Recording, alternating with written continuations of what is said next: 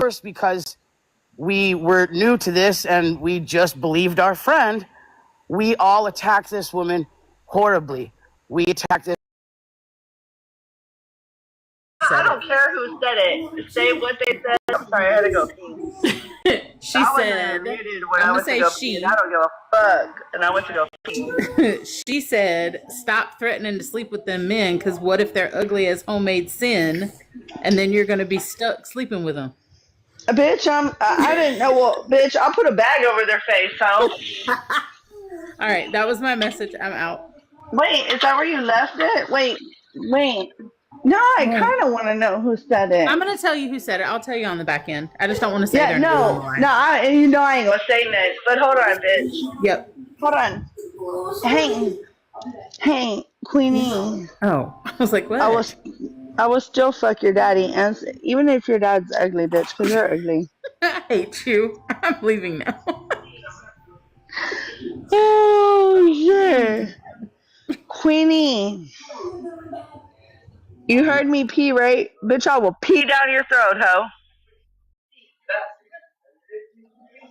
Wait, did y'all block Mallory? No, let Mallory in here. I didn't block anybody. Mallory. No, you didn't. Anybody. Hold on. I'm not a mod. I don't do shit. You're not a mod for a reason. No. How do we unblock Mallory? Hold on. Are you fucking kidding me? Okay, I'm going to my next account. Bye.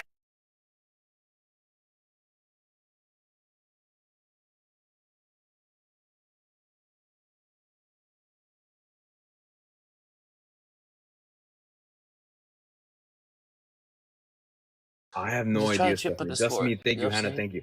Guys, cook him up. This guy is I'm not sure, but this guy is not nice, guys. We gotta fry him up. This guy, we gotta fry him up. That girl exchanges coins just for Lowski. Her goal is to retire her fucking parents, but she's retiring Lowski. Oh my god! Her bios You have to come up with a new line. Lowski, come up with a new line. What up, Abigail? Triple, Hi, Hannah. triple. Just me. Just people drop 5K or back in the game. Look at my number 2. People 5K were back in the game. Where's your broke ass team? Where are those Edgars that think they have money? Hey Justin, don't talk like that. Don't be negative, bro. We can do it. What up, Victoria? Yes, guys, be negative over there because that girl will never let me lose against the yachts. Triples. All right. Don't lose to Lowski. If you guys can't gift, hit the share button and click repost. Estrella. Hi, Stephanie. Estrella with the money gun. Thank you, Estrella.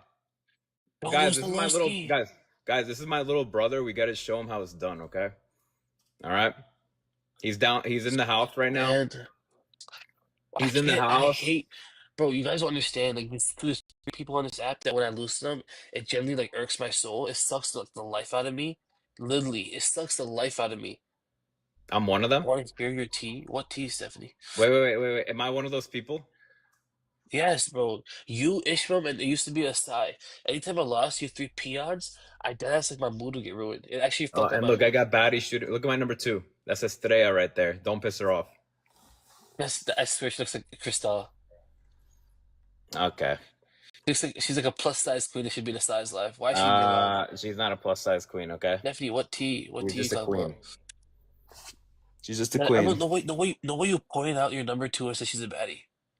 Even your number 3 is they're not all a baddie. Baddies here, okay? Look at yours. Your top 3 don't even have pictures, bro. Hey, someone said all those girls are chopped. Okay, I feel like this guy just reads comments that aren't there. Thank you, just me. Guys, fry him up. That girl, what are you up to, by the way, right now, that girl? What you up to? Bro, just me, that girl. Rach, you're still... Rach.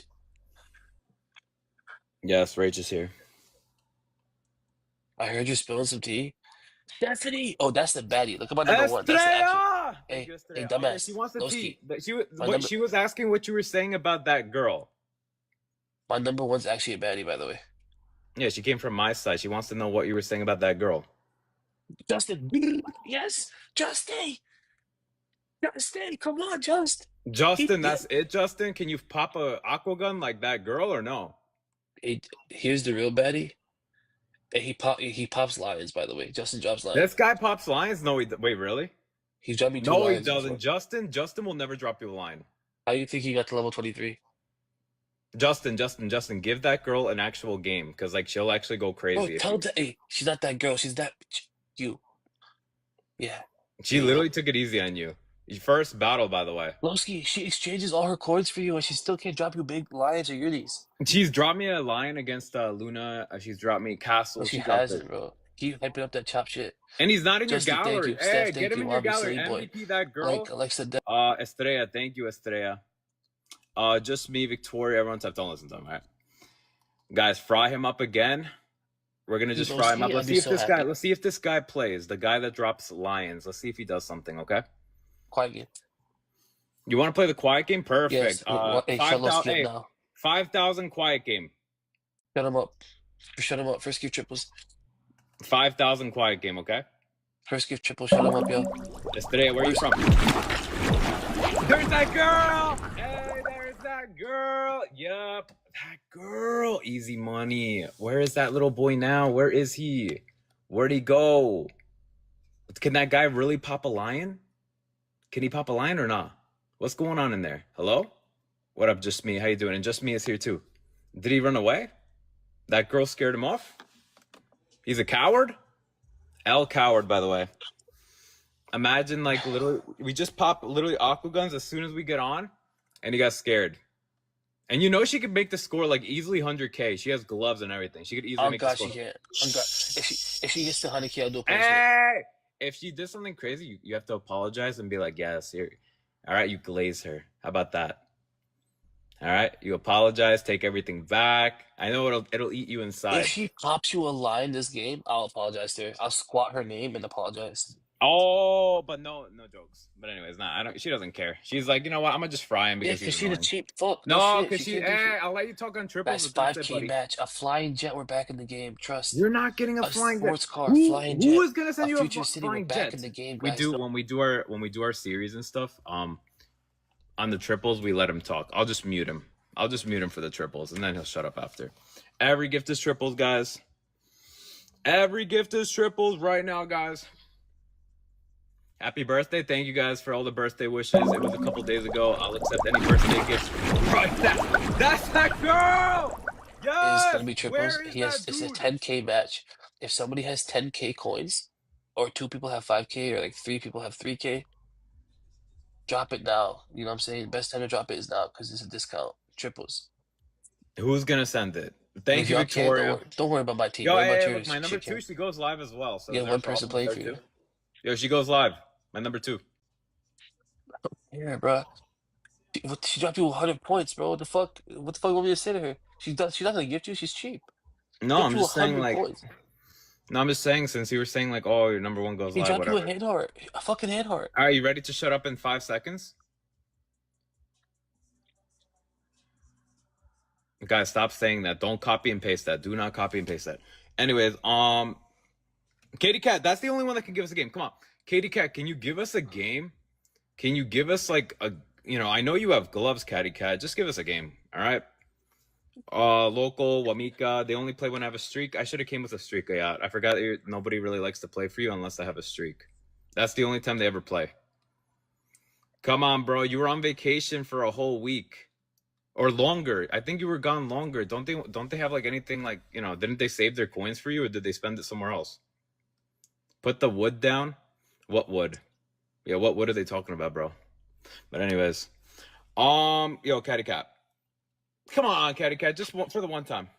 Okay, gotta close the restaurant down. All right. I'll see you later, that girl. See you later, okay? I hope you have a good night. Thank you so much for the love. And Estrella, are you still here, Estrella? Hi, Delicia. Why am I bricked up? Stop, guys. Don't comment that. Do not comment that. Damn, bro. What happened? Delicia. Thank you, Delicia. Yo, they're commenting some wild stuff in here. Don't come in my chat right now because they're commenting the most craziest things right now. I'm not going your lame ass chat, bro. Fuck your chat.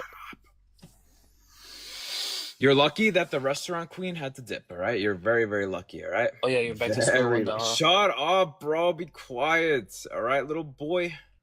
Be quiet.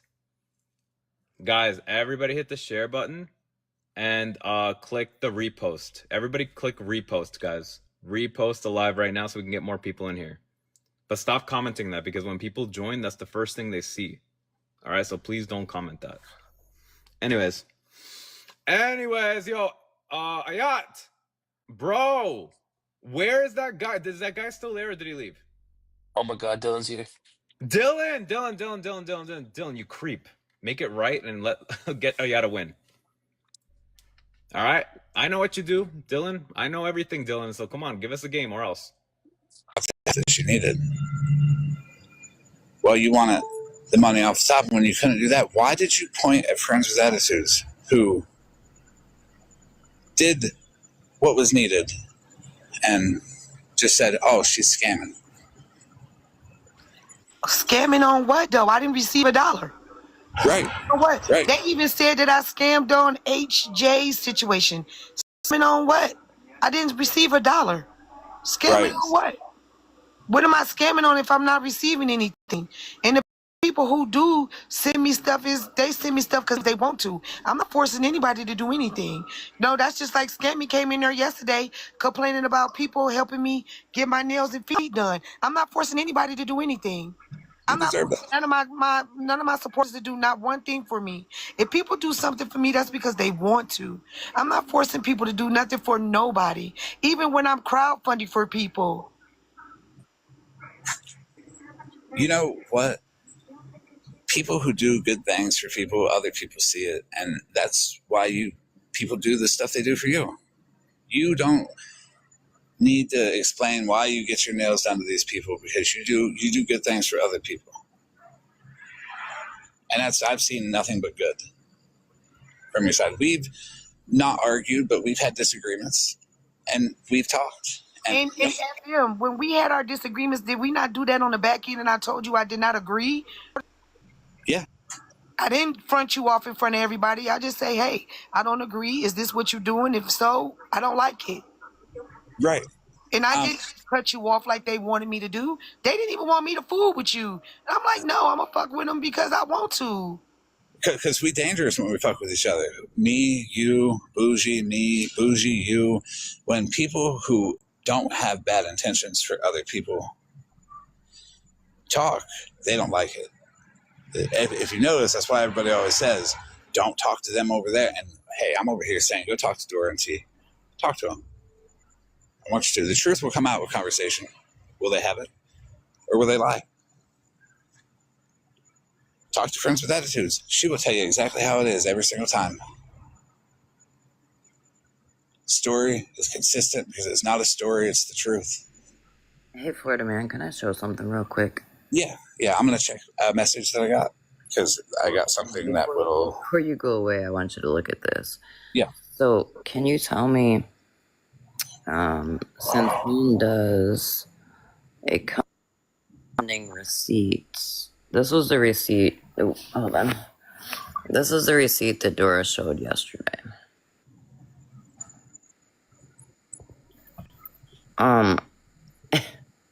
Since when does a company spell canceled wrong? Also, it says edited with AI down here.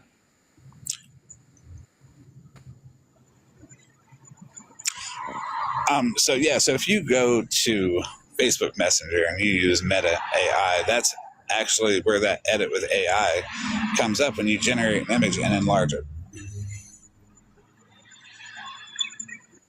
Okay, I'm sorry. Say that again. I had a call coming in. So when you go to Meta AI, you go to Facebook Messenger, you get a little Meta AI thing in there. You can generate stuff like that. When you enlarge it to take a screenshot, it will say edit with AI right where that is. That's from Meta AI. So this is the receipt that Dora showed yesterday. So Dora, did you pay for it or did AI pay for it? Did you contact Mark Zuckerberg and say, hey, can you Facebook pay me through Meta AI and get me a receipt too? Exactly. Bougie, I'm glad you pointed that out. This is also just a confirmation. There's nothing on here that says that this was paid for, that, like, yeah, it says completed, which can somebody just in the comments, just for funsies, spell canceled for me?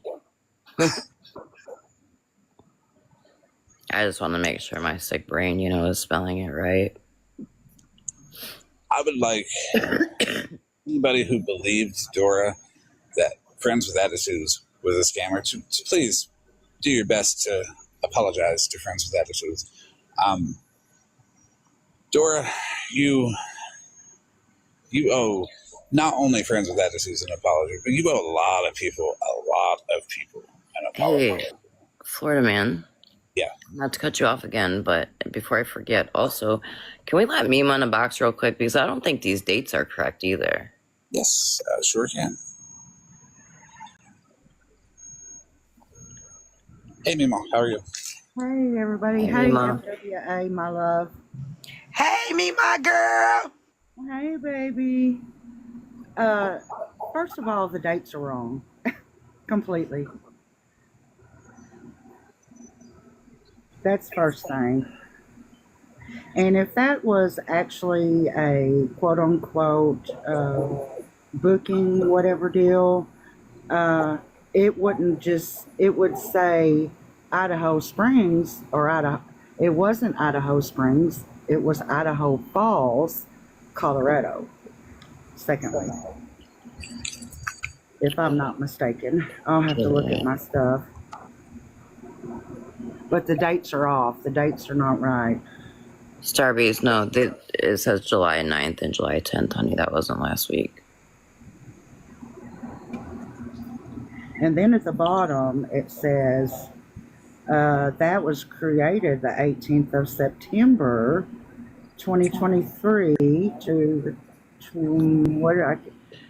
yeah, why down here, Mima, does it say Louisville, September 16th through September 24th, 2023? Huh? Right, Louisville. And she does live in Kentucky, but not in Louisville. But this says 2023. Exactly, in September. So wasn't it just 2025? Yeah. Oh, okay. Let me be quiet, y'all. Tango says that was Dora's private trip for herself. That's a previous booking. Yeah. So Mima, can I ask you this? Yeah. Was the hotel in your name? Do what, huh? Was the hotel in your name? Yes. Okay, so you can actually call that hotel and ask them to email you a receipt if the room was in your name. Yeah. And I will do that. I didn't know I could, but I will. I pretty much stay busy, so. That's not how you spell Louisville either, but I'm gonna be quiet. Louisville, wait, put that receipt back up. OG, I want to see how they spell Louisville. Yep. Louisville. That's Louis, not Louis. Yeah, that's Louisville. Yeah, that's how you spell that one. Okay, my bad. It's okay. But wait, it's got two different pronunciations. Well, that's what I was wondering. Do they say Can anybody match the date July here with the September dates down here? Hold on, I got it. I know what they did. So they got the Louisville down there. 2023, because they're going to say that's the last time we booked a hotel. Because if you look up there, Idaho Springs, see July 9th, July 10th. But that edit with AI is wild right there. So no, but also don't pay attention. The payment would be down under here too, y'all. The payment would be here, and the confirmation number would be right along with it. I book hotels and Airbnbs all the time. Let me go screenshot it real quick so we can see. MyBooking.com. I'm going to send OG MyBooking.com previous stays. Now, I want to point, though, out, Mima, you left your home state July 9th, correct? Correct. That's why it's wrong. You did not stay in that particular area that night. You stayed, you stayed in two hotels on that trip. I did. I got a hotel myself in, I can't remember the name of the town in Oklahoma. It was a small town. But you also stayed in Colorado Springs. Not Colorado Springs. It was the name of the little village, I call it, was Idaho Falls, Colorado. So Idaho Falls. Where is Idaho Springs coming from? I've never heard of either one of those, but I know that you were close to, I know you were right outside of Denver. I remember that because see, I offered to get your room for free because I have a Hilton and Marriott membership, and Dora completely ignored it and didn't take me up on it, which I found odd. But I will say that, yeah, that would have been the one that she claims to have, quote, paid for was your second night, which would have been the 10th of July, not the 9th. Because the 9th is when you left, right? Secondary to that, or thirdly, because I now have made 3 fucking points, she claims, right, that she paid for it, right, with her discount. You can't do a worker's discount or an employee discount with fucking booking.com. You just can't do it. No, you can't. Also, They don't have a place for that to do that. correct, because they're already discounted rates. Lastly, though, on the receipt that she showed of T's Cash App, the money came from Tequila to T, and it says on there from Tequila for hotel on the 10th. Sorry, Bougie. Real quick, not to get in too much. It's Idaho Springs is right outside of Denver, not Idaho Falls. There you go. There's a town called Idaho Springs. It's right up the highway. It's right in the mountains. Little town. Is that where you stay, Mima? Just north of Denver. Okay, Yes. That is Idaho Springs. And that's right. I knew it was right around Denver. I knew that. Just wanted to clear that one up. It is Idaho Springs. I don't know anything. Here's the thing. This has turned into another big dispute. I want to show some people something that maybe they may not have known. Meemaw, you had left on what date? The 9th. On the 9th. The 9th. You know how I knew Meemaw wasn't a scammer? Because she called me on the 1st and we talked on the phone for hours about her trip. Yep. Meemaw did not ask me for any money. Nothing. Yeah, y'all talked for like over 4 hours. We did. Hey, She did not ask me for money one time. Where you stayed, Mima, was it M&M Motor Lodge or something like that? H&H. H&H, okay. But yeah, those dates are not correct. The spelling of canceled is not correct. And technically, if the room was in Mima's name, she can call and they will send her a receipt. So Dora. So she did book it. Now I will say Dora did book the room on booking.com for her, right? With Mima's name. But, and she admits that. She says, oh, I had to get all of her information to put it on the fucking booking. She did do that.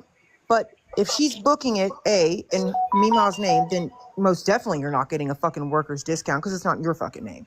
But you also can't do a worker's or employee's discount on fucking booking.com. And lastly, every receipt she'd shown says stay completed, booking confirmed. It does not say paid for. It does not say fucking payment. So I'm going to go get my booking.com that I've used and I will see what it says for when I've made payments through booking because generally, I can tell you. most of the time you don't have to pay them up front. I use booking.com all the time.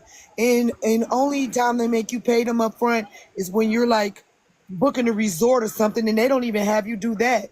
They have you pay like an amount and then you pay the rest when you check in or and stuff like that. Yeah, there's different options that you can choose. Like one will be like, well, you can pay this discounted rate if you pay it up front. Yeah. Or you can pay at the hotel and it's this price. I've got to answer the comments real quick. Kimberly, that where it said 2023, I believe that Dora put that there purposefully to throw people off so she could have something to disprove. Like, oh, that was my receipt for this one. Then she would like go down and be like, see, that's for this Louisville hotel right here. So disregard the Louisville 2023 one because I believe with Dora's history, she likes to put little plants in her receipts so she can disprove it and then people believe her based off of that. And they won't pay attention to other details that may be off. So disregard the Louisville 2023 totally. And everybody do understand that I had about a little over a 4-hour call with Mima on July 1st, over a week before her trip. And that 4 hours, she asked me for $0. And if she was scamming, she would have asked me for money at some point. And she didn't. Hey, Florida man, I have a question because I was just looking at that receipt. So how come it doesn't say, like, most hotels I book through Expedia and stuff, it'll say, like, July 9th through July 10th, 2025. This one doesn't say a year at all at the date part. So what we got to do when there's a receipt dispute is we have to get the actual receipt. And if there's too many things wrong with the receipt, well, then it's just not a credible receipt at all. And sometimes we have to look at receipts, and instead of arguing small points about them, we got to see there's 4 or 5 things wrong with this. Let's figure out why. Maybe why is because it came from Dora. Who knows? So really, I think the only thing to get like an actual solid proven receipt is to have Mima call the hotel and get the receipt herself. Exactly. Yes. And if she's willing to do that, if not, it's okay. But there's no force in any of this. There's no pressure in any of this. But we do have to start looking at receipts. It's like, hey, if this is fishy, we gotta chuck it. You know what I mean? And ask for a better version from who gave it to us. Like, you can give us a better version, or like, there's opportunity to show your receipt.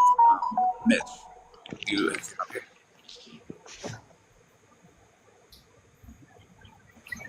But why am I being called a scammer though when I never received $1?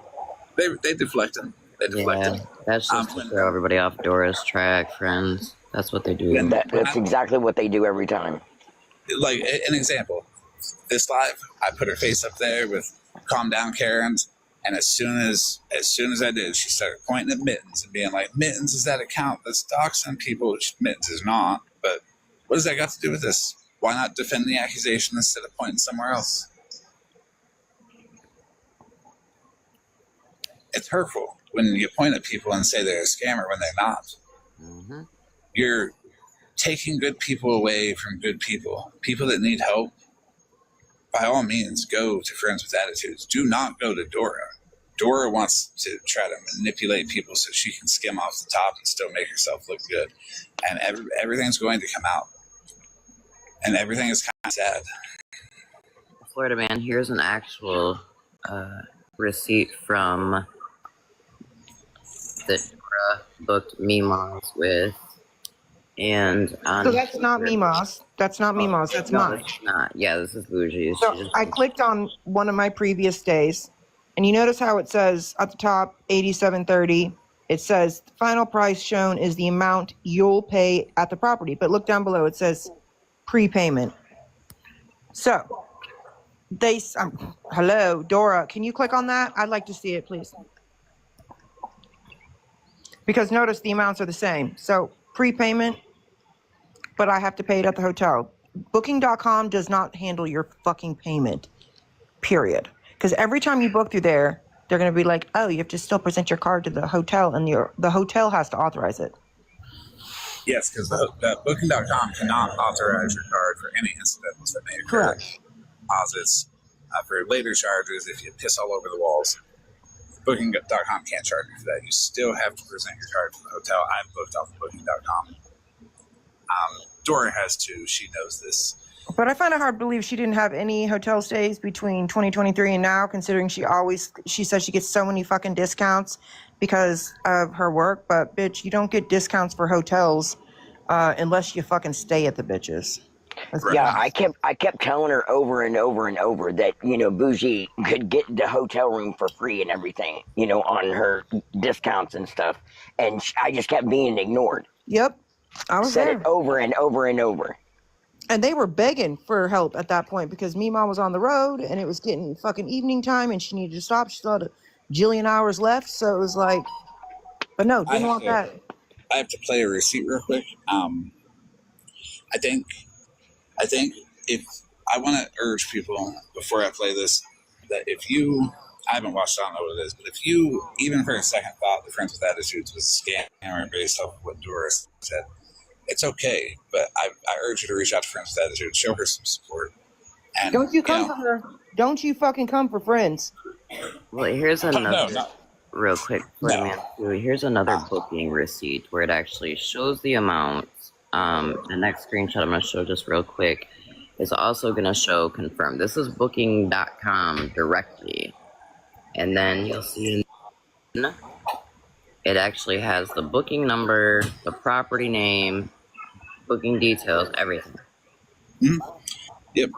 I'm going to play this receipt, but I urge anybody, if you thought for a second that Friends with Attitudes is scamming because of what Dora said, when Dora pointed her finger at Friends with Attitudes and said, oh, she's scamming, think to yourself, how? And if you just were friendly with Dora and you believed her, It's fine, but please do understand that independent research is necessary. Do not look at anybody and say, you can tell me what to do and how to think, and I'm going to believe it, because that just doesn't work. And honestly, she came at Friends for lying. She kept saying Friends was a liar. That's what she kept saying as soon as it started.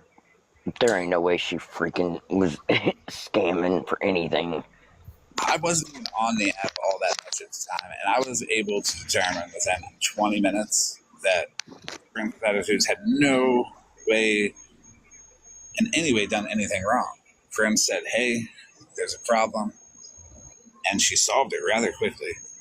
Dora's dragging it on for days and days and days when Meemaw needs to eat and be safe. Bougie, put that. I just sent Bougie one of my receipts because I use Booking often, and I pay a lot of money. I sent it to you on IG, Bougie. Post that. Florida man, check your text messages, honey. That's the screenshot of my last year, and it give you date to date. It give you a detailed situation. Y'all, I've been talking so much and all the things. I want Bougie to post that. I'm not scared. I done been doxxed already. Show how it really go, Bougie. I sent it to you on Instagram. I just sent it to OG. Literally, it looks y'all the post same. that, please. And you see how much that was? Hold on, everybody. I'm sorry, I have to say something. Dora's listening. And Dora, I just got a text message that said that you're going to call the hotel and mess it up for Meemaw and pretend to be her. Did you text somebody on the back end that? Because they're leaking it. Don't do that, Dora. That's wild. I'm sorry to interrupt everybody like that. I apologize. It was rude. No, you're fine. Well, the hotel can't do shit for you, Dora, because they audited that shit literally the fucking next morning at 3 a.m. So they're not going to change a receipt for you. They can't. It's been audited. Bougie, check your text. Check your text, quick. I apologize for interrupting you like that, friends. I don't mean to do that. But George. Oh no, it's okay. The confirmation number. Let me tell you something. On Booking, they give you a confirmation number. They give you date to date. They give you how much, what time you're supposed to check out. They tell you what kind of suite you have. They tell you the payment information. I mean, not, what I'm saying, not your card and everything, but they tell you what's in the room. They tell you all that stuff, and they looking at it. I don't have no reason to lie. Don't y'all have it? Yeah, friends, I'll show it. Just real quick. Mima, if I drop and message you real quick, could you drop for a second, honey? Yeah, if you could talk to OG. If y'all could handle that hotel thing ASAP. Yeah, are you there? Dora's listening, and Dora's sneaky, and Dora's going to do all this weird stuff, and she can try. It's okay. But I do got one thing to say before I play this receipt. This receipt is proving that Dora had access to Shannon Gardner's Cash App. Okay. Why would you need access to somebody's Cash App? Why would you need their information? Why would you need to do this? Dora, you're doing way too much, going way too far. If you consider them a, quote, scammer, why do you need their info? And I expect one thing out of Dora. T and everybody else, Scamming Claus, and anybody else who supports them, if you drag anybody who speaks out, I will drag you endlessly. And I mean endlessly. Go ahead, talk shit to Meemaw one time. All I got to hear Meemaw say is, hey, somebody messaged me and threatened me. Or messaged me and was nasty to me. Bet. Do that. Karma is a bitch. That's all I'm going to say. Oh, I'm a bastard. Like, for sure. I understand who I am, and I understand that everybody else understands who I am. So let's not bash people. Let's just get the truth out there, because don't become my hobby. I love to make jokes out of people, and people don't like it. They're very direct. And don't bash friends either. Don't bash Bougie, not Mitch, not OG, not Jenn is Stronger, which is a name that's going to send chills down Dora, T, and Skin Claus' fucking spine, because guess what? I have it all. I have all of it. I have everything y'all did. I have everything she did. So don't try to say, oh, you're not being told the full story, because you know me. With Bougie, full text messages. It's transparency, 100% transparency is something I require. And if I get that and I determine that you all have bullied that woman relentlessly for no reason, that she has a story to tell that I am not able to tell because that is her story, and the shit y'all did and the shit that I got is wild as fuck. So just sit your asses down and listen to how you're a dick. How about that? Instead of pointing fingers, instead of trying to deflect, instead of trying to be like, no, change your names on TikTok and try the fuck again somewhere else is your best bet, because it's awful. My question is, why doesn't their booking receipt look like this booking receipt? Well, I mean, mine looks like that on the main page, but when I click on the actual like hotel, like the actual booking, that it gives me the same page that you had, you and I just had. But if you look at like the main page, it will, depending if you use the app or not, it'll just show like completed, the hotel, the dates of your stay. That's it. Grim, I know nobody's. But again, T has already stated and showed her receipt of Cash App where clearly the money came from Tequila to T, because Tequila doesn't have a Cash App, allegedly. And T sent it to Mima, and it says from Tequila for hotel on that very same night. 1 second. I would like to just address Rem. I know Jen's not innocent, but at what point do we say, let's stop holding people back and let them move forward? Is letting people move forward continuing to turn people against them when they're trying to do better? How can they ever do better if people don't ever just let it go and see if they do better? It is Jen's life at the end of the day, and Jen is going to make her own decisions. I don't think Jen needs a million people on the internet trying to dictate how she lives. People should be allowed to exist the way they exist. When I was doing this with Bougie, I always said Bougie's not innocent, but she's just not as guilty as everybody paints her out to be. And I feel like that's a problem with a lot of people. People point at people try to make them a villain, and they try to build a platform off of them. So every little thing they do, every time they breathe wrong, it becomes an issue in a live that says, hey, you fucked up. And I think Jen's been told that she's fucked up enough. I believe it's time that we let her do better. We let her move forward, and we let her get past the horrible situation that she's been through. Of course, people are going to react. But damn, anybody fuck with me like that, I don't know what I would do.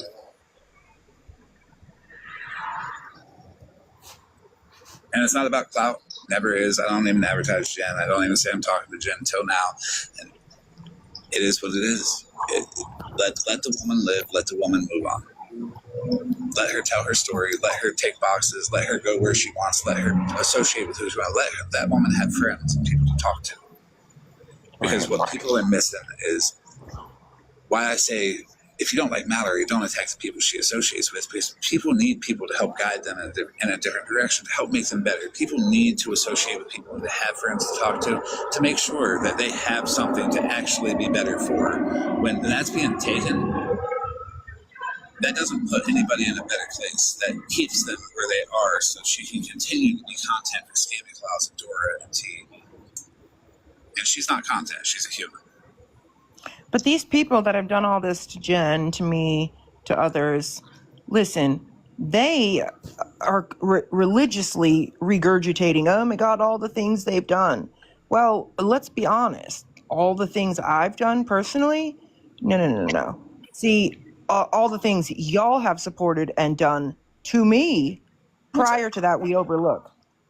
Micah, the difference is she continues to do messy stuff. What are you doing? You're doing messy stuff. You're doing messy stuff so much you just got muted. Sit and listen. Oh, that one's always getting muted. Actually, like, sit and listen. Or don't, like, you harassing her, you telling her, but she's always going to do big girl listening ears. Big girl listening ears. Let her do messy stuff if she wants to. It's her life. She don't need you to dictate it and criticize every move she makes. Criticize yourself, because you ain't perfect.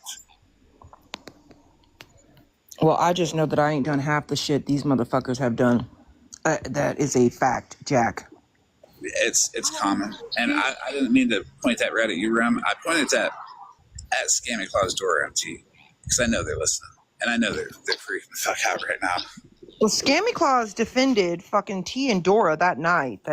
That friends went into their live and asked them why the fuck they were lying.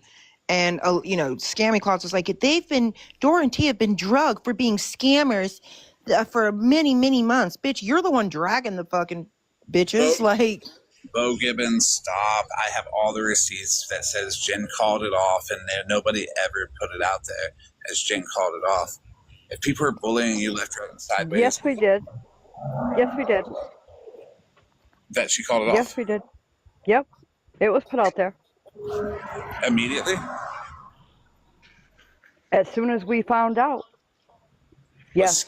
Was Scammy Claus chats about it put out there? Huh? Was Scammy Claus's chats about it put out there? No. I don't talk to Scammy Claus like that. What do you mean show proof? Jen, don't. Hold on, it's okay. Respectfully, Florida man.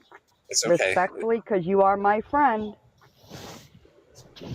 It's all right. Don't argue with everybody. Don't argue with anybody. There's no show proof. There's just hold off. We got this situation with Dora and T that leads into Jenn, that leads into Scammy Claus, that leads into other things. And that proof will be put out. I have chats with Scammy Claus and somebody else that shows Scammy Claus say, being told, hey, I don't feel right about this. She called it off. She didn't want to do it. The phone call was breaking up. There's a lot of stuff there that's... And the person involved in that doesn't want to be named, by the way. Right. And all that stuff that went down. Right. And I'm not going to name them. But Scammy Claus clearly says in those text messages, it's okay. We'll just put it out as it is and see how it goes. And nobody likes Jenn anyways. And it's just rough. And context is there. It's the full chat log. Right. Look, have I bullied the shit out of Jenn the Stronger? Fucking abso-fucking-lutely. Absolutely. Never said I didn't. And she goes into a whole bunch of my friends' lives, and I don't say a goddamn thing to her. Earl, behave. So, if you want to know, let me know. Yeah, I'm still talking to everybody. I'll talk to you about it all later. But yeah, I'm just saying that's going to be a thing that comes out. Yeah, I still have the email where she sent my information out too, so she's not innocent. No, not at all. No, you shut up, Savage. She's a friend of mine. We're friends. Okay. I know. All right, let me know. I appreciate you, Ram. Thank you. Jenn? I appreciate you. All the time, yeah. Jenn is not innocent by any means, but also the whole situation is rough. And it'll get untangled, it'll get put out there. It will be what it will be. And people will have their opinions. People can like her or not, but that woman deserves to move on with life. But I'm going to play this receipt unless do you have any comments, friends or Mitch? I do. What about the people who are innocent that they do keep fucking with? What about the people that are innocent? I'm hoping this opens people's eyes to do independent research and not to just believe somebody that points and says jump. You know what I mean? That's a big problem with a lot of people. They get emotionally connected to the person that they're listening to, and I take steps to make sure that people know not to do that with me. I make sure to calm people down. I make sure if someone that people don't like is taking a box to remind people, don't hate on them, don't try to mess them up, don't try to sidetrack them. I try to tell people to do independent research, to go talk to the person that I'm talking about instead of just blaming. If Dora would have not been guilty, she wouldn't have done what she did to you. And that's the sad part. Guilty people will always try to point a finger at somebody else.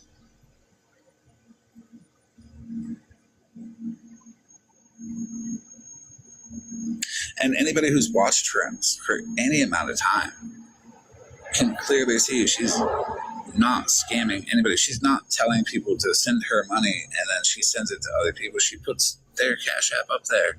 How she doesn't have access to it.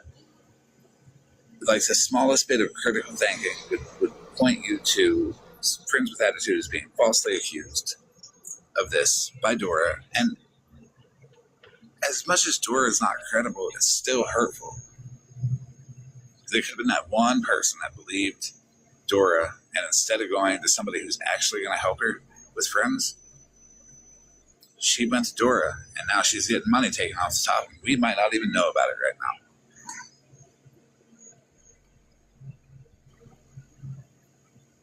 And I do apologize for Dora pointing at you, friends. It's not right. It's not only Dora, but it's Scammy Claus too. I've never done anything to either one of them.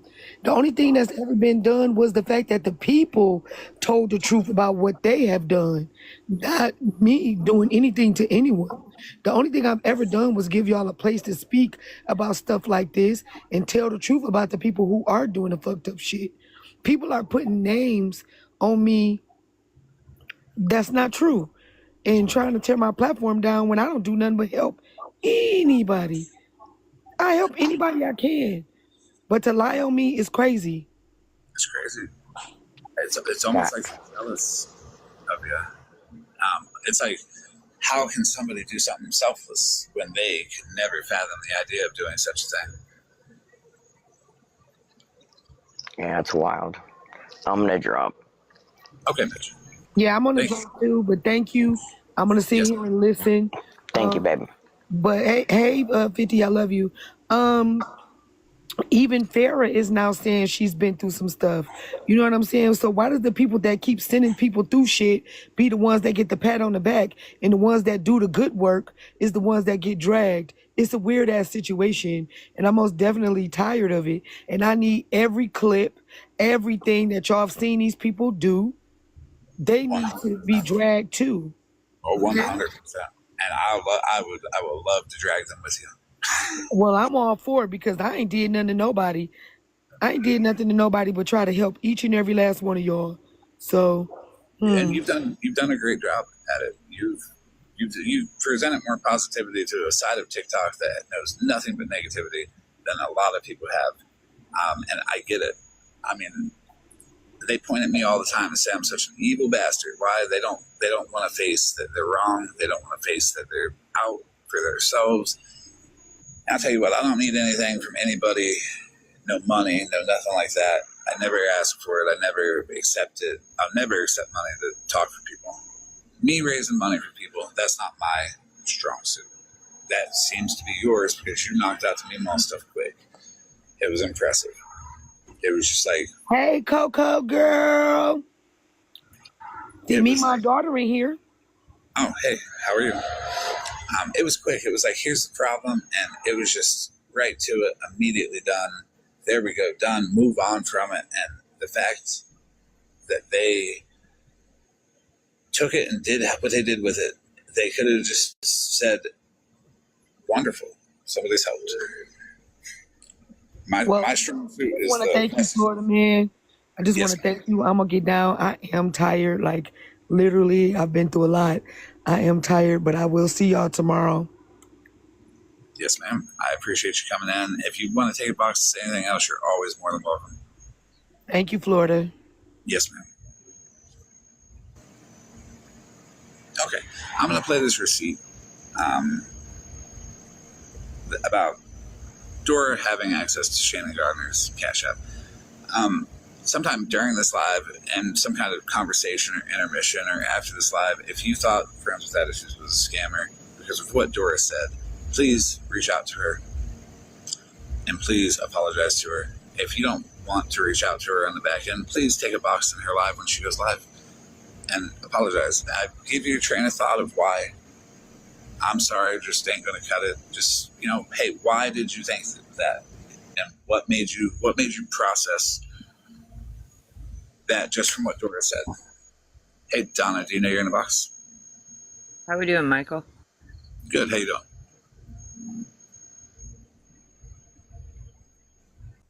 Okay, I don't know who that was.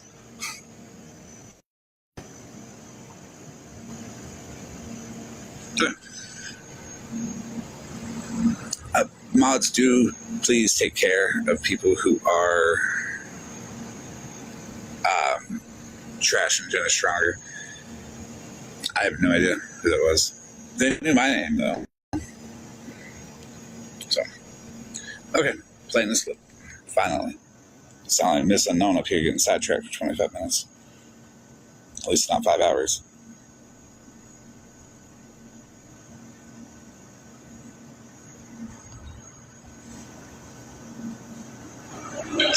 Go check the new Cash App. Hold on, we'll go check it. I go check it. Save it, Winter.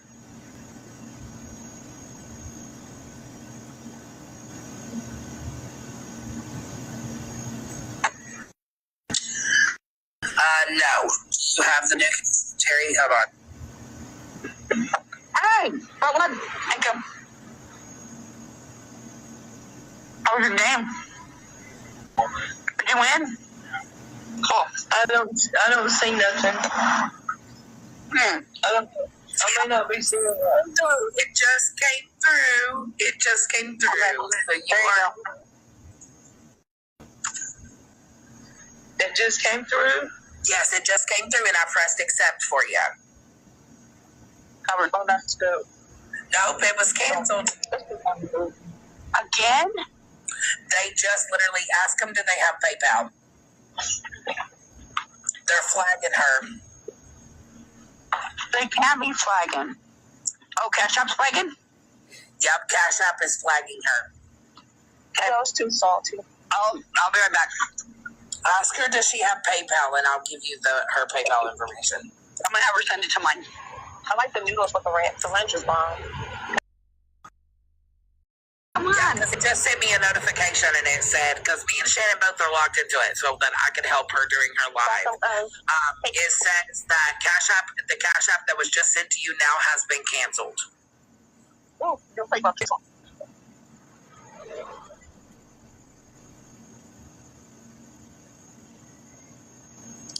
Huh.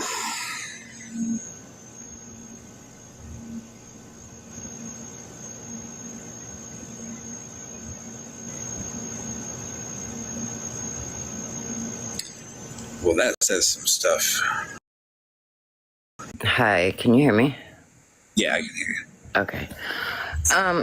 So Dora, if you're listening, there's no point in you calling the hotel because Mima and I just called the hotel. And so the lady at the hotel was actually very nice. She printed the receipt off and she texted us a copy of it. So, you know, in Florida Man, you've always encouraged people to do their own research. So Mima and I decided to do our own. My question is, what were the different numbers that Dora claimed was paid for the room? Because I've heard a few different numbers.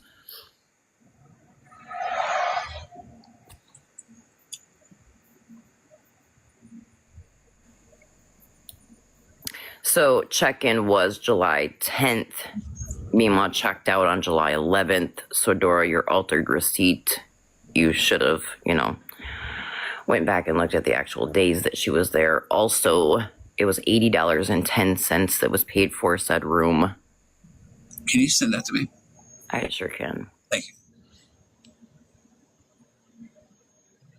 I'm going to zoom it in on parts and be able to green screen those.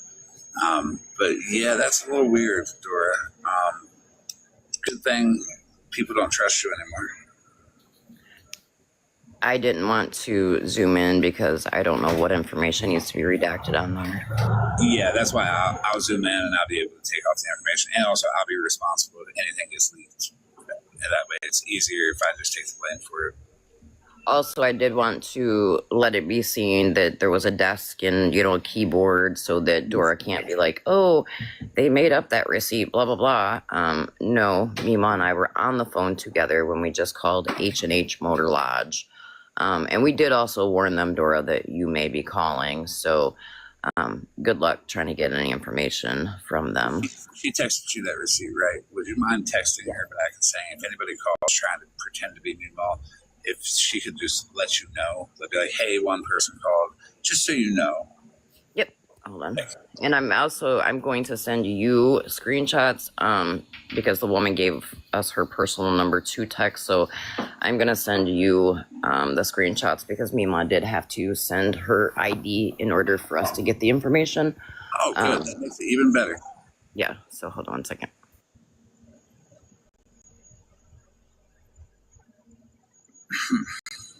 This is not looking good for you, Dora. You should be ashamed of yourself, Dora.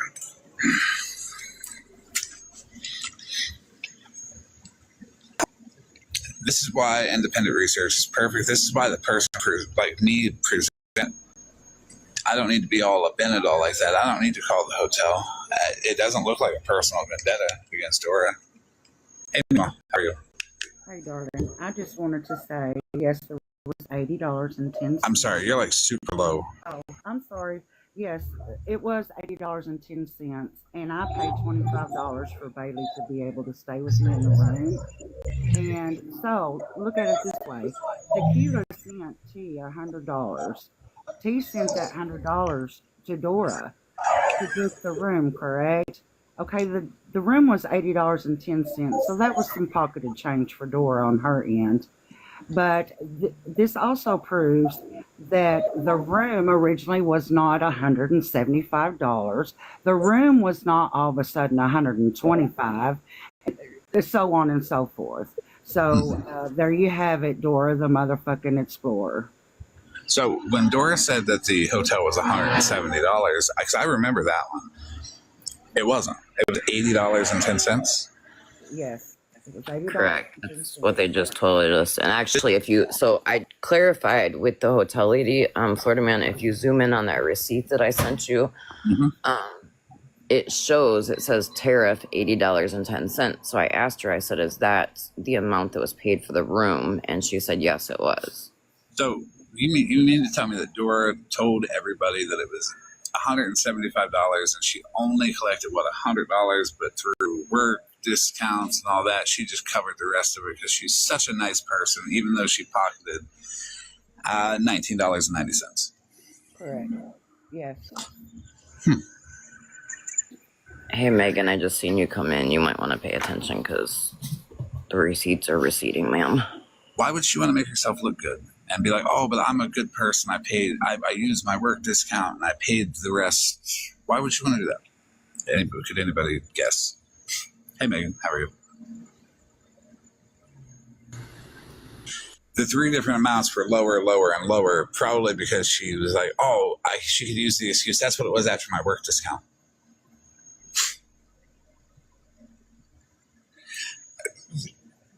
Yeah, Dora's trying to call the motel, but hey, it's already done. Too late, Dora. I just got a message that says Dora's trying to call, so Dora I'm desperate happy because there is a video, Florida man, where Dora does say three different amounts. Yep, I'm gonna go look at the receipt you sent me. Meanwhile, if you want to talk to the people, you're more than welcome to say anything you like, because I know it's tough to go through that type of stuff. And Friends with Attitudes genuinely helps you. And don't feel bad about anything that Dora's done to point at people to make a mess or anything like that. None of this is your fault. People who need help should not be afraid to reach out for help. And, people trusted Dora. And for Dora to take advantage of that is shitty. And for Dora to point at Friends with Attitudes, who is actually here to help people, is even shittier.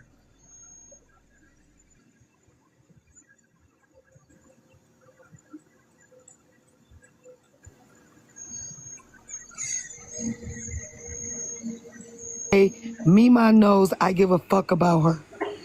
There's no reason why, if I give a fuck about people, that I need to hurt, harm, endanger, or steal from anyone. Help does not come with any of that. Help comes with straight out helping people, not taking from people. I don't do those kind of things. I want my blessings to come back 10 times fold with helping people, not taking from them. And like I said, Mima knows I give a fuck. Coco knows I give a fuck. Okay? Hey, friends, not to cut you off, but Florida man, so yeah, Dora did just call. The hotel just texted me and said that Dora just tried calling and they gave her no information. I did forward those messages over to you. Thank you. I appreciate you. Unbelievable. Please do continue, friends. And what I don't like is being called a scammer when it looks like allegedly you're the one who did the scamming. Scammy Claus is the scammer. Y'all, the ones that accusing me of being the scammers, are the scammers. So that's all I gotta say. I'm supposed to be resting. I'm on the phone with my husband and I'm listening. But Mima knows I love her and I check on her and all the things.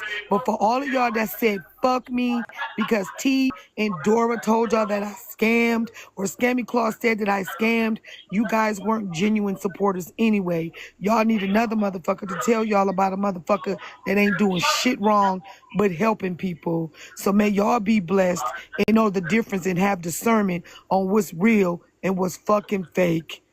Bye. I completely agree. Thank you, friends. I appreciate you coming up. Yes, and I still thank you, FWA, not for what you've done, but for what you've done. But not only just that, just for you being you and for caring about me and caring about others. That's the most important thing. And I do love you.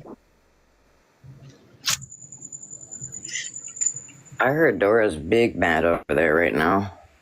She can't. It's okay. We're having a good moment over here, though. It's nice. It's nice to be able to see people appreciate one another instead of yelling and screaming and pointing in every direction and trying to defend themselves. When they know they can't, they know they're caught. And they can't do anything about it. And Dora, you should really be ashamed of yourself because Meemaw's a good person. Even when I split from Petty and Meemaw stayed with Petty, I was never mean to her when I was doing that exposure live. I believe it was on Friends with Attitudes, I want to say.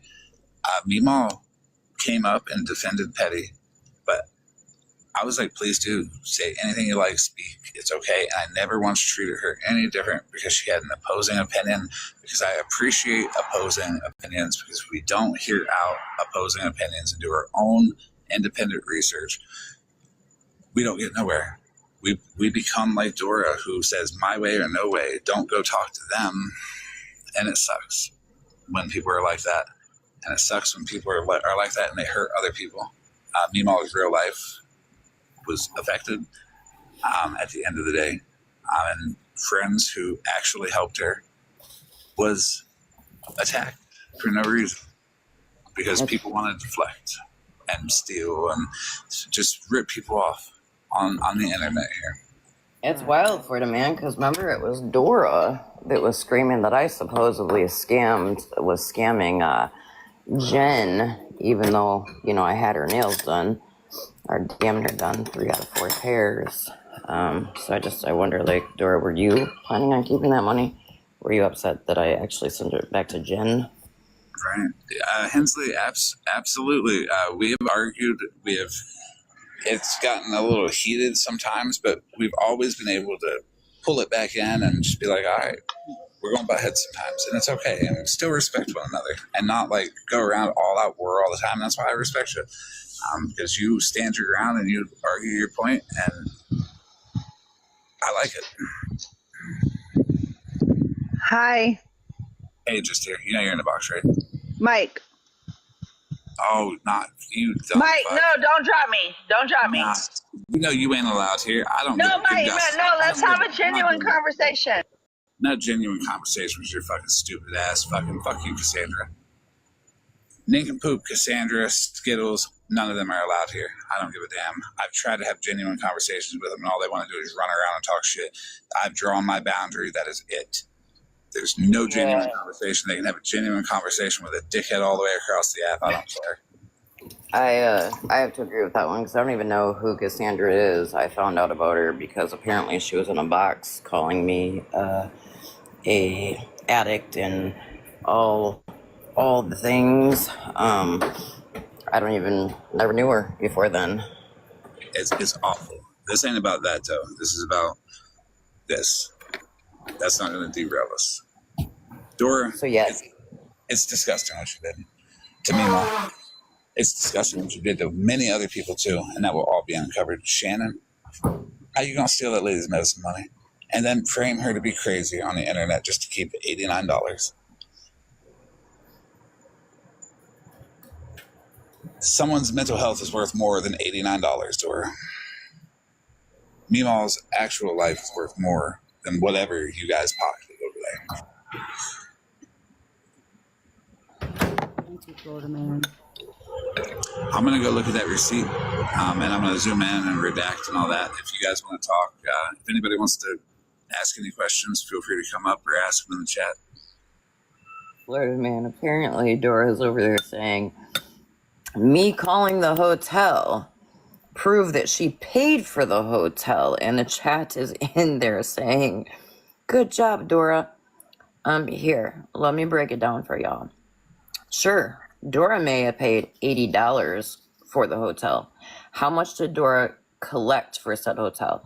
And I'm going to make my way back over to my iPad so we can play the video where Dora claims to pay 3 different amounts for said hotel. But correction, Dora did not pay for the hotel. Tequila did. I was going to say, it wasn't a Tequila that paid $100. Yes. So if the hotel was $80.10, where is the remaining money, Dora? Yeah, the little pocket change. And and they don't even add that I paid out of my own pocket for Bailey and paid for my own motel room, whatever town that was in Oklahoma, because unfortunately, I don't remember a lot of the trip, and I'm just going to leave it at that. So, but wait, Mima, didn't I hear, like, when we started this whole part about you, didn't somebody say that then it was Jenn, said that when you then asked for money for food, they made it out like you were some big scammer. So technically there was money left where Mima should have got that money so that Mima could have got fucking food, Dora. Correct. But I was okay. I was fine. Can I ask what Dora's point is? Like, she may have put the money there for the hotel, but the money didn't come from her pocket. The money came from other people. The point is that the money came from other people. Dora didn't do fuck all or nothing. She just pocketed money on top of it. And then you made a fake ass receipt where the dates weren't even right. Right, and I will say from my mouth to everyone's ears, Dora came off of 0 cents. And I am extremely happy that it did go that way, because oh my God, that would have been the worst thing ever to actually receive a penny from her. I received $60 from T, yes, but let's not forget that in all this commotion, it was only $580, but let them tell it was $1,600. So, I mean, come on. Right. And I lost my dog. I'm sorry about that. I know how much you care about your dog. We had spoke about that actually on the first. So I do apologize for that. And Janelle, yeah, Mallory's totally fine. Awareness Motherhood. Is spreading it. Sorry, Florida man. Motherhood, no. So Mima actually paid an extra $25 out of her own pocket for the animal fee. The 80-10 did not include the pet fee. Dora couldn't even put the $19.90 she pocketed from tequila towards the pet fee. Nope, and I'm glad she didn't. That ain't great. I'll get that video where Dora claims different amounts. 1 second. Mallory's very nice. She is.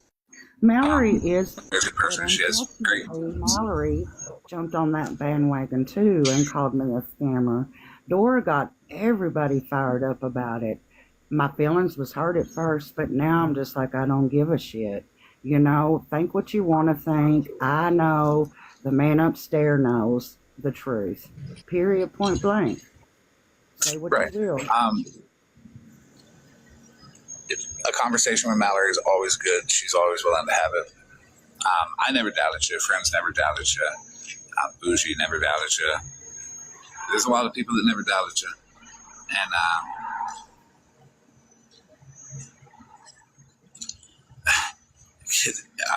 I'm glad, Kimberly, I'm glad they're over there saying that it's a violation that the hotel gave y'all info because, well, it's not. And it just makes them sound dumb because it's in Mima's name. I was about to say it's in Mima's name. Mima was on the phone, so how is that a violation? Correct. And also, too, that was a way of Dora, the motherfucking explorer, to get my real name and go on from there. And let's put it out there from my mouth to y'all's ears. Dora is the one, with Leslie mixed in the mix with her big mouth, contacting my children. Hey, Tangled, what date is that video, honey? So, this is a process. And this process I'm very familiar with. I don't call out the quote, who other people call beggars and scammers, the people that are asking for money for hotels and stuff like that. I don't mess with that because I don't feel like I have a right to do that. But what I will do is I will call out the actual scammers like Dora and people who are pretending to be good people. And that's why you see what they're doing right now. They're trying to hide and deflect, and it's all patience. And I have all the patience in the world, Dora. I defended Bougie, still do. And I ain't going to stop. That shows a lot of patience right there. Alone, OG, Mittens. It's easy to sit here and say what's right. But it's going to be really hard for you to continue to defend the truth when your lies begin to sound dumber and dumber and dumber until the realization hits you that I know everything. I know every detail. I know you were the Tommy account, the truck driver, Dora. I want you to know that because we're going to get to that Tommy account, the truck driver. And let that sink in, Dora. If you're over in Dora's chat, please let her know. Ask her, who's Tommy?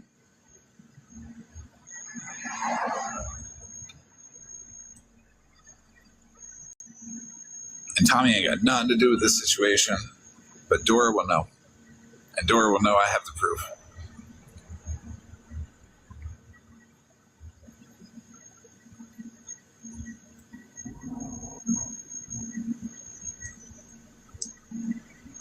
Please ask her why kids aren't off limits to her. And what happened to Bernadette? Does anybody know?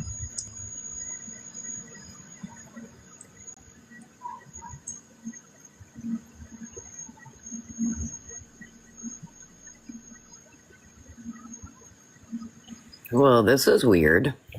What's up? While doing my independent research, hold on, let me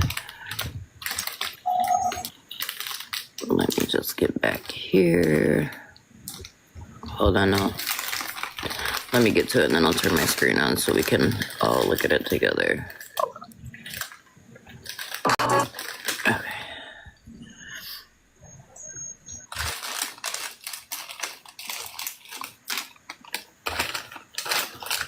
I would like to know where Bernadette went because Bernadette disappeared off the app.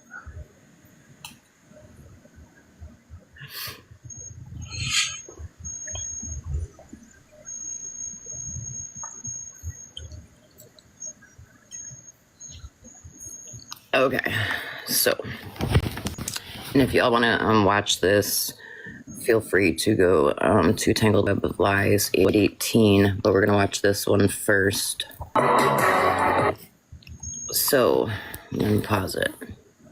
This is transcripts of what people said in the live, right? And 120, idea for battle with Dora for Mima was mentioned. 7125 at 105 had a battle and made $79. Talks about doing more battles for Mima. 108 says she will send money to Mima on Wednesday. 109 talks about big battle with Dora on Friday 7-4 and also doing more smaller ones. 116 Mima battles mentioned again. On 7-9 p.m. asking for donations for Mima, food, gas, and hotel for the night.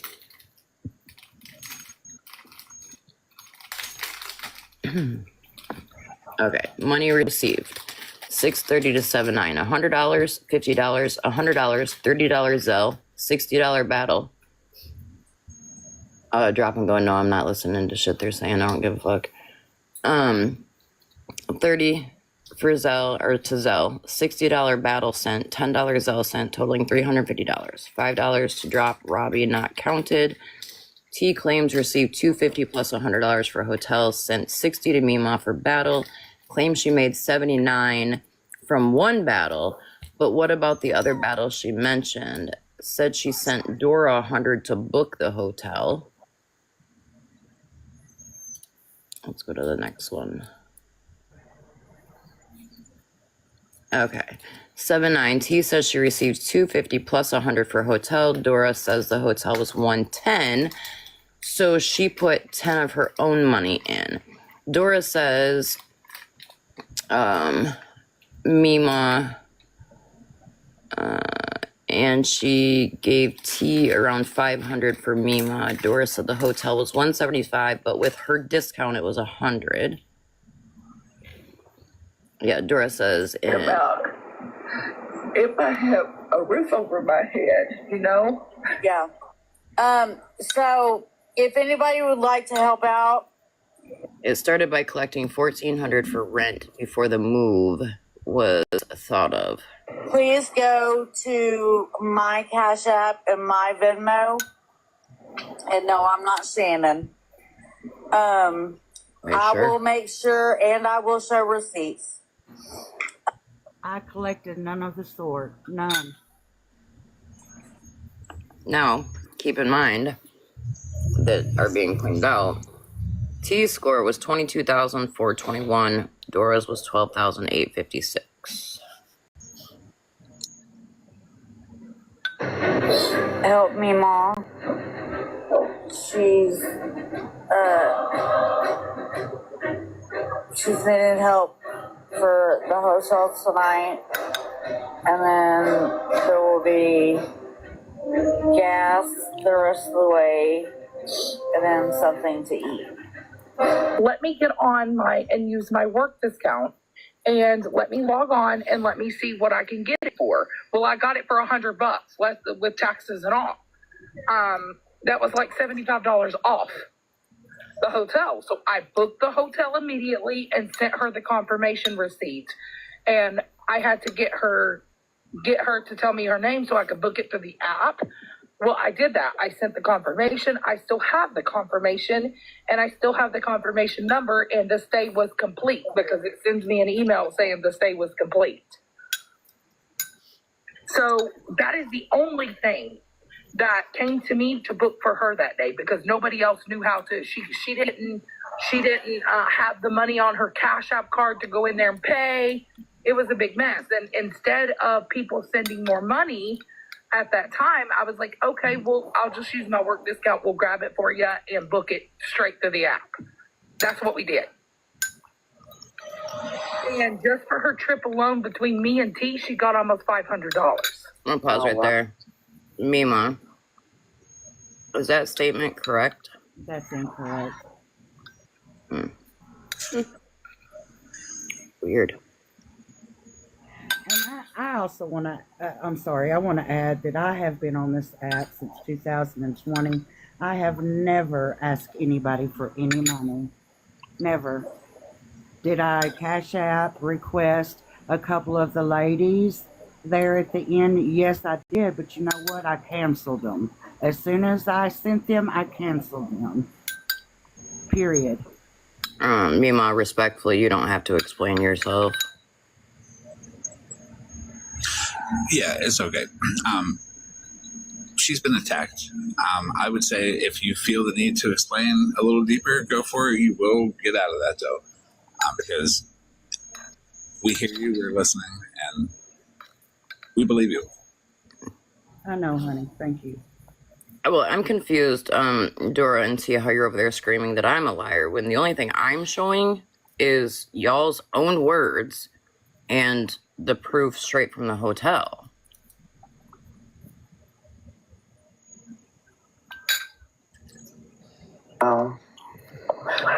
And is this what she's accusing you of taking, or no? She tried to say that she did battles and Again, one battle was 79, T's words. So now it's 60. What about all the other battles, Dora and T's words?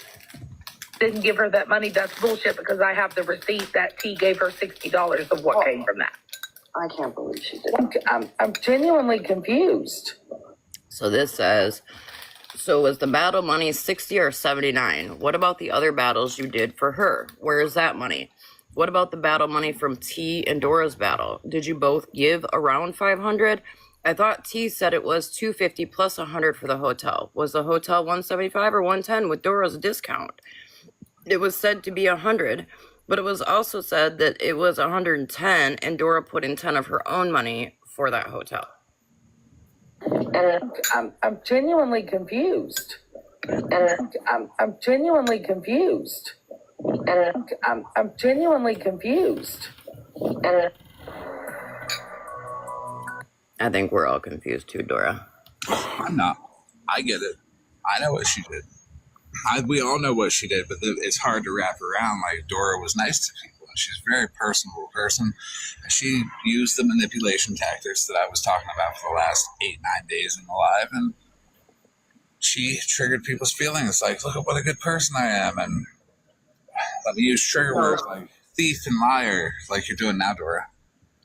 Friends, I thought it was lagging too the first time I watched that. No, just the video is made to where Dora says I'm generally confused like 3 times. They did it that way to make a point.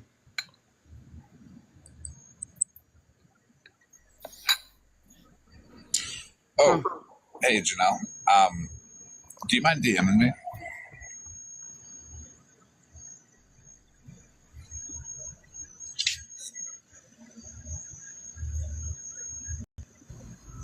I'm gonna drop and put my phone on the charger. Yes. But I'll be back if you're still on. So. We'll be on for a good while. Okay, hon. I'll see y'all later. Thanks, yes, everybody. Yes, ma'am. You have a good night, and we'll see you later. So if my calculations for the man are right, those numbers for the battles would have been around $100 each, give or take, for those numbers. It says, well, OG, I was told Dora is coming for me. Thing is, I haven't done shit to her nor them. I wasn't worried about it. 50, Mitch. Oh, no, they're not going to come after you, Mitch. Because if they come after you, I'll just get a little rude. That's okay. I get a little rude about some of the other stuff they did that's bothering me. Along with this, Dora, everything you've done, imagine how annoyed I am at you. Don't let it all come out in like random little bursts because you want to attack people.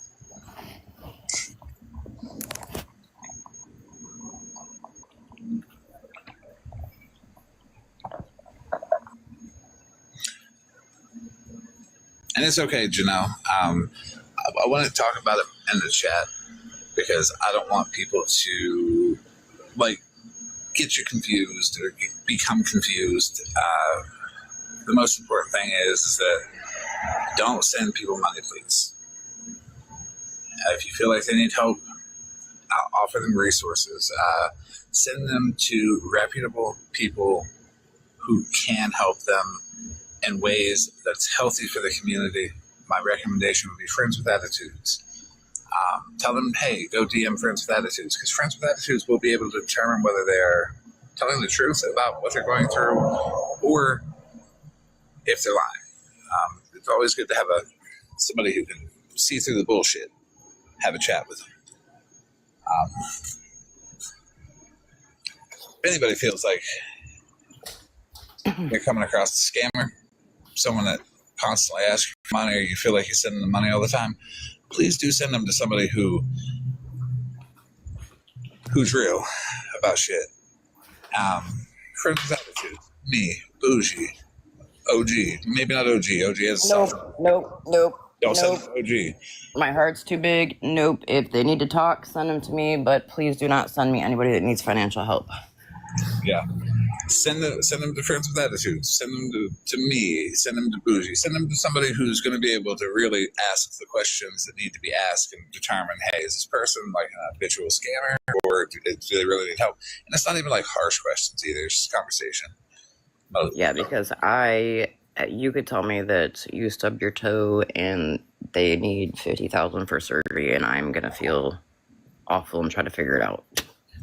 No, nobody's gonna judge you or laugh at you. It's a nice gesture that you did. It's just a flaw in their character for taking advantage of you.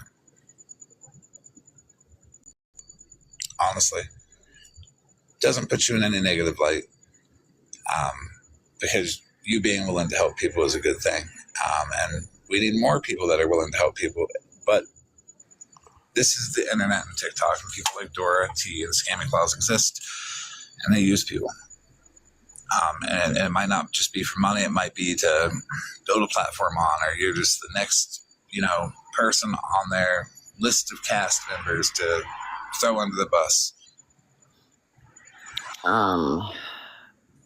I just got a screenshot sent to me that apparently Dora is going to try to find where Mitch said the N-word. Hey, Dora, you should worry about your own doorstep, because I can play a video right now where you had no problem having a child use that word. What does that have to do with this situation? She's deflecting. Yes, that is deflection, everybody. When they're not defending what is being said. Because I'll be honest, you accuse me of some fuck shit, I'm right there to tell you how it is. We ain't deflecting off of any other thing. We're talking about it directly. I'll be in your box. I ain't gonna go live on my platform and be like, no, they're lying to my echo chamber over there. Hey, did you see where Janelle said she sent Dora money? Yeah, I did. I told her to DM me. I told her not to answer questions about it or anything like that, because I don't want people to rush her or make her feel like she did something wrong when she didn't. It's nothing wrong with being kind, but conversation is definitely needed.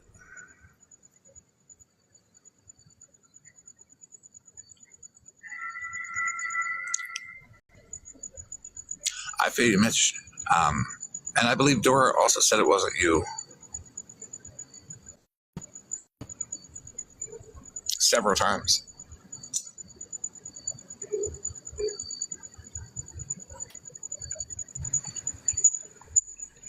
I guarantee there's a clip of that out there somewhere if needed. Yeah, Dora, I remember specifically Dora saying that it wasn't Mitch. And I remember listening to the audio, and I remember that it wasn't Mitch at all.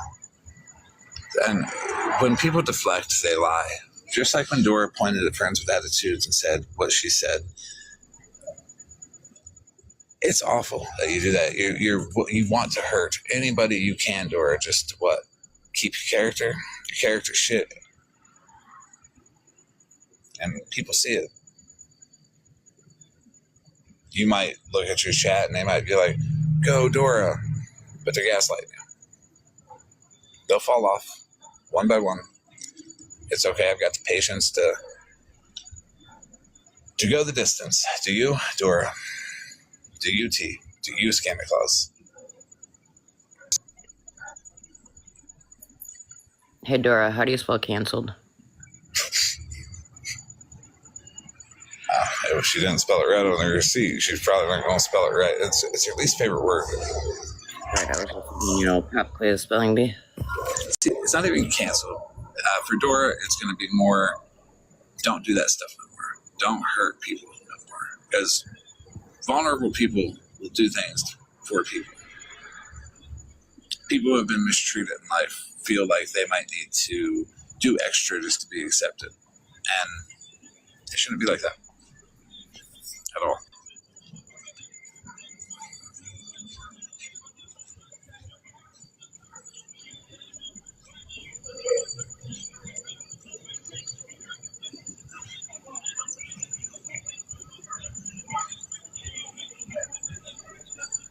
It's wild. It's wild. But it's pattern behavior of every single person that pretends to be good and is really pocketing money from good people.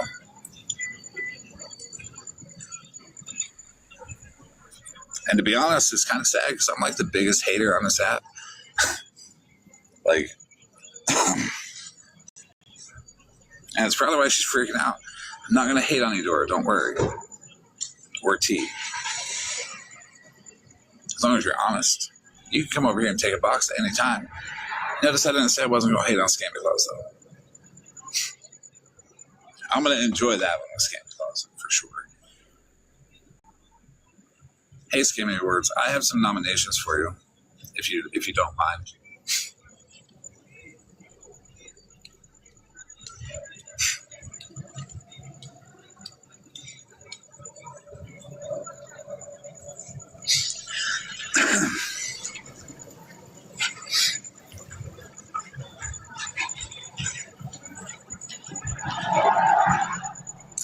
Yeah, nobody, everybody be kind to Janelle. I'll have a conversation with her. Also, Janelle Reds is a good person to talk to. Friends with Attitudes is a good person to talk to. Bougie, OG, plenty of people. Mother Moon. There's a lot of people here. Kevin River, House of Lies. There's a lot of honest, nice people here that you can talk to many people, not just me. And the variety of the people that you talk to, the different opinions of the people that you talk to, that's how we really develop the full story and like how everybody handles things. I know, Scammy. Yeah, Jen, I agree there. I'll pop it in there, but I was just playing with it. I just seen you come in, and I'm disappointed in the whole situation. And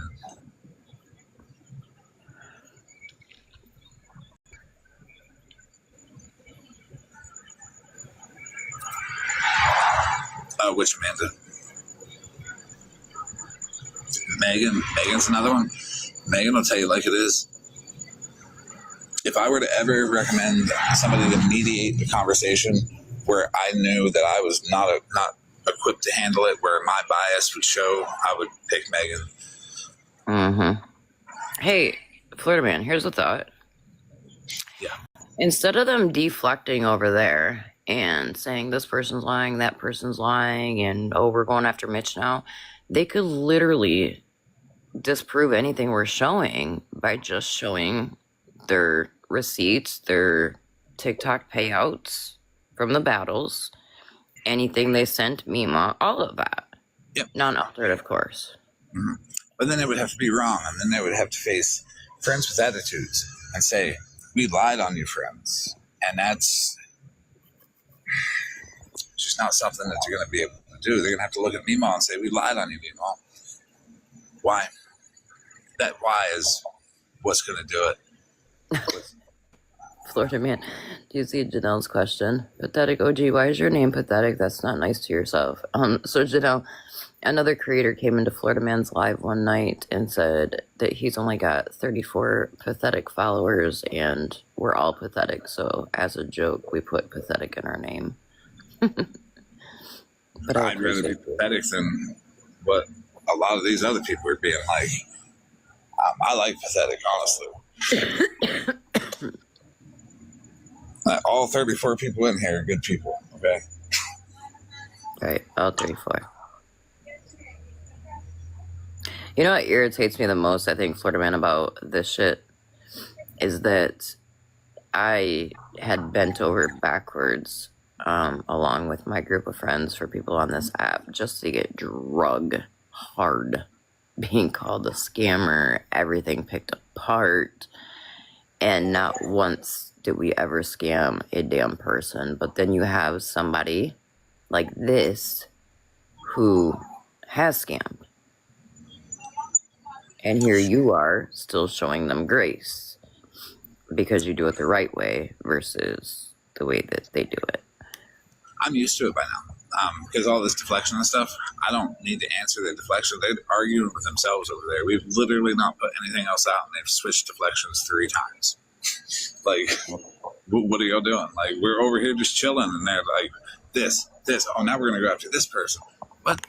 Okay, well, you're just sitting there looking like an asshole. Honestly, Dora, T, y'all are, like, freaking out. We're calm. We're good. We're being nice to one another. Yeah, Janelle, if you want to add, Janelle, listen, we will not deny anybody to join the pathetic family. Right. Absolutely. Dora T, Dora the Explorer T, and Scammy Claus.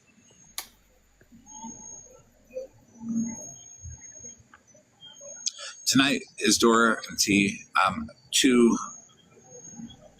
1 for T for sure, and Dora and T on the Meemaw stuff for sure, and then Dora on Shannon Gardner. Stealing her medication money. Scammy Claus is coming for sure because I got all that. House Elias says that they do want to know who Tommy is, Florida Man. Oh, what, Dora does? No, House Elias said I do want to know who Tommy is. Tommy is an account for sure, and that's going to correlate with something that happened with Bernadette. Tommy is a truck driver. Tommy knew Jenn is stronger. I'll just say that.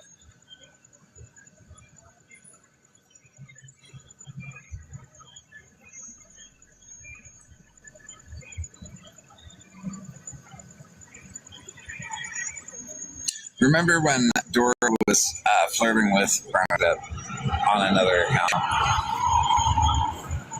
Well, Dora was once named Tommy, the truck driver, on another account, flirting with Jenn is Stronger, trying to get into a relationship with Jenn is Stronger.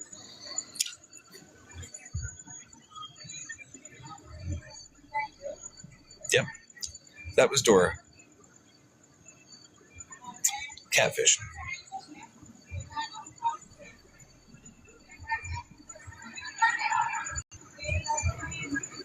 Hey, side note real quick, Florman.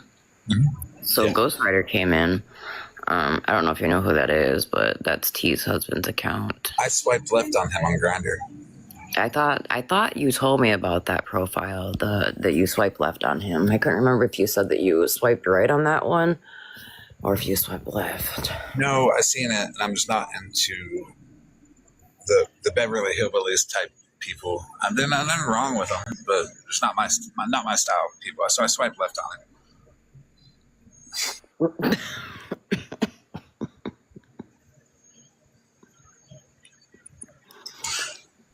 Why is it embarrassing for T's husband to be on Grindr?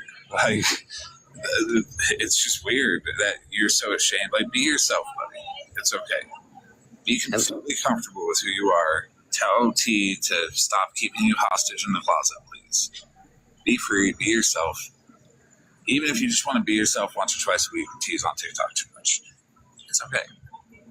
I heard that T pegs him, and she's on TikTok way too much to do it, and he gets that little itch in his asshole, and he's got to get on there. I get it. I'm sure. Okay. You know what gave it away? What gave it away is this right here, and I've known about this post for a good little while. And let me tell you, when you are openly posting blatant homophobia, you are trying to hide from who you really are, Mr. T. And it's a shame that you don't feel free enough to be who you are. And I'm sure everybody here will let you know that it's totally okay. I still have questions about that third video, though. I got the second video. I'm sure the third video is floating around. We can find it eventually. Oh, just Jesus. the looks of it from here is just very... OG lost her life over Grindr. Like, just straight choked over here. I did. Amanda and Megan had me damn near unaliving last night. I had to get off out of the box and go do a breathing treatment, and now you're working on it again. I'm being dead ass with him, though. It's coming off in a humorous way, sure. But dead ass, it's okay to be who you are, Mr. T. Like, you don't have to hide it. T doesn't have to yell at you for being on Grindr no more. You could probably have a much more successful relationship where you'd be much happier. Because you'll be comfortable being who you are. Well, what's that one commercial? They're like, it's one of the like adult toy commercials that you see on TV that's like lovers that play together, stay together. Right. Invite them for her. Janelle just asked if you were gay because her brother-in-law, or her brother's handsome. No. She's like, OG is Florida man gay. My brother is a handsome man. No, I'm not. I'm straight. But I'm completely comfortable with my sexuality. It's not an insult to me. And it's not, I'm a man that can look at another man and say he is attractive, but not be like attracted like that. I can be honest about that. And I have no shame about that. Everybody should be able to do that. Yeah, House of Lies, there used to be. I don't know if there still is because I don't watch like regular TV anymore, but yeah, like Lover's Lane and Priscilla's and all that used to have commercials. I do pick the wrong woman because red is my favorite color flag. You think it's a circus? Yeah, I like a good circus, you know?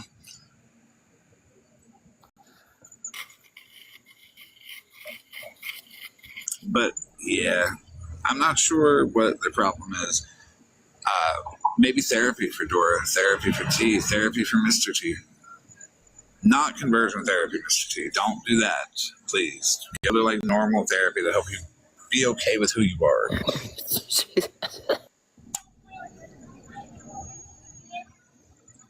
A little Bible quote gave it away.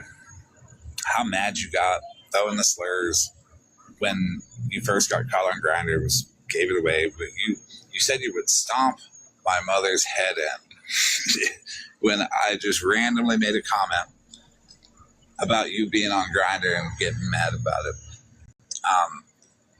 And it was for a purpose because I've been asking for a conversation forever between Dora and T.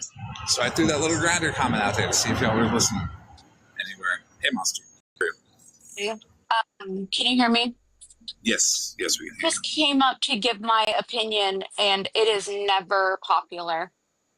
No, and you know what? I respect your opinion, and everybody here should respect Monster's opinion. Listen, nobody even has to do all that. That's a little too far. As long as you guys just hear me out, and I'm gonna say this out of caring and love for everyone involved, right? That side, this side, all of it. You need to put it in this way for people to understand. In the same way that shit happened to OG, okay? The same way that shit happened to OG, I believe that is what's happening to T and Dora, and that is my fucking opinion. I understand. I would like to ask you a couple questions. And so with OG, Petty lied on her. Petty had the receipts in his inbox, and he just said that he didn't have them. He called her an addict, called her a thief, called her a scammer, dropped her, and sicked his whole platform on her. Right.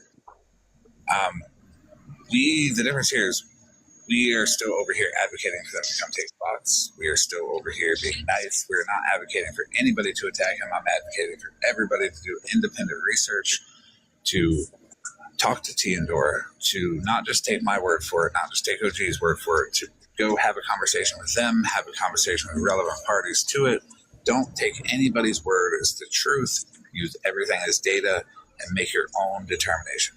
And that's fair, but I just feel like in the very same sense, though, that OG had gone out of her way to help others and got bamboozled in the end. I feel like the same thing is happening to them. And I don't... Excuse me. You're fine. Just as it wasn't fair to OG, I don't think, and this is just my opinion, I think that Dora and T tried to help somebody, and they're getting fucking railed.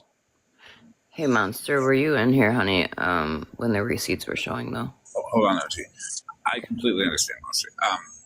I'm not going to question your opinion at all, because I know you.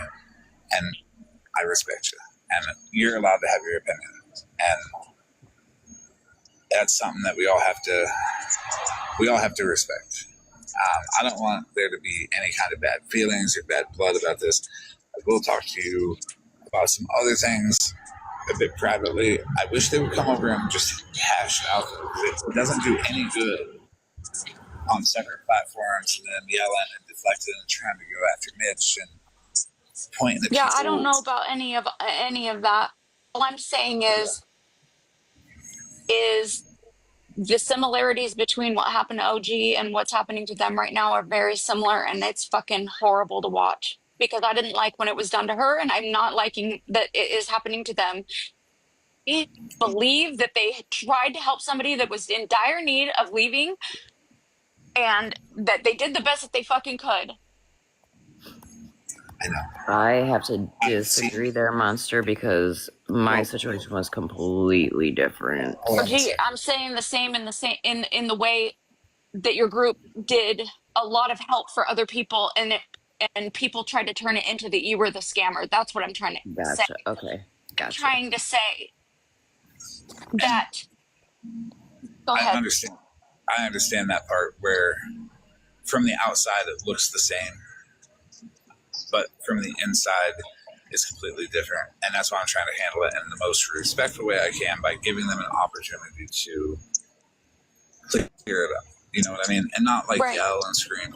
Yeah, and I know that, Florida Man, and I'm just saying, like, from a person that is from the outside looking in, right? I wasn't very much involved with the whole Mima thing. I wasn't around when they were like raising the money and all the things. All I'm saying is, would hate for somebody that went out of their way to help somebody to be fucking railed as a scammer when they were helping. Does that make sense? It makes perfect sense, but can I ask you something, Monster? Let me diffuse this real quick. Okay. Just say something, Florida Man, because listen, I've been really quiet. I haven't been in that chat. I haven't been in this chat, and I'm just trying to listen. And this is fucked up. Monster, are you okay? She's okay. She's friends with me, with a lot of people over here. She's friends with Dora and T as well. And I respect her friendship. I'm just worried. She seems upset. She's Monster. She is a tough individual for sure. I bet she is.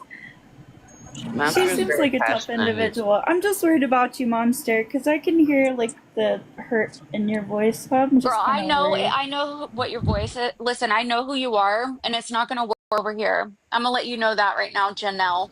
Okay? Who is that? What? Do you understand me, Janelle? What is wrong with you? I am from all over this app, and I'm going to let you know that I know what you're doing, and it's not gonna work here. So kindly just back out before I have to bust it all the way out. What is your problem? You know what my problem is. No, I don't. You do. I know exactly who you are and where you came from. So I think that you should probably just bow gracefully before I have to embarrass you in front of 230 people. Do you understand? No. Okay. Okay. I'll be real, Monster. You got the floor. That person is a troll. She goes from live to live to live, hops in boxes, acting like she's brand new and that she has no idea what's going on. She was over in those Elsky lives with that other side of TikTok. It's a thing that they do. They hop in boxes and then they start changing their names and they do weird shit. It's a way for the trolls to get in to what's going on, and then they hop in boxes when it's not relevant and try to fucking derail. Fair. She can still DM me, and You didn't give a fuck if I was okay or not, is what I'm trying to explain. They do it for crash outs. And you know what? I have seen it. I have, and I believe Monster. I have no reason to disagree with Monster. Everywhere, I promise you. No, you know that. Yeah. I knew it as soon as she said. I knew it as soon as she said one word. Was waiting to see until she talked, and as soon as she did, I knew it. Yes, she had been in here for a while. If you did send Dora money, you can DM me, but we are going to keep you out of the box. Oh my god, that is what. Listen, Florida man, I've been really, really calm. There is groups on this app that see things going on negatively in different chats. They will come in here and tell everyone in the live that they've done or sent money to the person you're talking about. They'll go over there and tell them that they fucking sent you money. It's don't know why they do Why this. Monster Florida Man wouldn't entertain it, and he just told her way earlier. Oh, okay. The message. Yeah, Well, I she's missed been that in part, here sorry. for a while. You're good. And then she just, Florida Man didn't entertain it. He said, if you did send money, go ahead and message me. But he wasn't. He didn't want it talked about until he had a conversation. Nobody questioned, because I do experience that a lot too, and I appreciate you pointing that out. It's annoying. It's just it further antagonizes the chat, and it does nobody any good for a conversation or trying to fix Nicole. Right, and that's why I was shutting it down, being like, don't talk about it in the chat. DM me, talk about it privately. DM somebody, talk about it privately, because it's not for the public to consume until it's out. And if they are just a troll, it's okay, but that's how you shut it. Fine, I'll go get a recording of her voice and I'll compare it to you and Snap later. Shannon, are you okay? Yeah, I just jumped up here just to ask Florida Man, and I'm being very respectful since we're talking about the money that went to me, Mom. Wouldn't you like to have everybody that gave money to me, Mom, to get to where she was going? Absolutely. Boxes have been open this whole time. I'm just asking because I gave Meemaw, a good amount of money myself. To be fair, Reds, we're not trying to derail. Yeah. This isn't what derailing is. This is people coming from the other side to fucking talk lived experience, Reds. Please. I like you. This is not, that's not fair. He did say in the start of this, he has encouraged anybody, including Doran T, to come and take a box and talk about it. I swear to fucking God. I swear to God, And I just wanted to know, because I didn't come in the beginning, and I just wondered if you were wanting receipts from everyone that contributed, because I think there is a lot of other people that did too. Not directly to Dora and T, but directly to Meemaw. Yeah, everybody. Everybody's welcome, because that's what this is about. This is about everybody being involved. Everybody who was involved has a right to speak, but I don't push it because I don't want to push people who are uncomfortable speaking out for one reason or another. But yeah, everybody's free. If you're comfortable, by all means, you're welcome to speak, talk, and it can be an opposing opinion. You don't have to agree to speak. Okay. Man, I'm gonna hop down because I'm just understand what I told you about that fucking troll in the chat. I'm not playing. I'm dead serious. I do appreciate you. And you are right. I just need people to understand that I think that what happened to OG, where OG went out of her way to help others and she became the scammer, believe in my heart that is what's happening to T and Dora, and it is very hard to sit by and watch and not say anything. And you shouldn't have to not say anything. I'll hop down. Yes, I appreciate you, Monster. Anytime you want to come back up, you can. I want to say, before we continue, it's okay to have an opposing opinion. Everybody should be allowed to speak. Even if it's an opposing opinion. If we have a room full of people that are saying the same thing over and over, it's not fair.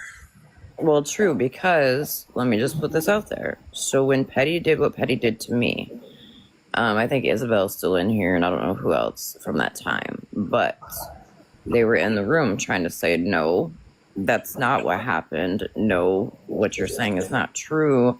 And they got blocked. When Flip Flop, I know she's not in here right now, but if she was awake, she would be. When Flip Flop got in the box, he said, "Are you still with OG?" And she said, "Well, yeah, but what does that matter?" And boom, he dropped her right away. So my goal is not to point at Dora T and say they're guilty. My goal is to get everybody talking to one another, to each other, to everybody, to converge with information they've gotten, discrepancies, look at them. That's how you determine what it is. What's my desire? Honestly, that it's a big standing and that nobody's taking anything from anybody. But there's about 50 situations that we need to cover on that. And there's a couple damning ones that nobody can get out of. But I also want everybody to have closure on situations too. So some of the damning ones, hey, we're gonna have to face those when we face them. But there's a path to them because this has been going on for a long time. Hey, real quick, put a minute. Janelle, I'm sorry your feelings were hurt. Yes. At the same time, I understand what Monster is saying because people do this. Like when they did this shit to me, there were people jumping in Petty's live saying that they gave me $700 for somebody's Christmas in my town, and it was just a bunch of bullshit. Yeah. But what I will ask of you is, I sent you a follow request. Could you possibly follow me back and send me the proof that you sent Dora money? Yes. That will take care of, that right there, if that makes sense. Yes, that I muted her. It is. I believe Monster, and I'm just going to go with Monster on that for the moment. I'll unmute you if you send proof that you sent money to Dora anywhere else, because I don't want the chat to be like other chats where it's just constantly negative Dora. There has to be opposing opinions because, I mean, it's not an echo chamber. There has to be individual people thinking and individual research and independence in this for everybody involved, because y'all might find something that no one else did. Hey, Florida Man, can we unmute her long enough just for her to respond to me to let me know if she plans on sending it? Okay, I'm going to hop down. I just wanted to know if you were looking for receipts from everyone besides T and Dora. Yes, ma'am. I'm looking for receipts from everyone, from T and Dora, from everyone. I think it's fair everybody gets a chance to speak, and I really feel like it's fair everybody speaks on one cool, even tempered area. You know what I mean? And I feel like here is fine. I'm not biased. Okay. All right. Well, thanks. Yes, and if you have receipts, please, you can come up and show them, or you can send them to me, OG, anybody that you feel comfortable sending them to. Okay. All right. Thanks. Or you can show them yourself. Thank you. Megan, you should always know you can ask a question, woman. May I ask a question really fast? Yes. It was said in the chat that you guys have a receipt from the hotel. Mm-hmm. Yes. Could you show that again? Because I must have not been in here when you shown that. Yeah, you were not. You weren't in here. I'm going to go zoom in on it finally. Yeah, actually, you know what, Megan? I'm going to send it directly to you. Unless you want me to show it again. I mean, even send it to me. I don't mind that. That works too, OG. I mean, I didn't see it. Send it to Megan and show it again, and I'm going to go zoom in and show the pieces. That way Megan can zoom in and read it for herself. Yeah, because I'll show it again, but Megan, I didn't zoom in because I didn't know what needed to be redacted. So, right. Just for your info, so Mima and I called. They had called the hotel because the word got out the Dora was going to call and try to derail it. So the hotel was booked in Mima's name, correct? And that's how you guys got the receipt? Yeah. Okay, gotcha. He had to provide an ID too. Right. Yeah, lady. Whatever Dora said that broke laws or whatever was weird. And then what? The hotel emailed Mima a copy of the receipt? Text messaged a picture of it, and they were asked to text message if Dora called, and they did text message and say Dora tried to call and get the receipt. So I'm gonna directly send it to you, Megan, because I know this you're not gonna be able to. Yeah, really I can't see that. That looks like yeah. Yep. So I'm going to Florida Man. Are you good with me sending Megan the whole text thread? 100% Megan's. Yeah, I know. I just wanted to make sure because it's not my stuff. So before I send it all, I want to send her the whole text thread. When I say Megan's unbiased, she's unbiased. Like, oh yeah, for sure. Well, and that's what I'm trying to figure out because Dora is showing a receipt, right, from the booking confirmation that it was $90 and some change. Now, Mother Moon down here is saying that it's $80 and some change. So I would really like to see the receipt from the hotel, right? Yep. And I believe that the receipt from the hotel actually can go to anybody, as long as it's properly redacted. Megan, it's okay. Megan's not going to do anything. Yeah, no, I don't. I already have, yeah. And it's okay, everybody. I seen Eileen say it's going to take a quick left turn. Can't get going straight without 6 left turns, you know? Well, and that's why I'm up here too. So if, from my understanding, right, Dora has collected $100 for this hotel room. She's saying that she paid $90. You guys are saying it's $80. Like, is all of this necessary over $10 or $20? I mean, this is really upsetting a lot of people because I'm friends with Dorothy and I like you guys over here as well. You know, like. The Meemaw thing is the latest thing. The Shannon Gardner thing was also told today, where she was proven to be the account. Calm Down Karen's 34, where she stole that lady's money for medication and then painted her out to be crazy when she made a video about it.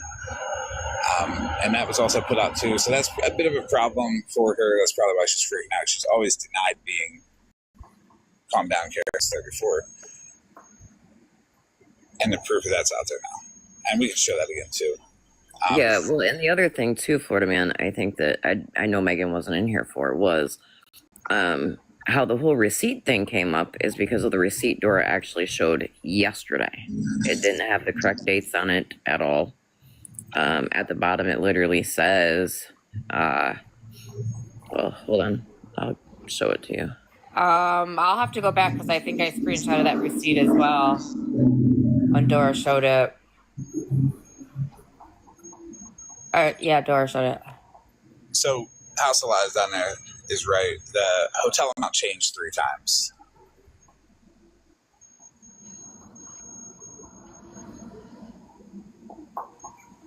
So how much money did Dora actually receive? Because from my understanding, right, Tequila paid for the hotel and sent that money over to T, and then T sent it over to Dora, and Dora's the one that actually booked it and sent it through. Dora collected money for the hotel, $100, I believe it was, from Tequila. Right. She sent it to T sent it to Dora. Dora used $80.10 of that to cover the hotel. Meemaw had claimed that she paid $25 out of pocket so her dog could stay the 10th to the 11th. But there was other things about the battles where the money wasn't given from the battles as it said it would. There's a few other discrepancies as well on it, and they're not like small discrepancies. The thing about the Meemaw stuff is about closure. Right, absolutely. It's like, why did you point at friends with attitudes and say you're a scammer, which was unnecessary? See, I know nothing about that at all. He tried to paint Friends with Attitudes as a scammer, saying that Friends with Attitudes was the one scamming. Well, she's the one that helped Meemaw get back to Meemaw's destination after all of this went down, correct? Yes. Yeah, that's what I thought. And Friends with Attitude did not scam anybody. Friends with Attitude put Meemaw's Cash App up, got it done 20, 30 minutes, good to go. And then once it was done, that's when Doris started freaking out, being like... Because she did it so fast, right? Friends is a scammer, and it's not true at all. That was unnecessary. That's a big red flag. Friends is a good person. Hey, Megan, can you do me a favor real quick? What's up? You said that you think you screenshotted the receipt that Dora showed last night? Yes. Can you send that to me real quick, please? Yeah, what, so those dates, the 9th and the 10th, so Meemaw's saying that that's not the day that she stayed at the hotel? Is that what I'm understanding? Correct. She stayed at the hotel, and this was confirmed on the phone with the hotel because that is one thing that I definitely asked. She stayed the 10th and the 11th at the hotel. So then the receipt that you got from the hotel should have the date on it then. Yes. Okay, hold on, please.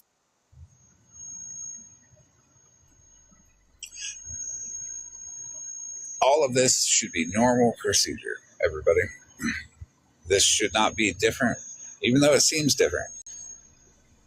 How many times have you seen people say, hey, this person did wrong, and allow opposing opinions up and allow individual explanation? They always just point, yell, and try to get everybody mad at everybody when we're keeping calm. We're allowing everybody to see everything. If you need to see it individually, hey, that's okay. I get it.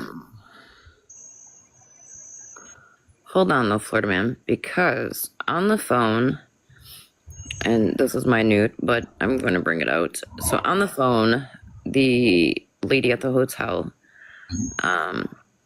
said that Mima stayed the 10th and the 11th. Yes.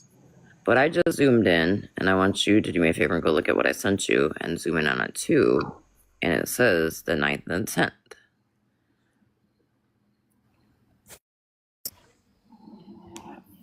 I'll wait for her to come back. I'm here, Meg. I'm listening. I just sent you the screenshots that I took from Dora's live yesterday. I mean, the dates say the 9th or the 10th. It's the same one that you just showed a minute ago. Okay, you sent it on Insta? Yeah. Okay, 1 second.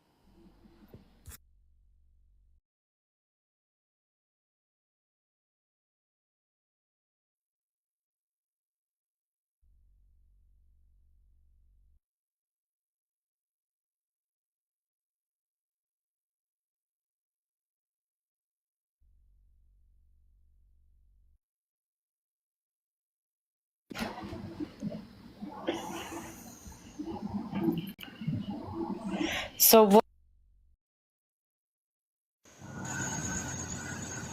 I thought the live cut off because like Megan cut off mid-sentence.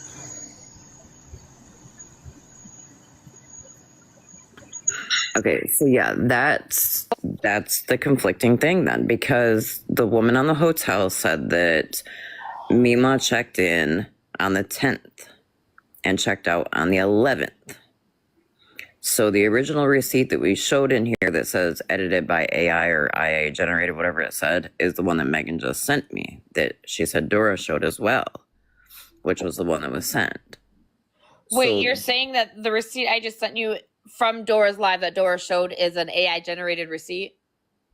No. At the bottom it says something about generated AI or AI generated. It looks like AI to me. It looks like when you go to Messenger and then you generate an image and you open it up, it says edit with AI at the bottom of it. That's right. what it's like.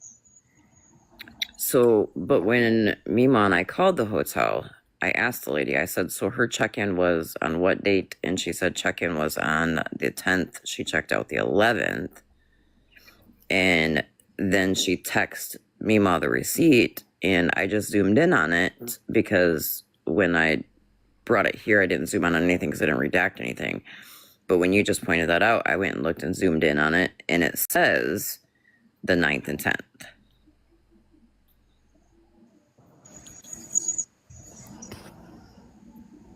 It does say the 9th and 10th.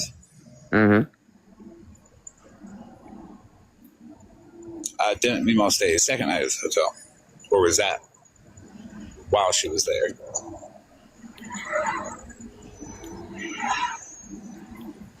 Is it possible Mima changed the dates after it was booked? Comment Gremlin, I'm not sure. No, because the receipt from the hotel is arrival and departure. That's to the second when they put it into the computer that she got there, to the second when they put it into the computer that she checked out. Right. OG, could you send me the receipt that you guys received from the hotel? When did you guys receive this? This afternoon sometime? This evening. Yeah, I sent it to you, honey. Did you? Oh. It's going to look like, I know you can still hear me, so I'm going to tell you, it's going to look like a text thread because she texted.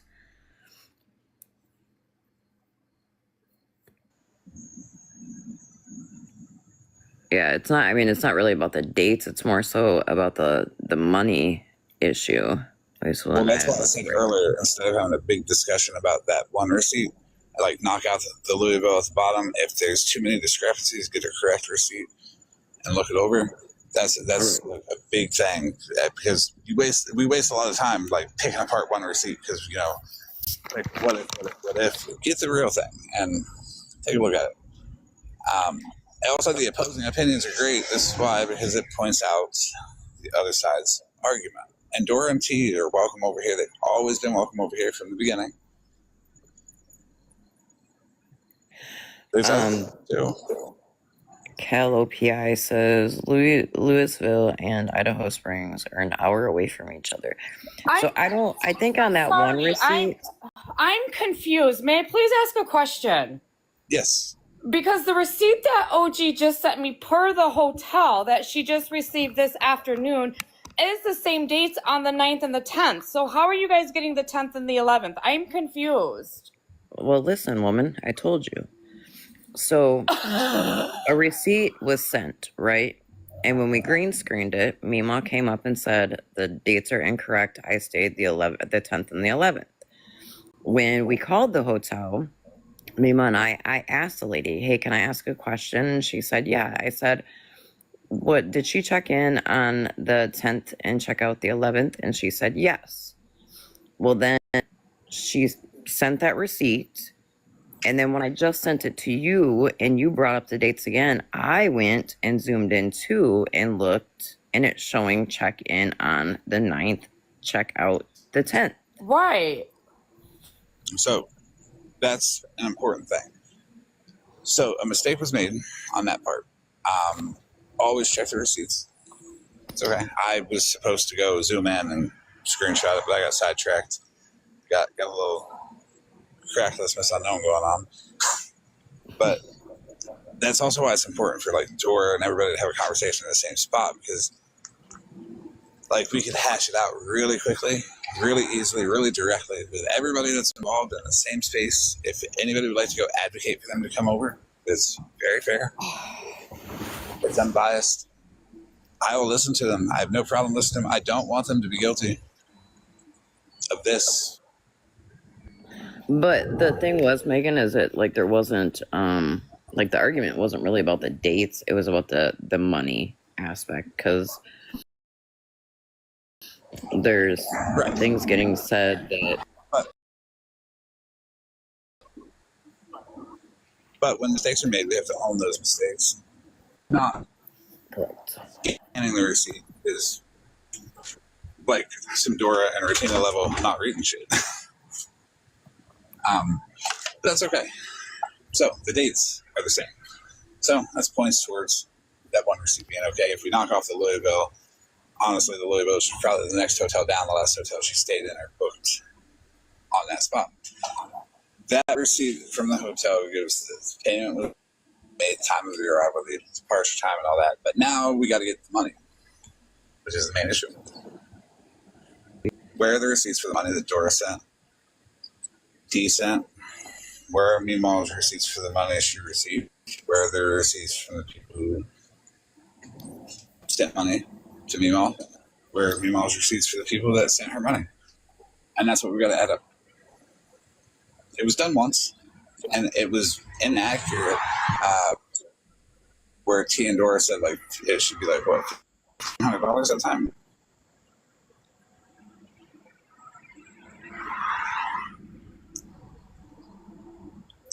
We will get to the Shannon Gardner one, but I don't want to overload information and switch up topics, because then people start to confuse one topic with another. We need to hash out one issue. And until when we get to a point that we're like, hey, we got to wait on the people to send the receipts of the money sent and all that, then we can move on to another issue, because people get jumped. One issue at a time. And with all due respect, didn't this Shannon Gardner situation happen a while back? It did, but it leads into a lot of this type of behavior. Right, I get it.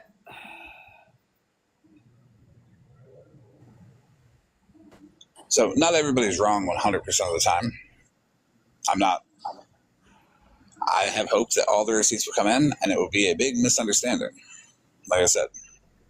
But also, like, I've always been direct with Dora and T. They could always come over here and she'd be like, yeah, we're here to talk. Well, I remember having this conversation with you guys the last time, and I tried to be a mediator between the both of you guys, and nobody was willing to do that. I don't know if I could help in this situation. I don't think it's going to happen. I think emotions are high, and people are pissed off and hurt and upset, and I good luck to both of you guys, really. I think really, Megan, you are between me and Dora, or me and Mallory. Mediate. Well, between everybody, you know, Mima is definitely upset with this and her people and her friends. Dora and T are getting dragged all over this app. There's new players in the game bringing up the past of Dora and T that happened years ago that won't let that shit fucking go. I mean, come on. It's leading into something. I really don't think they're scammers. Like much bigger really stuff. That Hey, Megan, can I ask you something else? Absolutely, go ahead. You know that you and I are friends, and so I'm always transparent with you. And absolutely. Do you think that situation? Wait, I didn't hear you because Florida man's traffic. Oh, shit. Sorry. I said, do you think it was fair with that whole nail situation and that bullshit? With what situation? The nail. Remember the nail situation of the nails I did? That nail situation was bullshit, OG. It was absolutely 110% fucking bullshit. And I told you that we had that conversation, and shame on them for fucking doing that. Absolutely.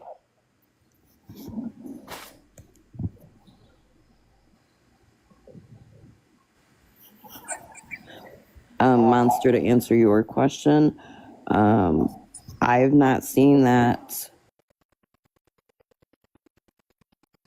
He's alive. He did offer a box for T and them to come over and Dora to show and talk about everything.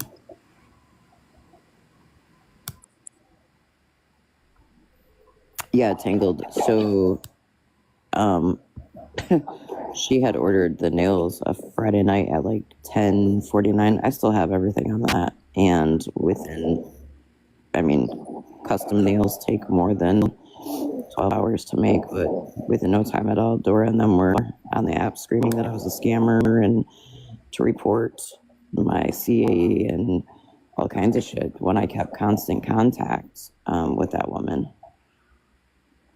Yeah, that was major bullshit, OG. What they did was absolutely wrong.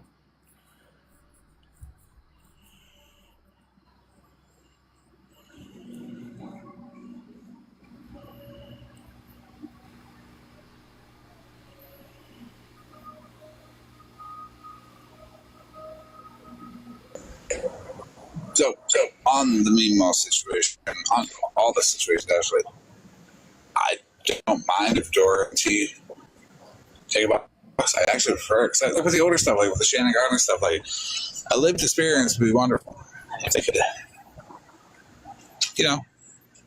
be like, hey, yeah, this happened. It's easy. We've all had to do it. I've done it many times. People are like, you did this shit a year ago. I'm like, okay, this is how it happened. People are either going to believe or they won't, but at least I'm trying to be fair and unbiased. And do you want me to go over there and talk best approach. Come talk to you. Yeah, I mean, it would be much better if the people that were involved were here. And I'm definitely not trying to drag them. I'm not advocating for people to drag them. I'm telling people to do their independent research. I'm telling people to go talk to them. And are you willing to go? Because we tried this before, and they told me no, that they wouldn't come over here. But are you willing to go on a neutral platform and have a conversation with them if they agree to that, so we can finally get this out and done and over with? But what's wrong with here? I'm not in it for the numbers. I'm not in it for the numbers neither, but maybe they don't feel safe over here. Maybe they feel, I don't know. I'm speculating, right?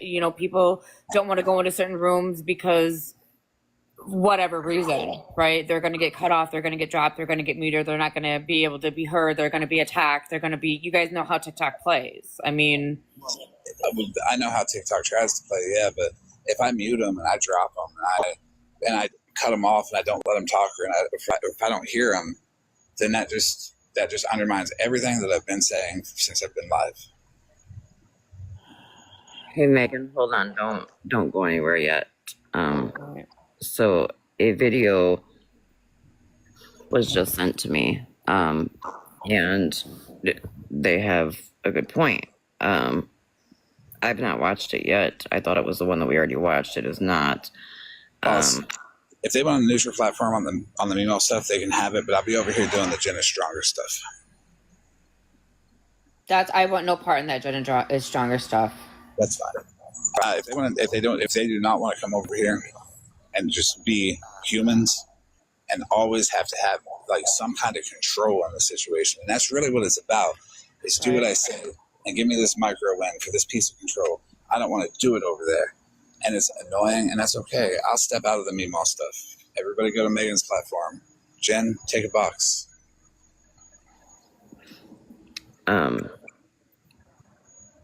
Wait, Megan? I dropped both of you. It's okay. Jenn, take a box. We're going to start the Jenn is Stronger stuff.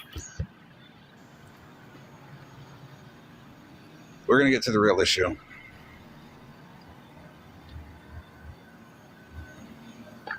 I did. I dropped. I'm respectfully going to take a step out of the Meemaw stuff, and we're going to start the Jenn is Stronger.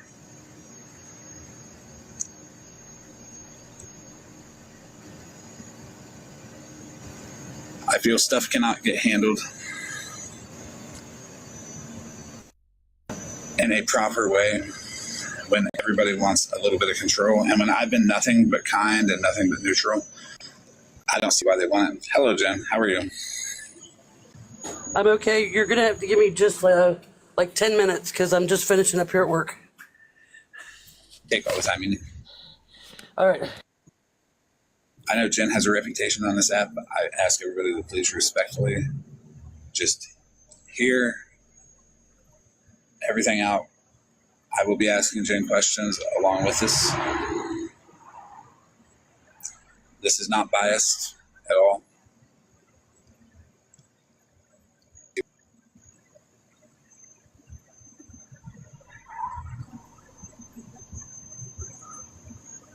I understand that Jenn is guilty of things, but maybe not as much as people may seem to think. That's all I'm saying. Everybody deserves an opportunity to speak freely without being bashed or criticized.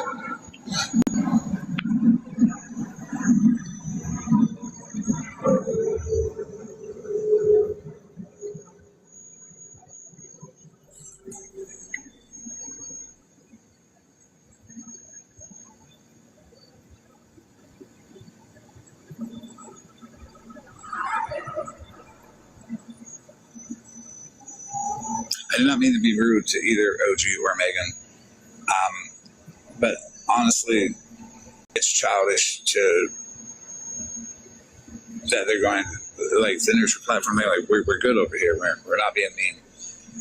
We're being fair.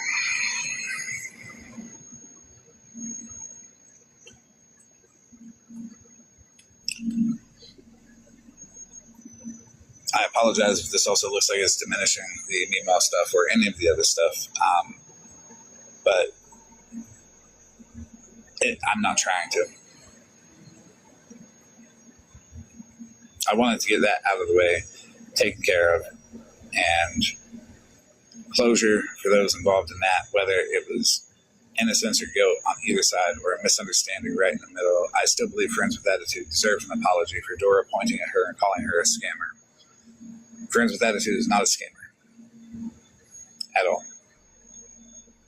There were people that are thrown into this that have been pointed at, blamed for things that they did not do. Friends with Attitude is one of those people that was pointed at and called a scammer by Dora after Friends with Attitude raised the money for Meemaw.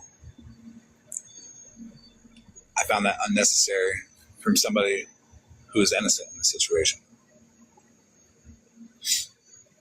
friends will 100% tell you that she did say it.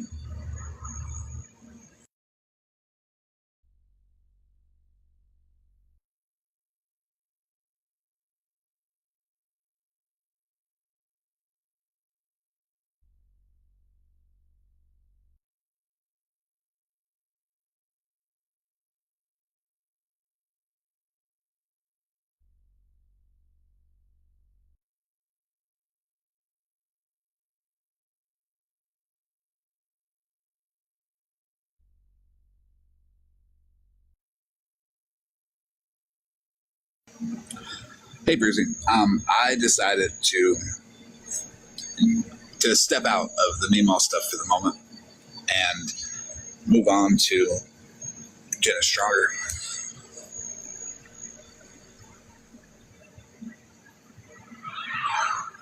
Yeah, look who it is.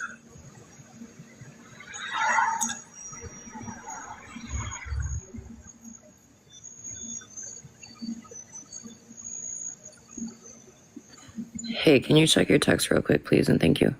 Yes, I can do that. Thank you.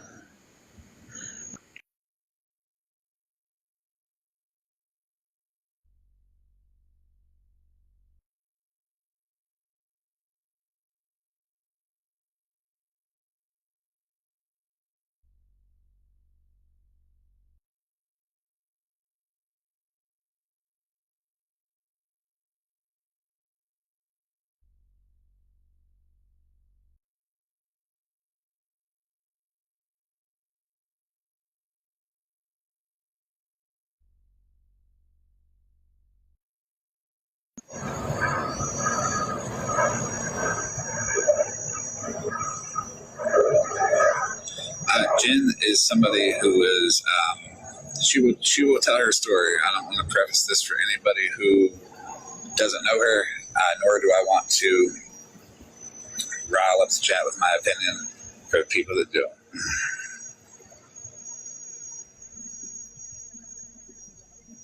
A night ride on what, Mush?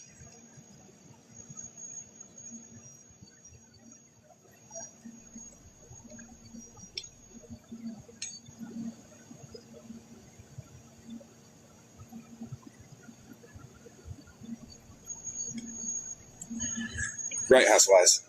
On your bike, I don't trust bikes. Honestly, I would say no. But that's just, I'm not like anti-motorcycle. It's just like, there's a thing with them, with me. Hey friends, how are you?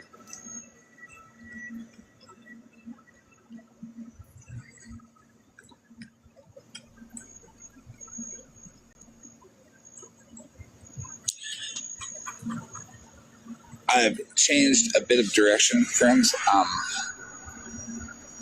I don't like the small little power plays of control, like do neutral platform, all that. I've been really unbiased here.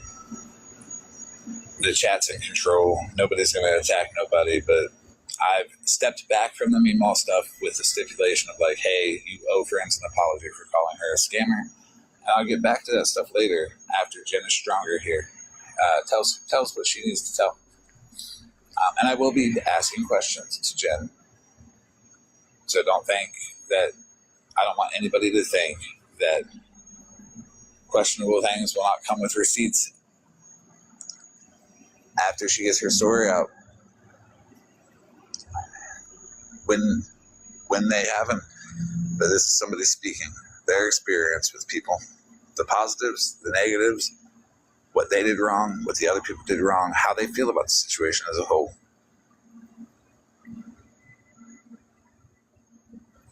Sorry about that.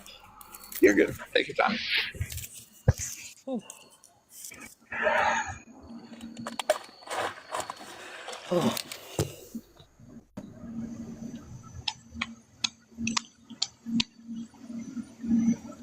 So what's up? Alrighty. How's it going?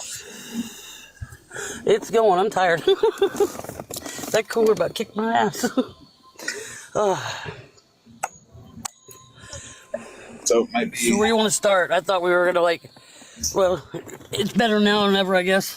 It can be any time if the rules though. If you need to take a break, you absolutely can. There's no obligation to finish. There's no obligation to, Well, I wanted to send you everything I had first, and you go over it, and then we you know what I mean? Because I know that there's people in the chat right now that don't like me. There's people that's never going to like me. Yeah, but there's people. What's right is right. What's wrong is wrong. There's people in the chat right now that don't like me, and that are never going to like me, and I'm good with that too. But the thing is you can still send me everything you got. We'll go over it. We'll go through it. We'll go through 100% of everything. But the story that you tell has to be the truth, unbiased. Like stuff you did wrong, stuff they did wrong, how it went, how you felt, how actions made you feel. But be as unbiased as humanly possible, like fully transparent. People say that, hey, Jenn's this terrible person. Well, I mean, it's you saying you did something negative is definitely not going to make their opinion of it any worse. But the transparency will make the opinion of the people who can use critical thinking and reasoning to understand that you deserve to be able to move on and do better as an individual without criticism. It'll make people understand that. Well, some people never will. You know, it kind of everybody already knows how it started. You know, I thought the sun rose and set in a man's ass that didn't give the time of day for me, but I bent over backwards for him, and like I told you on the phone, at the end of the day, it is my fault because I allowed that to happen. If I didn't allow that to happen, my life probably would have turned out a little different.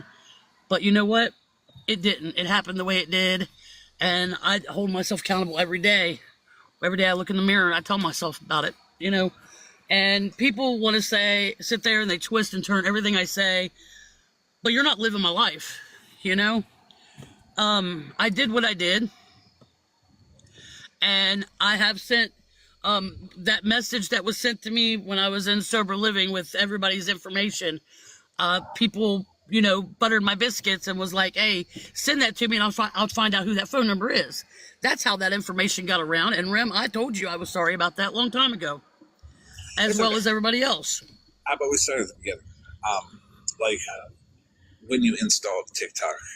I didn't intentionally do it. Right.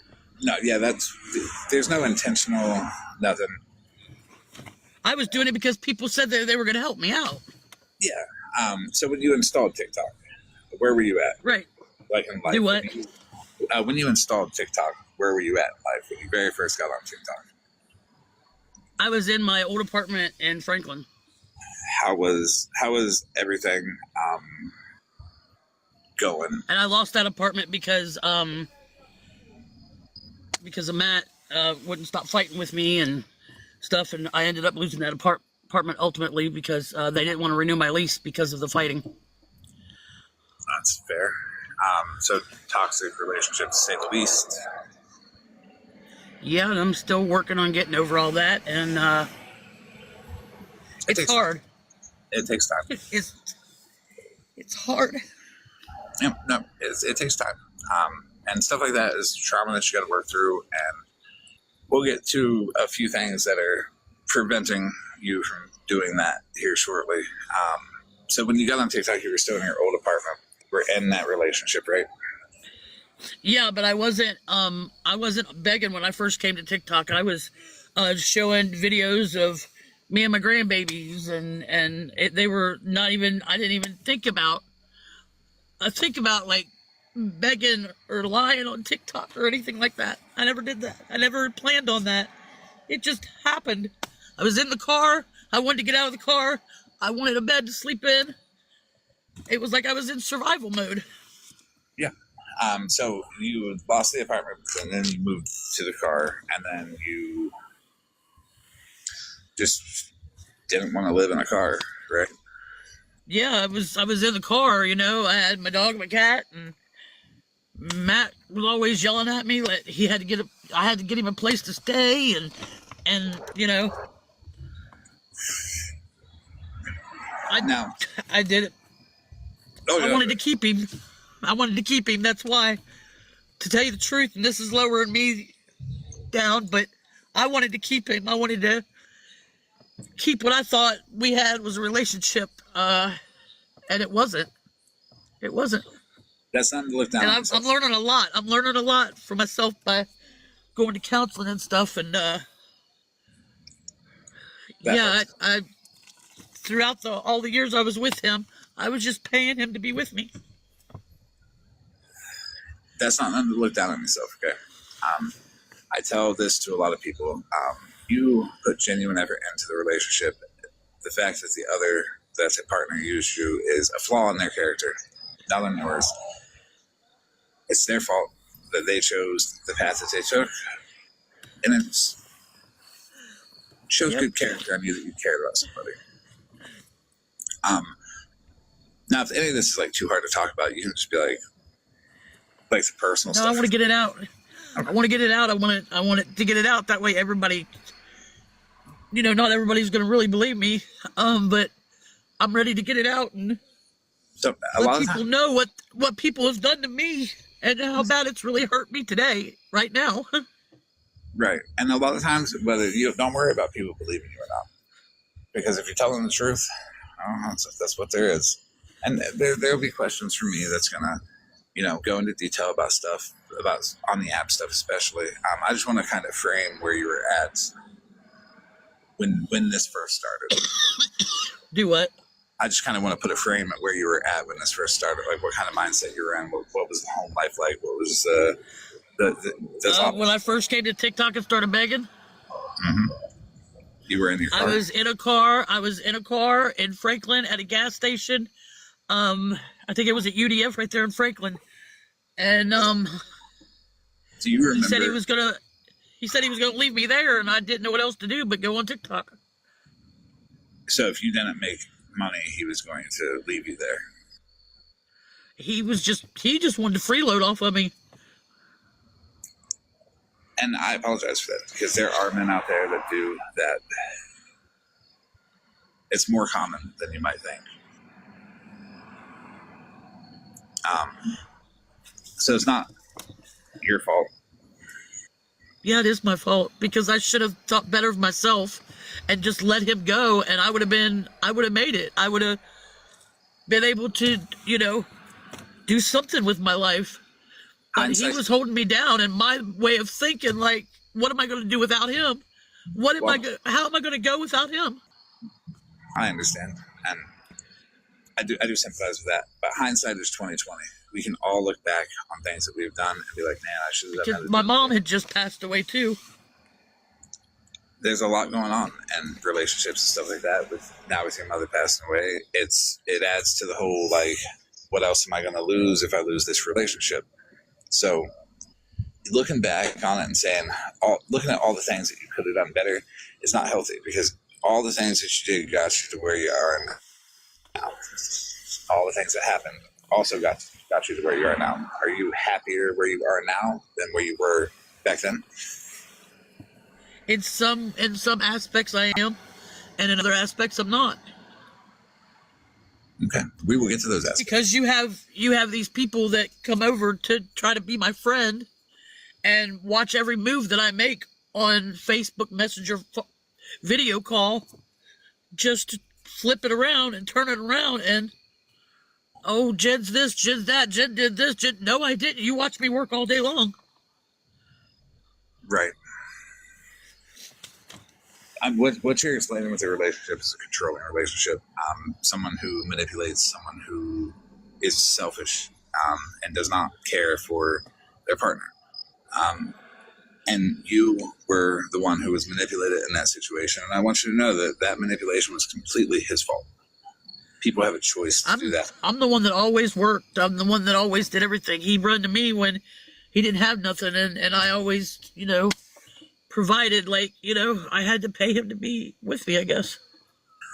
That's bad. It is a way to look at it, but it's a bad way to look at it. You put in genuine effort because you wanted to build a relationship, but he just wanted and wanted and wanted. Now, that you're not naive for that. There's so many women and men, but so many women that fall into that, and it's not a thing to be ashamed of. It's a thing to speak about so other people may be able to see red flags. It's an experience that you can use to enlighten other people so they know that they're not alone. They're not the only ones who have been through a situation like that, because there are some people out there that truly believe that like this is only happening to them. It's happening to a lot of people, and it's really sad. I don't know the first thing about I don't know the first thing about a healthy relationship, and I don't want to be in a relationship right now because I'm still learning me. And that's a whole big ball of getting to learn, getting to know is me again. But to have these women come in and out of my life and do the same thing over and over again, that's the definition of insanity, man. I just keep letting it happen, and you're not letting it happen. It happens because they'll do it. They do it to a lot of people. I have people that try to do it to me. But the thing is it's trauma, and it can't be compared to anything else. What you went through can't be compared to anybody else because it's yours. Nobody knows. Like with Scammy Claus, it's like 1 minute she loves me, next minute she hates me. I don't know what to do. It's like no matter what I do, it's never going to be good enough for anybody.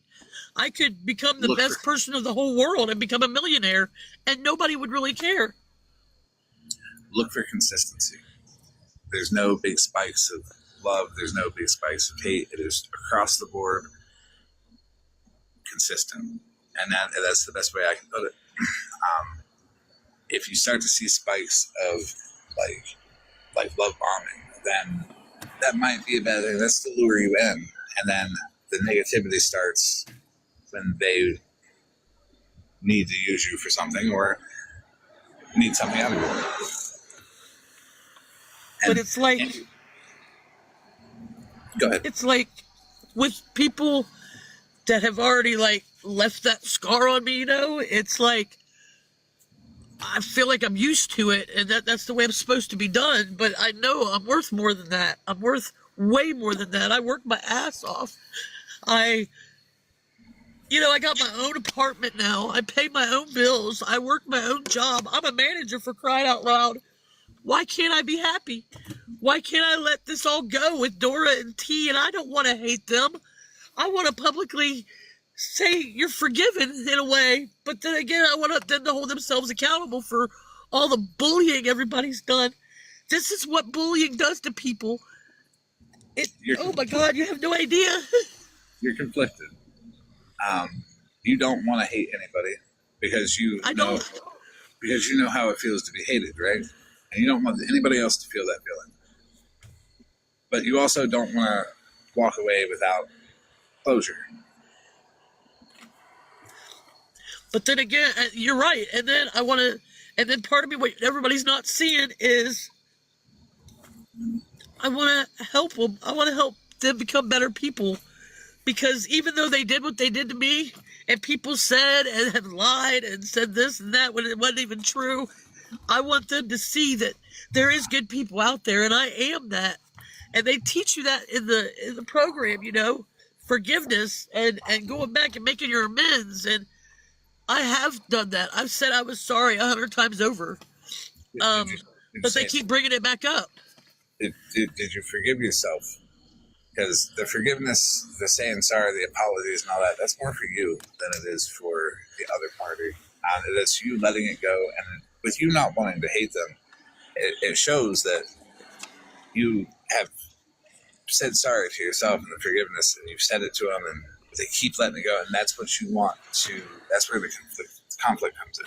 You want the accountability. And I tell you the truth, a couple months ago, I told Reds about this last night on the phone.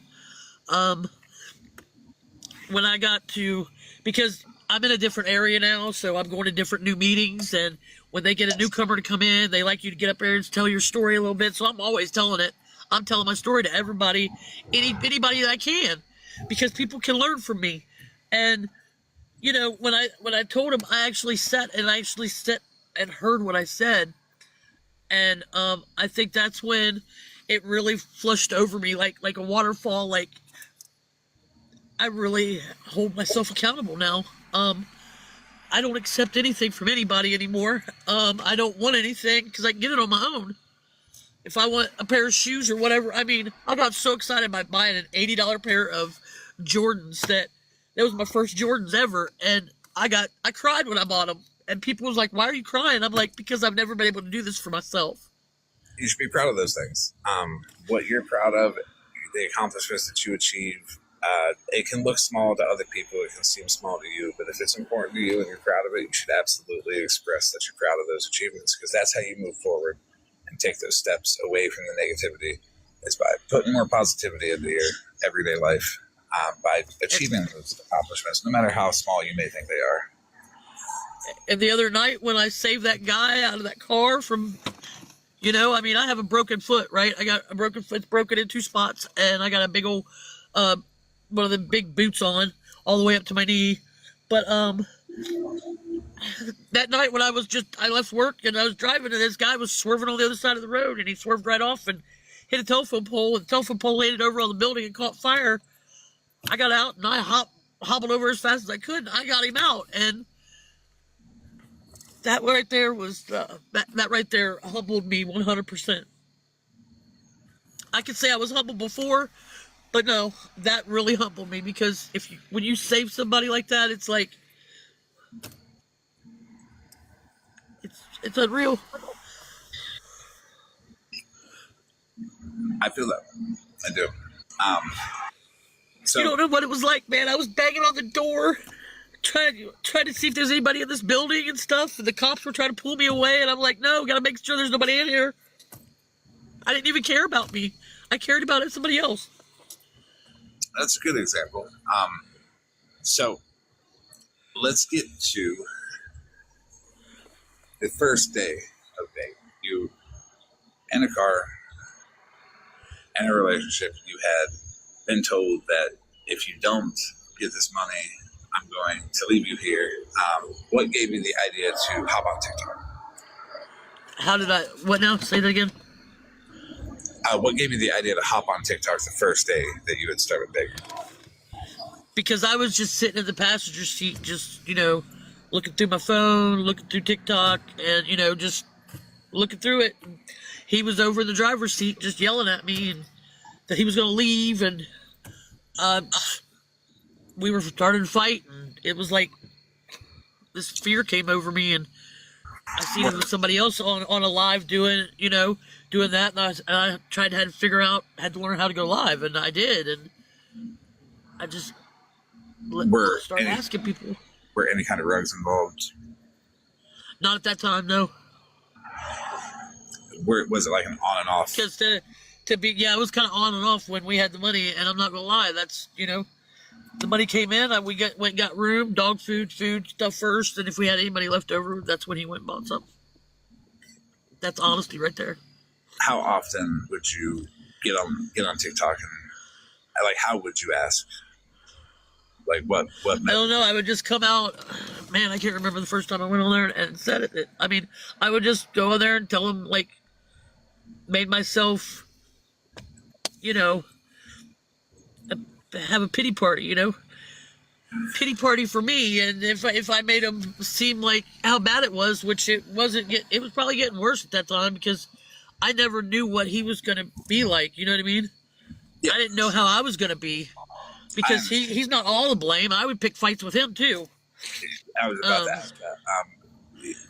I would. 100% of the blame. It was, the frustration involved in a toxic relationship.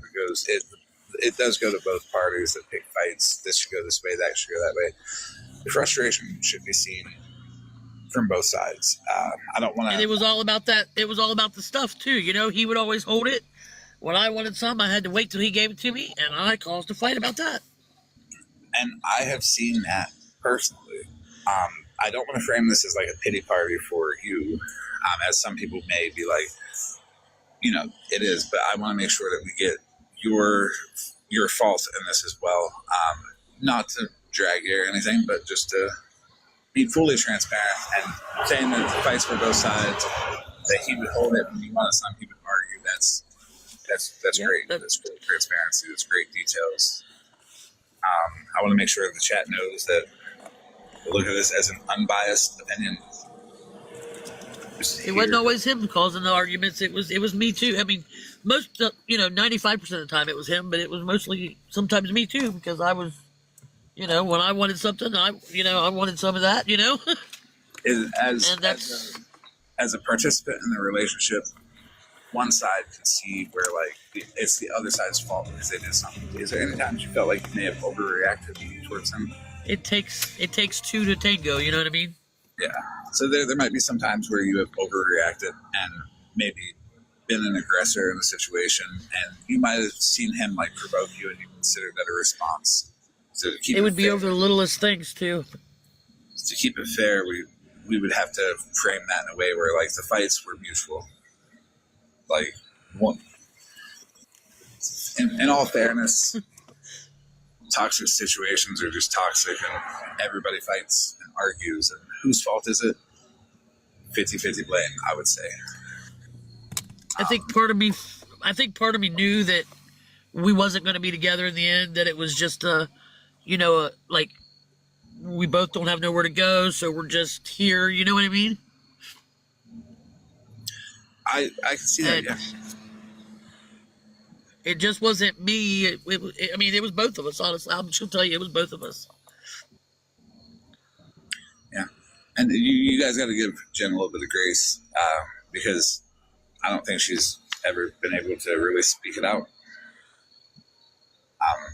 Do what now? I said I think the chat's got to give you a little bit of grace because you've not been really able to speak it out. So I'm talking to them I've too. never come out and said all that. I've never really had been. I've always kept things out when I've told the story before.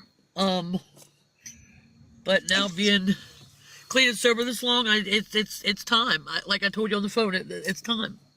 Yeah, I agree. Even if, no matter what, at the end of the day, as long as you're being completely transparent about your wrongdoings, the wrongdoings of the people around you, the wrongdoings of the people on the app, your wrongdoings on the app, things that you participated in, things that you were asked to participate in, and willingly accepted because you thought it was a good idea, it was going to make some money, stuff like that. It's the transparency that people like, that's the transparency that people need, and that's the transparency that honestly you need to be able to put out there to really fully get all of this out and remove the emotions from it and to be able to move on with your life, because people will know the whole story. And will they move on? Hopefully. But they should. And just to answer the question that was just asked about the notebooks, no, I do not have not one notebook. All my notebooks are gone. Because when I said I was ready to get on here and talk, I wanted to come from the heart. Do you mind letting Monster know the clean date of yours? January 2nd of last year. Yep. Everybody knows that because I was loud and proud. I was going to rehab right at that moment. I didn't pay attention to anything like Jim Stronger related. I actually just couldn't hear that. You cut out. See, Kelly Denton was one of the ones that was on my Facebook group call that decided to tell lies and things, and that's one of the problems why I don't like talking, because that's why I shut down, because them women right there, they're the evil ones right there. Well, they made up a bunch of lies about me that wasn't true, and they know it. They know that they were telling lies because they watched me work. Yes, Hensley. She has said January 2nd. Correct. Yeah. Kelly Denton, I was taking a rehab. Yeah. I will have to ask you to be respectful. Yeah, I mean, I've got enough screenshots, and I've already posted them all. Well, they will come out, and the thing is Jen is aware that full transparency is required, and as we move forward and all that, and screenshots and all that, discrepancies shouldn't be there. And I'll never forget that day. So it's a process, everybody. But she does deserve to speak. She does deserve to tell her side without being... I was what? Not the 4th. Wow. It wasn't the 4th. You guys got the date wrong. Please be respectful. This is Jen's story, and she is telling it from her perspective. Because I had to leave that day from Gallipolis, Ohio, from the homeless shelter to go all the way to Cleveland, Ohio to a rehab. So I think I know the date. I lived it. You didn't. Right. So let's not look at the comments. The mods will take care of any comments. 5-second mute them. Let them know, hey, be respectful. If they continue, move up to mute to the next one, then the next one, then the next one, until it's the entire live. So you get, I don't know how many chances until you get to the entire live, but why be so willing to create conflict when this is about resolution? Do I know? Oh, I was telling chat, why be willing to continue the conflict when this is about resolution? See? Right. If it's the truth, it's the truth. What Jen says is she knows it's under scrutiny.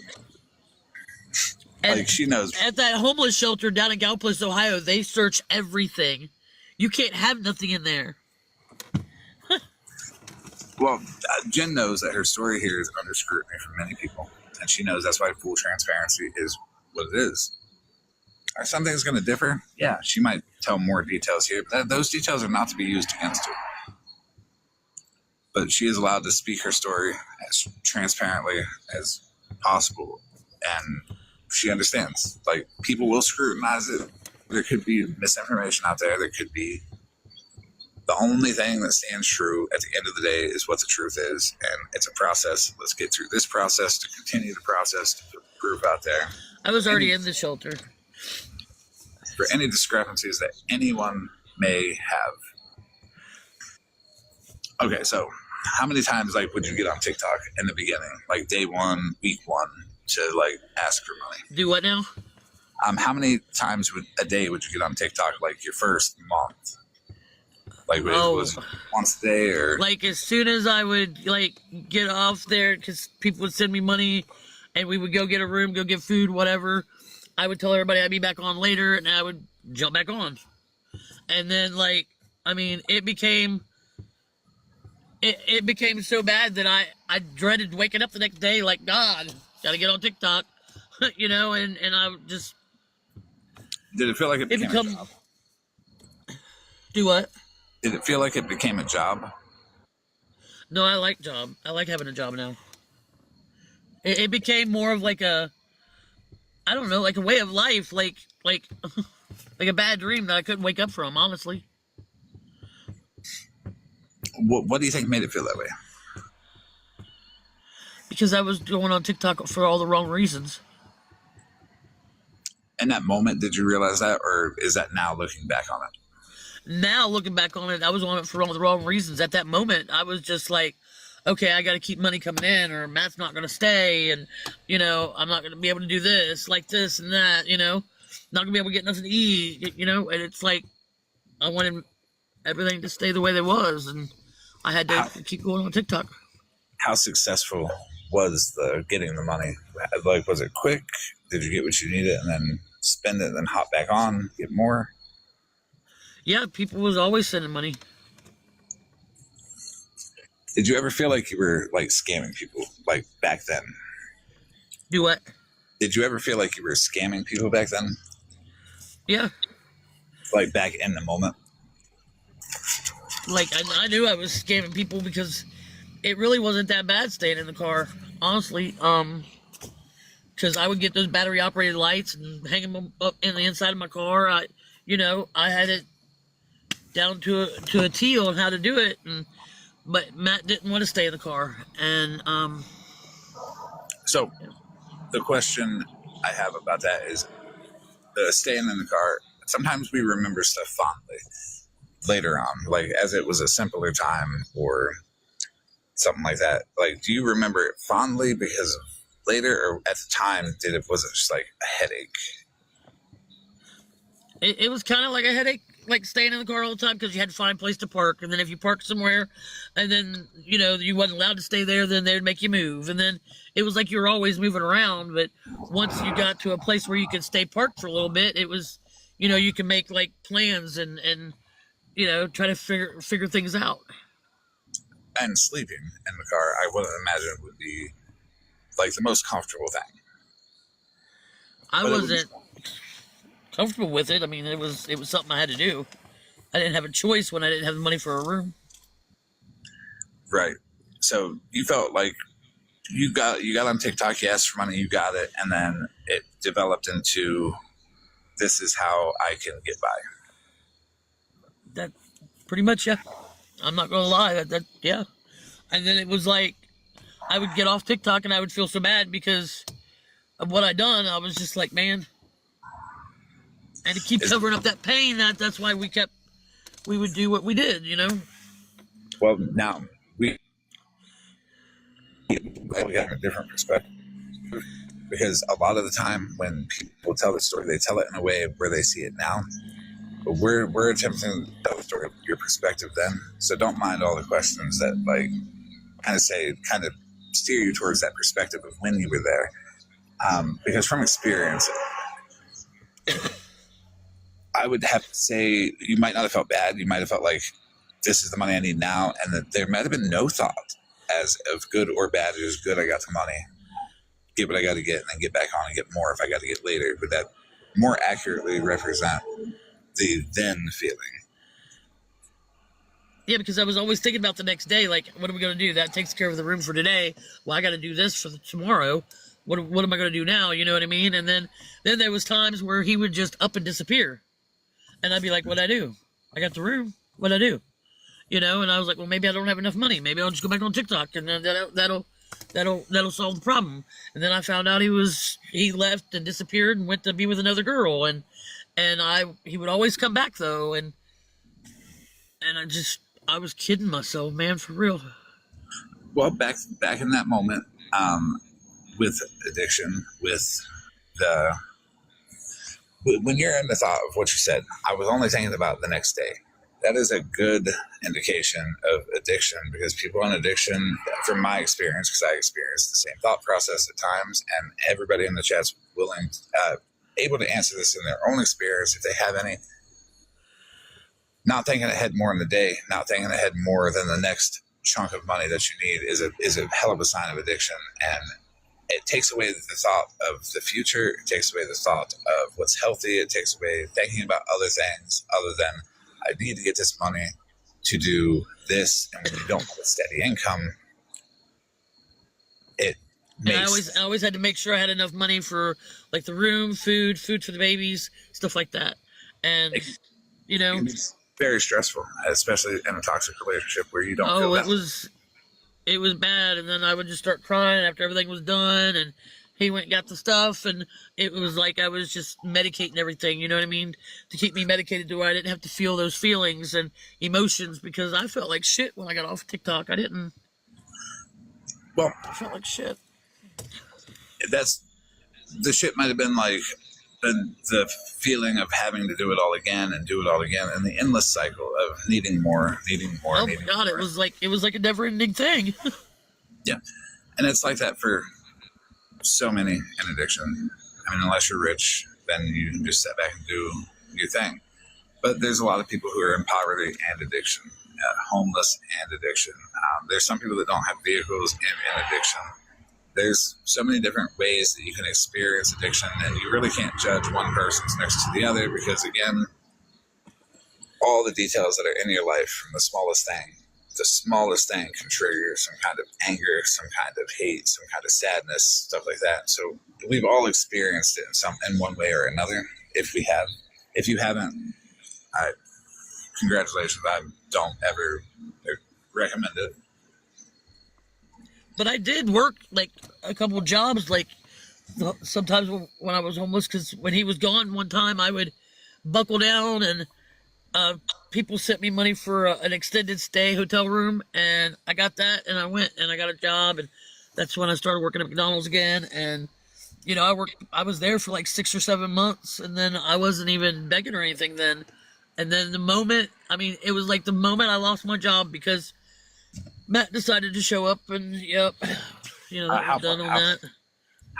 Where are we at now? Are we still in like the first month of this? Oh no, this was like I can't even remember the first like few months. It was like Well, we're just talking about around. We're just talking about general feelings for the time, the framing of it. We bounced around, and it was like we would get kicked out of this hotel for fighting, and it's like, why? I just asked him one day, why are we fighting? And I said, is it over the dumb shit? I mean, just drop it. Let's get real with each other. And I begged him, and how many months? No, I didn't beg him, and I didn't. I worked at McDonald's. Hold on, don't pay attention to the comments. Let them talk about it. It's okay. We're in the beginning. How many months did you beg? Did you ask for money on TikTok before you encountered people that wanted to like mod for you or wanted to get closer to you? Oh, there was a few of them. There was a lot of people. Like who was the one first of them? I still talk to. I don't know if she's still on TikTok anymore. She messaged me on Facebook and said that she got off TikTok because it was just too much for her. She was my very, very, very, very first mod, and yeah, and I still talk to her. I kind of kept her like, quiet because I didn't bring her up because she didn't want me to. One moment, Jen. And I would really appreciate a respectful conversation and a respectful conversation in the chat. This is my first time hearing it. I feel like I'm asking the proper questions. I'm getting details. I'm trying to keep it in line, not hopping forward, backwards, I'm keeping it at the beginning, going forward. I will shut the comments off. I will take this off live. I will take it to a phone call. I will not allow this to be spread.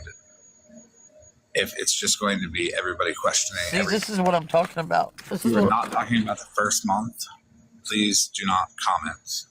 If you're not talking about it, because I've said first month, and then we're going in a timeline here, because I need to know the timeline from Jen's perspective. I can talk to everybody else individually about the whole thing later. But please, I'm asking for the respect that I give every single one of you.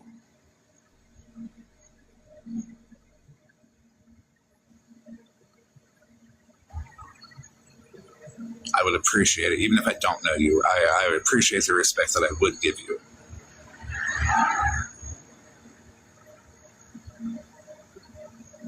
So you either want to hear it or you don't want to hear it. Or you want to sit here and not be able to comment at all.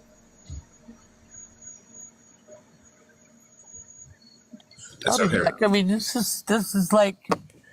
It's okay. It's not okay. This is what they do. This is what they do. This is what Rim always does. This is what they do. Don't freak out. I've already proved it. That's okay. It's shutting it down. It's keeping it in top line, keeping it in order. Nobody fucking can listen to fucking... I'm trying to be honest and nobody's fucking... I'll be back in a minute. I'll be back. You're good. Take your time.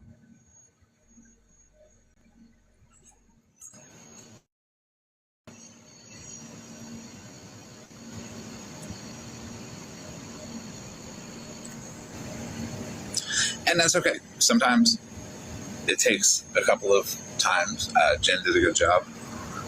It's just...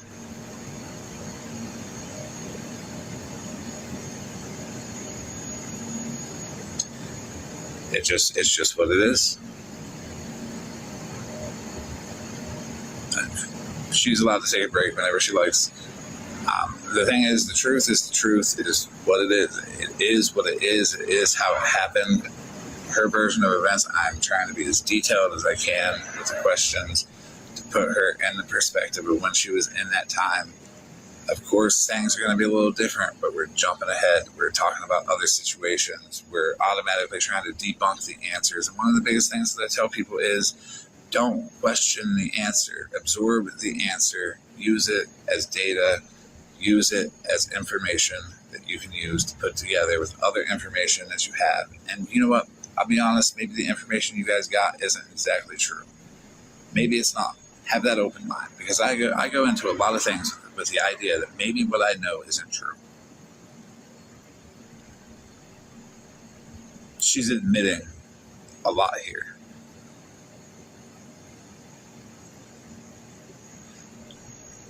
And JJ, would you mind taking the box?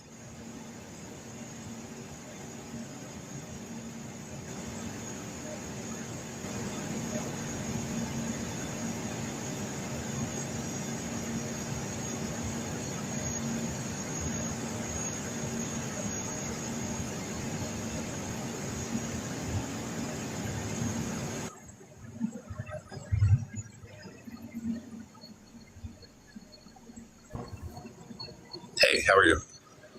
I'm well. How are you? I'm doing good. I noticed down in the chat you had said that they were fake tears and cries. 100. Okay. How do you determine that? We were part of the Facebook group, and it was constant crying every day, all the time. There were never any tears, happy, sad, whatsoever. That was kind of her MO, to bust out in a cry and run away. Would you mind showing me your degree in medicine or psychology to determine that you were qualified to say somebody on the internet is having fake tears or cries? You don't need a degree to know and watch people. No receipts gets dropped. Okay. Back to being respectful and allowing me to experience her story without all the stuff. Like, it's really easy. Just let me show you guys something, okay? We all know Lisa Richards, right?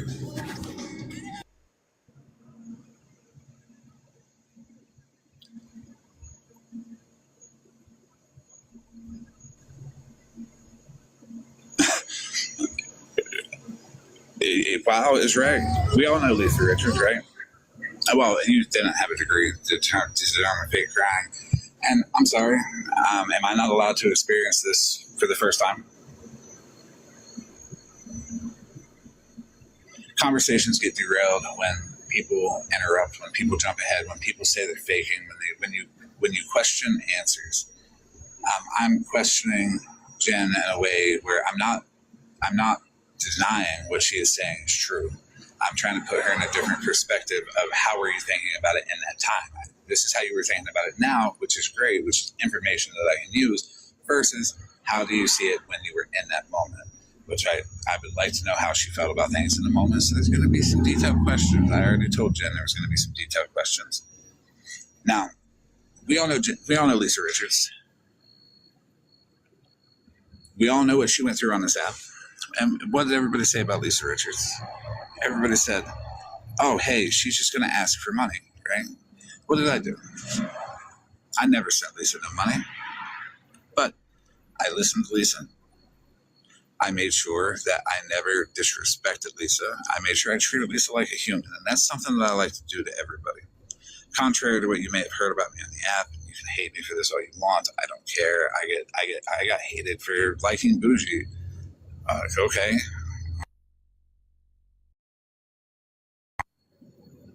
This is a message that I received from Lisa Richards. I found it months after she sent it. I believe it was in early December. Her main account got banned. If you would please like to read this, screenshot it, look at it.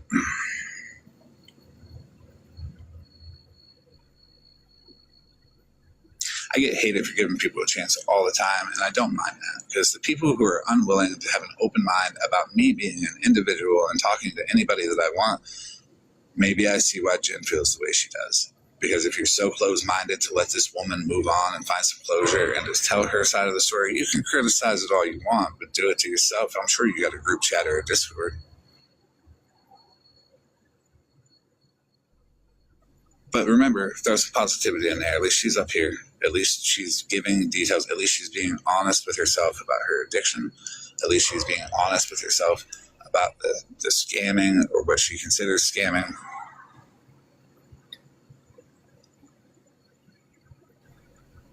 I do too, Just A. I like Lisa Richards.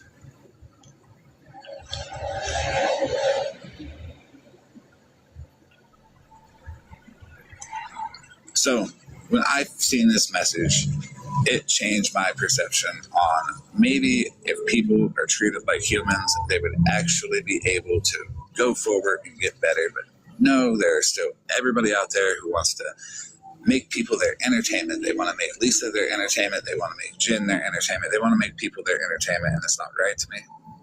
But y'all do you. You just ain't gonna do it here.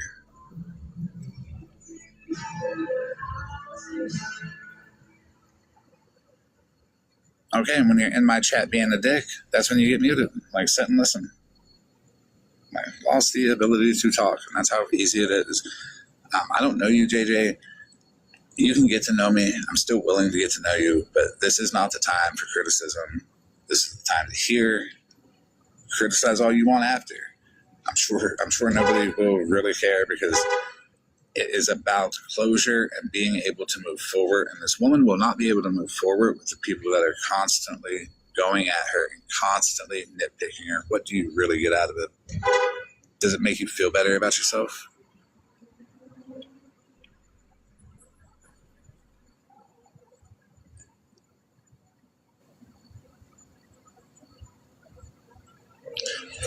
Free one? You're absolutely right.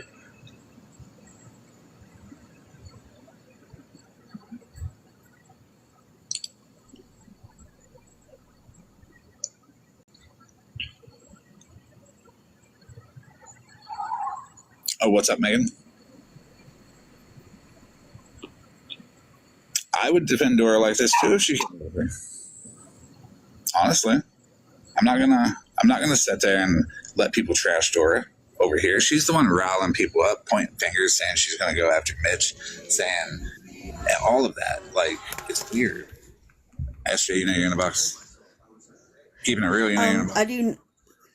I do now. I was trying to tap. Oh, okay. But I can stay up here. No, it's okay. Well, Jenn, I don't know you, honey. But listen, baby, try not to pay attention to the comments and just, get your story out. You can't be on here and let people. You got to be stronger than that. I'm not saying you're right and they're wrong. I'm not saying they're right and you're wrong.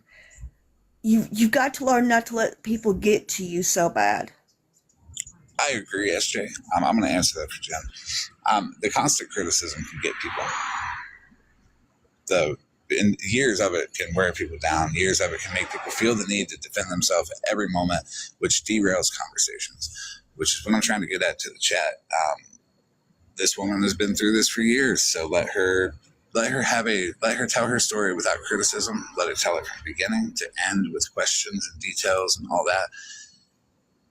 And don't derail it by criticizing. I just came up to say, Jenn, I don't know you. And I had a phone call, so I missed I missed pretty much 5 seconds after you got in the box. I too was judged, and it sucks. It sucks bad. And you may have done some fucked up shit. I don't know. But what I do know is that I'm not here to judge you because you didn't do any of that fucked up shit to me. And I believe in giving everybody an opportunity. So Amen. You gotta, and I agree with SJ, but I also know, and Florida Man will tell you from my experience, it's hard to ignore the comments. It's hard to ignore the shit that people say. It's hard. It's very hard. It'll get to you. But at the end of the day, you do have people that are like, hey, we don't know you. We don't know what you did. And you may have reason for what you did, right? And you didn't do it to me, so I'm not here to judge you or stand against you. Mm-mm.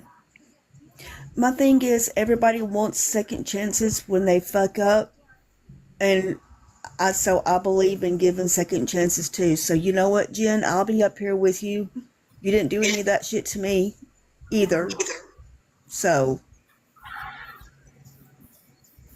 And my perspective. Well, those people that were that JJ is just Jules. And on my other account, I posted all of the chats that they had said about me. They had their own personal little chat. They were talking bad about me when they would come over and talk to me. Oh, honey. And then they were the ones that watched me. They were there the day I signed my lease to my apartment, my other apartment, and they seen, and it was no fake tears. I cried a lot.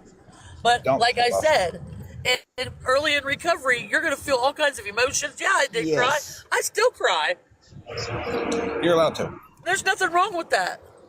People And are you're allowed. right about that. Can I ask you a question? Sorry. Go ahead. I'm going to be quiet. Do you feel like you can do anything at all without somebody looking at you saying you did it wrong?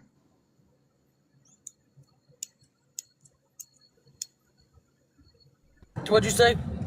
Do you feel like you can do anything at all without somebody looking at you saying you did it wrong?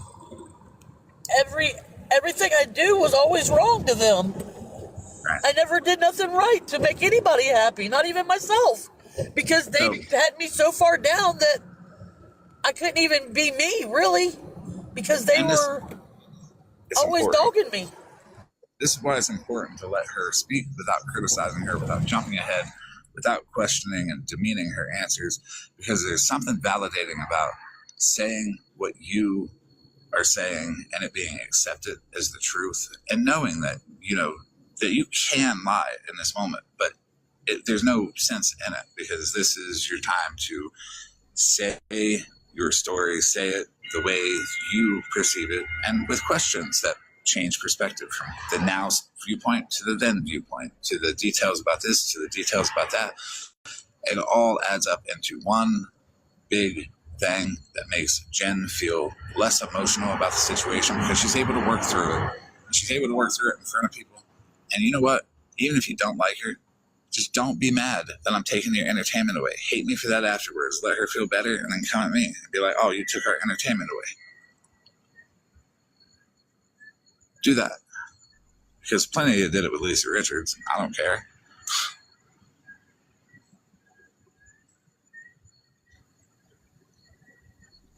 I do not care about any other version of the story except for what is coming from Jenn.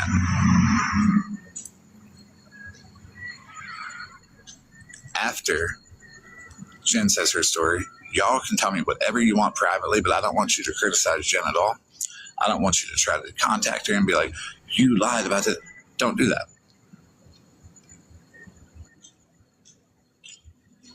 Y'all need to let this woman move on. Jenn, do you have a job? Yes, I do. Do you pay your bills? I'm a manager. Congratulations. Right. Do you pay your bills? Yes, I do. Are you on this app? I don't ask for nothing from nobody. You're not on this app no more asking for money, right? Damn straight I'm not. All right, chat. What more do you want? I'm so proud of you. I don't know you, but I don't have to know you to be proud of you. So, yeah. What more do you guys want that are criticizing? Isn't the point of awareness to stop people from begging, make them get a job and be an adult and pay their bills? What else do you want? Why are you criticizing still? Is it I'm not on this app every day. I'm not on here all day long. I'm not on here. I don't even come on here to battle or nothing. Because like I said before, I don't want nothing from nobody, because I can get it on my own. I can work. But people are saying it's been over a year since you've been on here begging.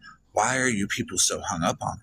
Why is everybody criticizing it? What is the big deal? Let this woman make her mistakes. Let her have her mistakes. Let her own her mistakes. And let this woman move on.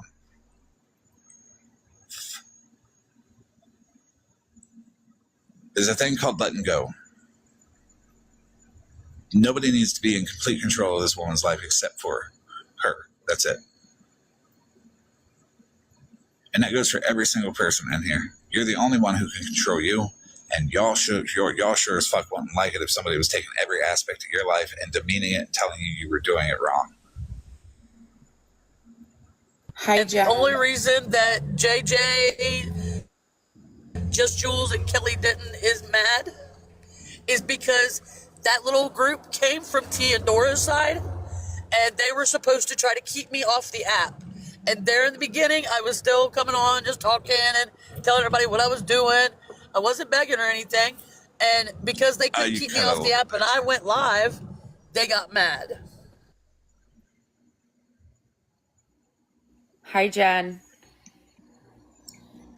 And hey, Blue Eyes, you can get to mute too. Hi, Megan. You can listen. If you're not respectful, you can't talk. And I don't know, I can't hear Jen, so if you want to drop and come back up, can anybody hear me? I hear you, Florida man. I hear Jen too. Okay, would you mind dropping and coming back up, Jen? I can't hear you. I think it's TikTok. I sure will. Okay. Oh, I can hear you now. You're good. It's probably because I'm in my truck. And it's a piece of shit. Sorry. But it's yours, right? Yeah, it's mine. I want it free and clear. Well, it's not a piece of shit that it's yours. And you should be proud of it. And I'm getting ready to trade it in and get a new vehicle, so surprise. Right. I don't care who's mad that Jen is on the app talking. Be mad at me. Jen, could I just say something to you really fast, and I'm going to drop, honey, right? There's a lot of people over here that want to hear your side of the story, right? We all sat back and listened to what they had to say about you. A lot of us don't know your story. I know your story. I've had personal conversations with you, right? But I think that in order to let this go, I think you need to stop focusing on the negativity that is being brought your way and just let them be them and don't listen to what they have to say, right? We had this conversation before, right? Like that's not healthy for you and your sobriety to go back to that place that you didn't like when how they're treating you. You have a lot of love and support and people want to hear your story. So if you focus your time around people who want to be there for you, that's going to help you grow out of this a step further. And it's a good thing that she took a break and that she dropped and then she came back because she was able to gather herself and that's a big step forward as well. That's a big thing to look at. It's the overreaction is not there. The response is not there, and it takes away the ability to have that response. All right, I'm going to jump down in the comments. I appreciate you, Megan. Absolutely. Thank you, Megan. Thank you. I appreciate you, Megan. Jen, you know how to contact me, honey. I know. Megan's very good to talk to as well. Ain't nothing wrong with Megan. If anyone's struggling, I'd recommend contacting Megan. Yes, I have. I've talked to her, and I've also sent her a lot of information, and yeah. And it's okay. And whoever you feel comfortable talking to, I can guarantee you that Megan is not going to do what other people have done, like flip it, turn it around, and try to use it against you, because she's not like that. There's a lot of people that aren't like that, but you ran into a lot of people that are. And, right, Megan?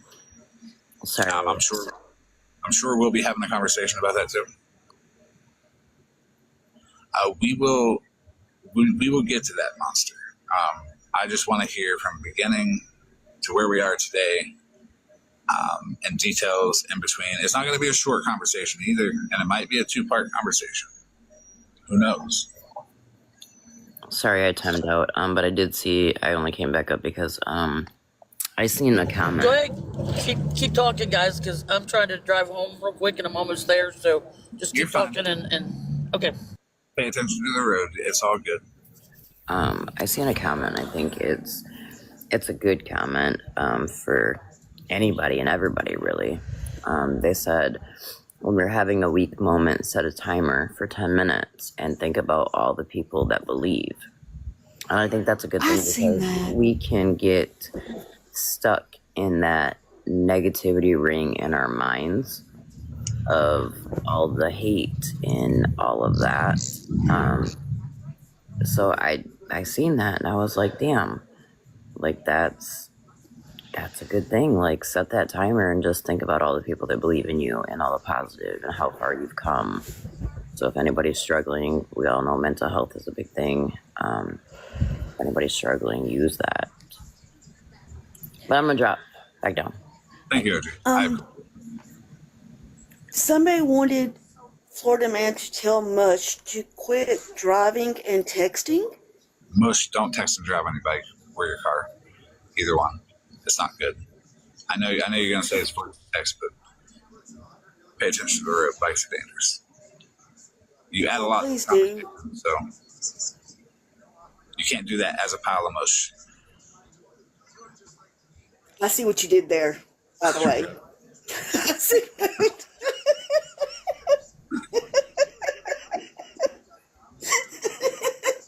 That was good. That was real good. If you want me to drop, I can. I just thought I would stay up here and give her some extra positive support if need be. You're a very positive person. It is up to Jen completely. I know you're not going to, It doesn't matter to me either way. It's not going to make me mad or anything. If she wants me to drop, I'm cool with that too. It is all up to her. I'm good with whatever she is comfortable with.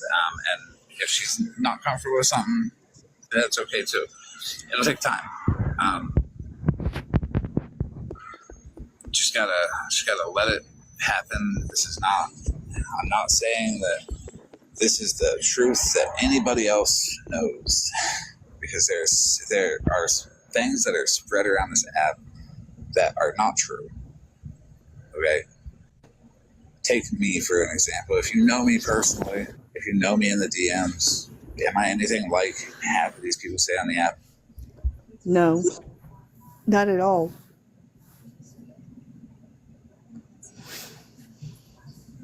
But that's the truth some people know. Because it was spread. Negative information spreads 6 times faster than the truth and positive information. It's so easy to become just so enthralled with the negativity because it gives you this rush that you just keep spiraling down. You get into a group chat with people and then you just go down, down, down. And you get worse, worse, worse. And then you just develop this hatred. You're just an awful person for a while until you can break out of it. And people can break out of it, and I hope people do break out of it. I hope people understand that it's okay to let people move on. That whatever job that you felt righteous enough to feel to tell this woman to get off TikTok and stop asking for money, well, congratulations, you did it. She's working, she's not on TikTok asking for money. What more do you want? Because I'll tell you what. And she's clean. Right. When it comes to Lisa Richards, well, getting her son taken away sure wasn't enough. She had to lose her house, and then when she lost her house, it still wasn't good enough. It was now she was a piece of shit for losing her kid. But y'all took it. Y'all called CPS. Y'all did all this shit. Y'all pushed that woman, and y'all destroyed that woman's life. And anybody who participated, I hope you're happy. I don't know. I kind of think differently about that because the kid was in an environment that he didn't need to be in. She loved her kid. She did her best. I don't doubt that. I don't doubt that at all. And I know she did her best. But sometimes the environment is so bad that they don't need to be there at that time. I do not doubt that she loves him. See it from my perspective. Lisa was always housed when she had her kid. But the second she lost it, she lost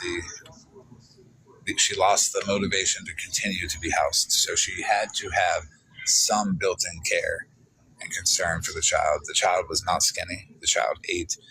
Lisa would beg on TikTok and get the child Roblox money. Like, she wasn't greedy with the child. She bought the child. So sometimes I did not grow up with the best childhood. I love my childhood. I would never change it for nothing. But if it was put on camera in front of the world to see, and my mother was criticized as Lisa was, it's the internet's fault that any negative situation that happened when they started constantly criticizing her broke Lisa down. Who can take criticism from people when you can't even get online and socialize? I could see that. And maybe the answer is a combination between the two opinions. You know what I mean? I don't think anyone's like, I don't necessarily think your opinion is wrong, but I don't think my opinion is wrong either. So maybe it's a combination. Would you agree that if the internet wasn't nitpicking her on everything, if the accounts wasn't coming in, the family names, if people weren't calling and having her wellness checked all the time, do you think if the internet just minded their business that Lisa would be able to survive?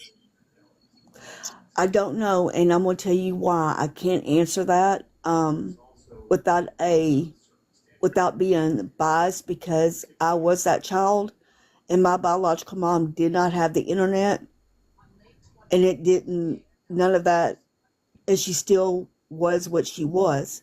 So I can't really answer that in a non-biased way. I feel that. I respect that too. The bias does have a lot to do with it, and I know details that you've told me that I won't say here, and you don't say here. Right. Because we're all a piece of shit now that we let Jenn in the box. Said nice things to her. We're all garbage, but I've been garbage, so it's all right, guys. That's okay. If being garbage is this, I'll be it all day, every day. I'm going to do what I feel is right, and I'm going to love on people. And if that makes other people call me a piece of shit, then so be it. Right, and that's how I feel. The people that care and see it. No. Hey, Bougie, what's up? Hey, so, Bougie! Hey, babes. To kind of touch on what you were saying, SJ. Listen, my brother and I were taken from my biological parents. I think I was 18 months old. All right, and I had no, Jenn. That's figure speech.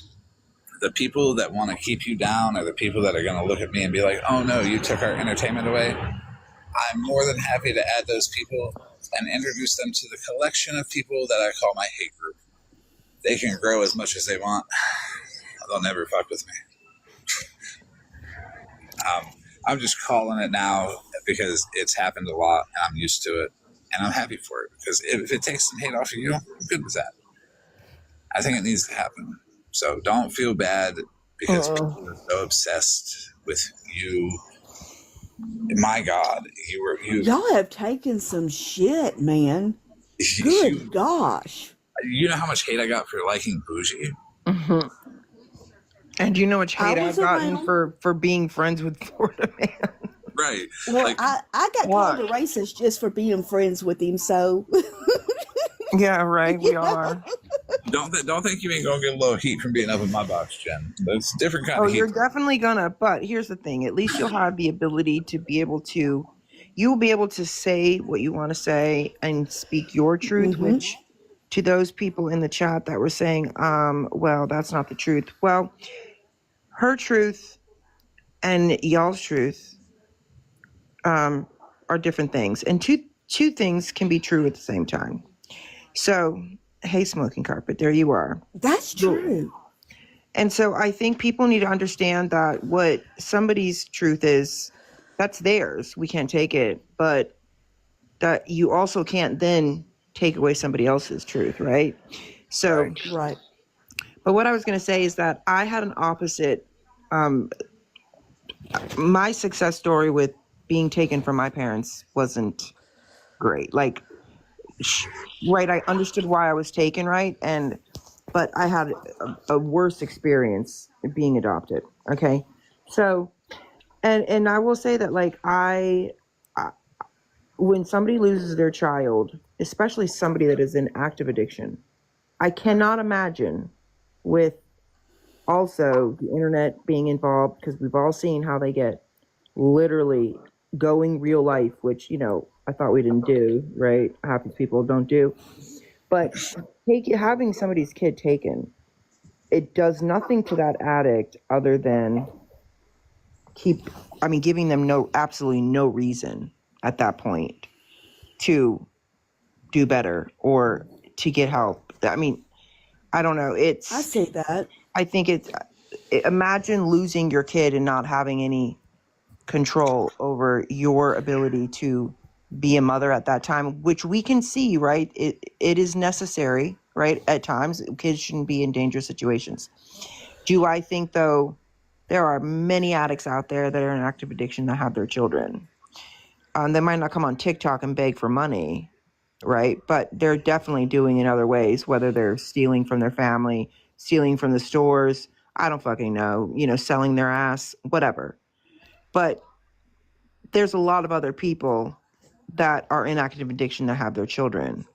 So I think that whenever, you have the whole world, in your business, just dogging you down. Nobody was, listen, my thing with Lisa Richards was always, I mean, why are we not bringing awareness to addiction? Because we've all heard, and I'm not an addict, and I'm not like, but I have family that have been, but we always talk about the addiction, right? And that's not the person. That's, the behaviors are the addiction, right? But it's not who the person really is. So by harassing her, having her kicked out of her home, calling CPS every 5 seconds, doing all of these things, trying to really, what were they really trying to accomplish?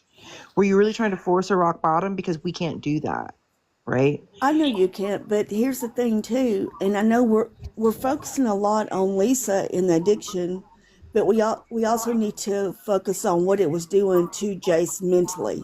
And there was a lot of times that he was very upset with her. I'm sure. That's natural in any kid's life, though, with right. As a parent. I think because it was Lisa Richards and she was on TikTok is why a lot of these things were done. Because again, those addicts that are out there that have their children, those kids don't live any different of a life than Jace lived with his mother. Right. But they didn't have the whole world invading their life and trying to see. I would have loved for someone to take me from my mom. I'm not gonna lie. I begged for it. So my childhood was just that bad. Right. I grew up in a poor home, but I became who I am today because of it. And there's a lot of details that a lot of people aren't super aware of. Grandma's aware of a lot of them, where Abby and them were brought into a Discord to talk trash on their mom, to leak details, to wow. Yeah, there's a lot of details that they ruined the entire home life and the trust that's built in it. Because as I did grow up in a poor home, there was a hell of a lot of trust between people there. And there were pictures Lisa shared while she was sleeping. There was a lot of stuff done. But at the end of the day, it's manipulation, and it's manipulation for content. And Lisa Richards is the prime example of people love to make that woman content because she's the most famous one. But I see a lot of people that like that kind of shit where they come on here and they want to they're not doing anything to intervene on behalf of the child. That's not their intent. Their intent is to get at Lisa. Their intent is to get at Gabby. Their intent is to I can see it maybe just because I wasn't super involved. It was the same with Hippie Harley. Nobody wants them to get better, right? Because if they get better, then they have no content, right? Number one. But they really were their intent is obvious. They're not looking out for anybody's best interest. They're doing it to dog her. They're doing it to take everything from her, and they're doing it to get her, honestly, a lot of people I think are doing it till she OD'd, frankly. I agree with that because Bougie, do you remember Ashy Cat? Hold on, I didn't hear you, SJ. What? I'm sorry. So y'all are basing it on the intent because I just automatically I am. The intent was to make the child a better home. I never thought about it being a hateful intentions. I have to intervene here. That is where the misconception sets, and that's okay for SJ to see it that way because that's how it was presented to people, and that tells you that SJ is a nice person. She's fairly innocent, and it's not that you're gullible, it's just you don't look past the curtain to see what could possibly be wrong, and that's okay. That's great. But we also look at things based off our own life experiences, and so I can see why SJ would think that, right? Because of her own life experiences, right? And that's how we are. Most people, right? People that aren't fucked up individuals, that's how we think, right? But I mean, it just, to me, I didn't get super involved in it. I saw it, I heard about it all the time, but I would go in there and read the chat a lot. But it just seemed to me that the intent was really to take everything from her, not to help her child, but to take from her. It was we're going to get a one-up on you type of a thing, bitch. Like that. Do you guys Hey, one second. OG, I got to answer Mallory. I still have the screenshot of that, Mallory. I defended you. Even though we were mid-beef, I was like, no, Mallory wouldn't do that at all. And I don't know why they tried to do it. It was weird. Hey, I had to go do some creeping because I woke up in the middle of the night. I had to go do some creeping. I want to know if y'all need some bedtime snacks. I just wanted to ask that because we're burning the midnight oil. We only Slim like vegetables. Jims. We only like vegetables. Okay. I want Slim Jims. We're all Okay, vegetarians. I got some bedtime. I'm not doing. But so check this out. I went on my other account to my other account, and I had to go creeping in T's live, right? And Jen, I guess you're the topic of conversation. I'm gonna assume you're Jen because you seem to be all over the internet right now. But I just want to say this: those bitches over there are about dumb as fuck, and let me tell you why. They literally, out of their toothless ass stank breath mouth, said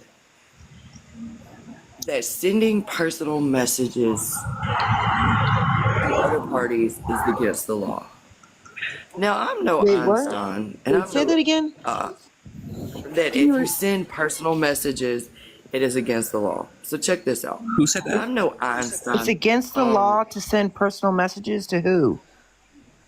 Okay, so the illustration was Jen sent personal text messages to T and Dora, I guess. I don't know. So, let me say this.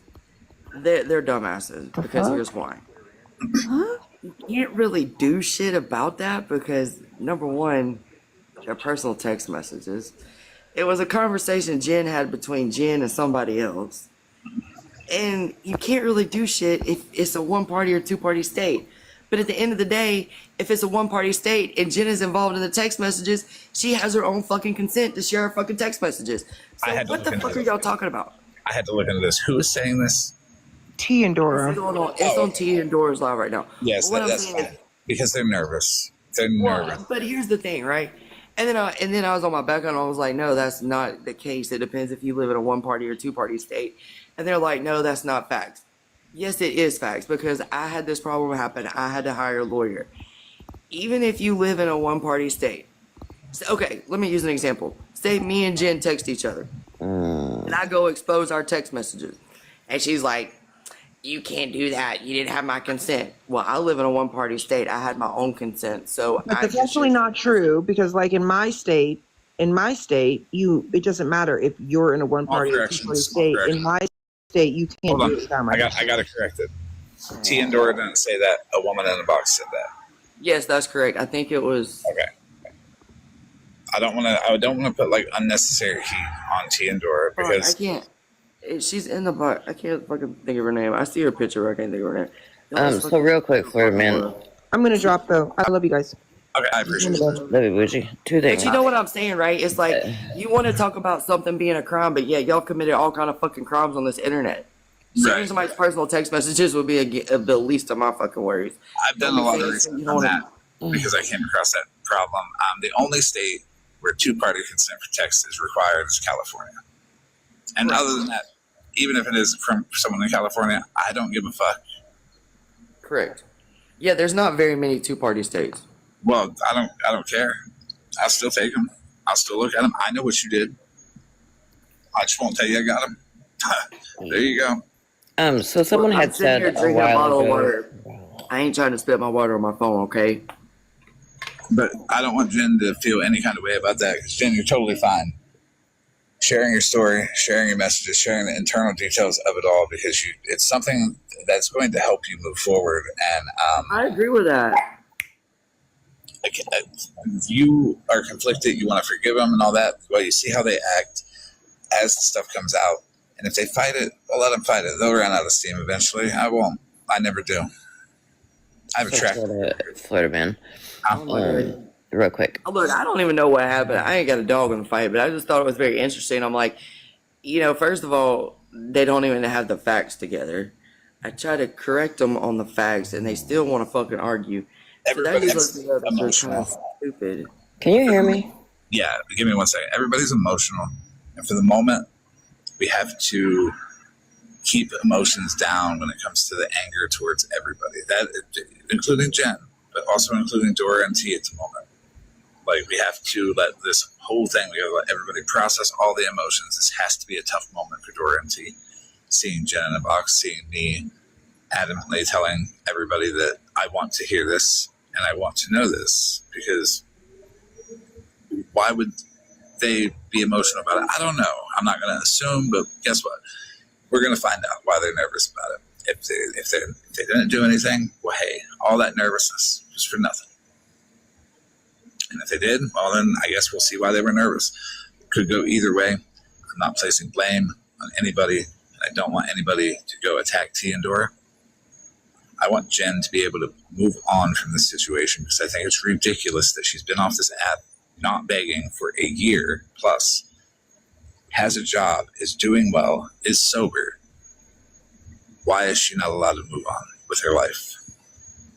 Hey, kudos to being sober. Like, let's give you your props where your props are due. Like, that's better than some people do on this app. Like, I'm not even being funny. I'm being serious. So, like, kudos to you for doing that work. The only people that are saying that is Kelly Denton, JJ, Stop the BS. They're all over in T's box right now. The ones that couldn't get their way here in this chat is over there talking in their chat. That's the name. Stop the lie. It would probably just be better not to bring anything from over there over here. Yes. That would probably just kind of be the best bet, because the man's not trying I don't to want people start being lied on and being like, that's not fact. Like, you have to, like, it gets very tricky. But Lala, you and I both know over there they have dry ass bones, so.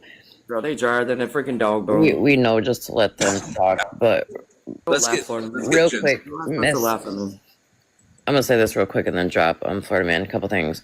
So the point to Lisa and Bougie made a very good point, bringing up how it's not the care, SJ, for people to want like them to do better, right? There was a creator by the name of Miss Ashy Cat on here.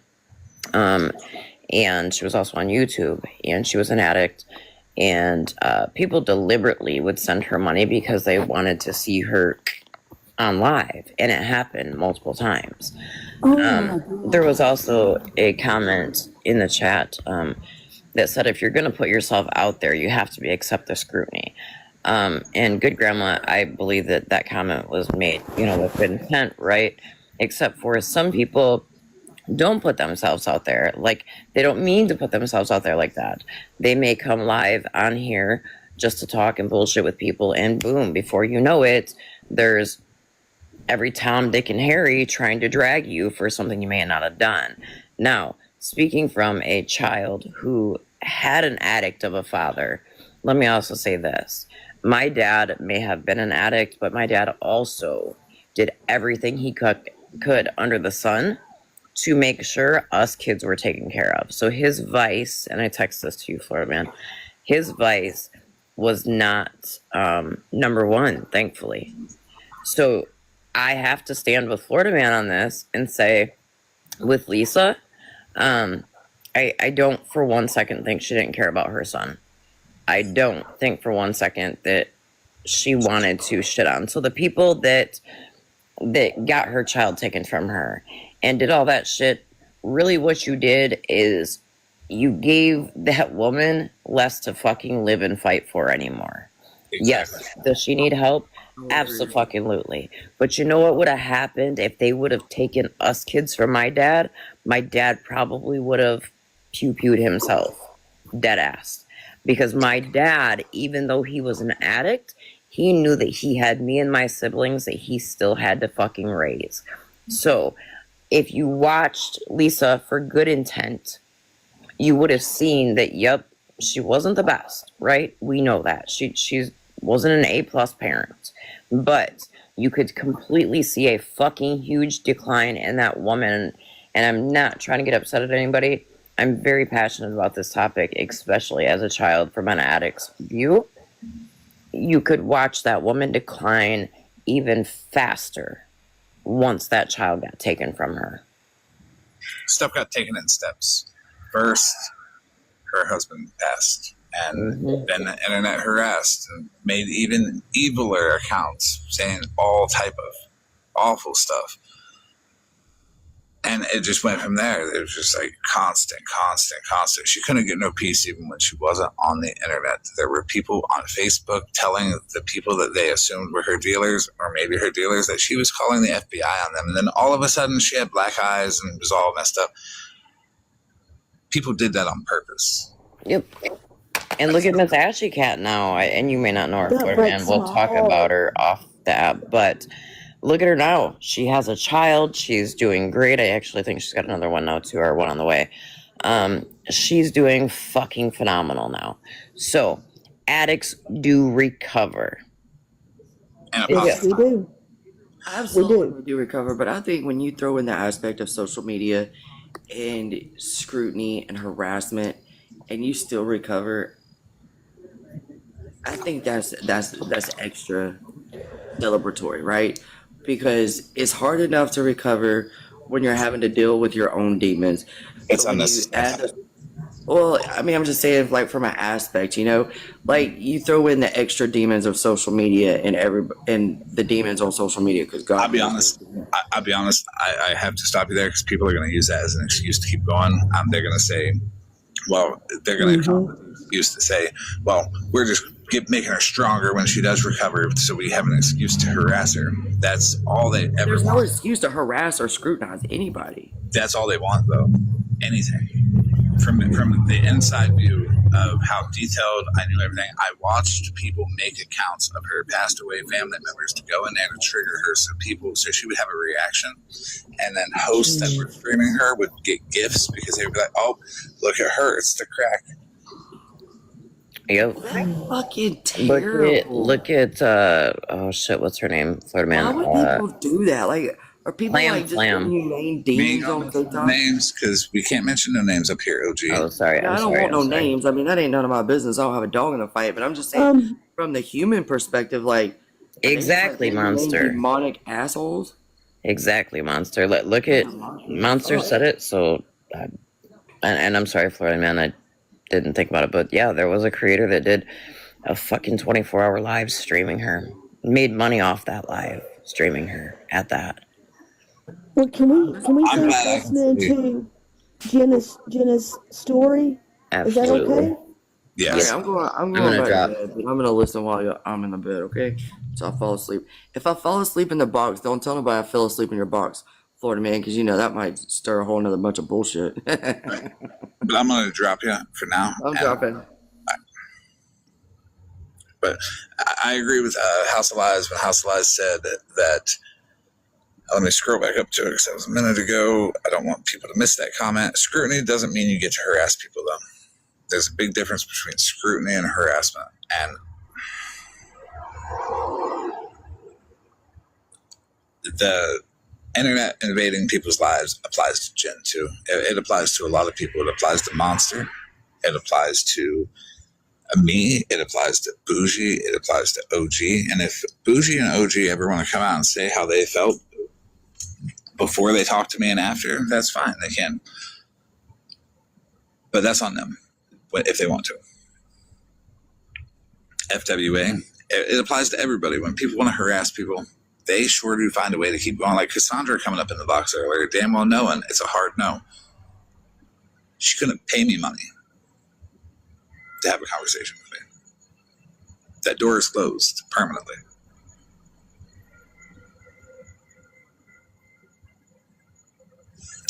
Jenn, are you good? I don't know, because Dora is streaming us, and they're talking about everybody that was just saying something, and anytime I say something, they flip it. And they twist it like they always have. Are you watching them? I was on my other phone. I turned it off. Yeah, don't watch them. I couldn't. Don't even worry about them. You know why? Because people who are in a negative mindset, they don't even matter. What do you have to prove to them? Nothing. You did what they forced, right? Don't worry about what they said.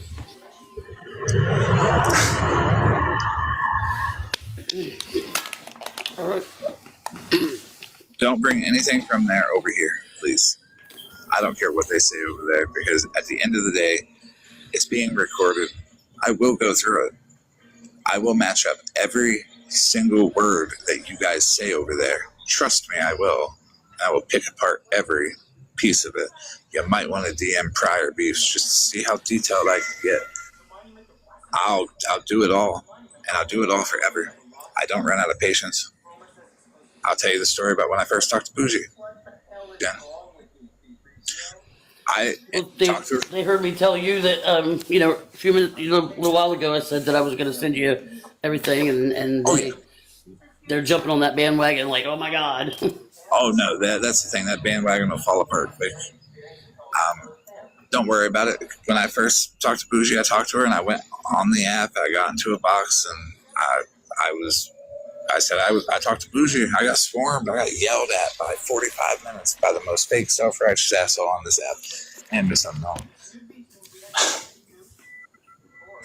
And I'm just like, damn, what y'all hiding? And I see their behavior as behavior that I pay attention to. And I apologize, Monster. But if you could message them and just tell them to chill and have a chill live, don't worry about what's going on over here because they're acting awfully guilty and it's making me suspicious. And a suspicious me isn't a me that lets things go.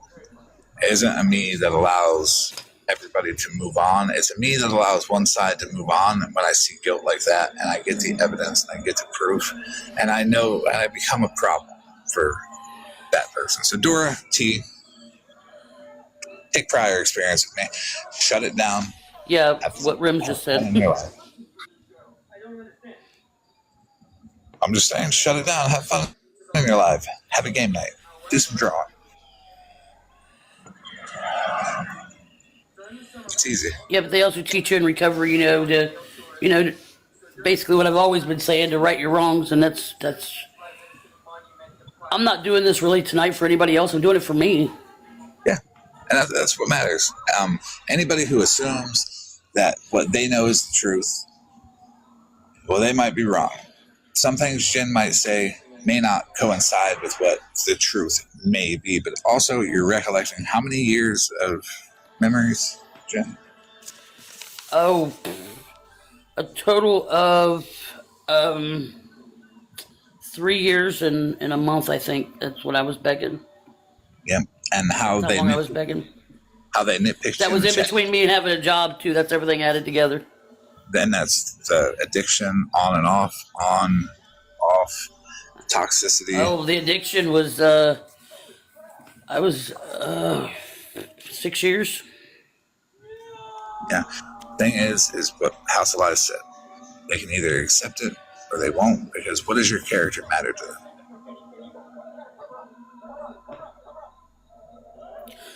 All I can say is I'm just showing people that you can. I put myself, basically in the ditch, at the ground level, and look, in this short time, look how far I've come, and this just proves to people that on this app that, even though you do wrong, you hold yourself accountable, which I have. I do every day. To yourself. It's for you. Yep. It's not for anybody else. Yep. I have a post-it on my bathroom mirror, and I tell myself every day. Because I don't want to ever forget where I was, because, you're not supposed to forget where you was. Right.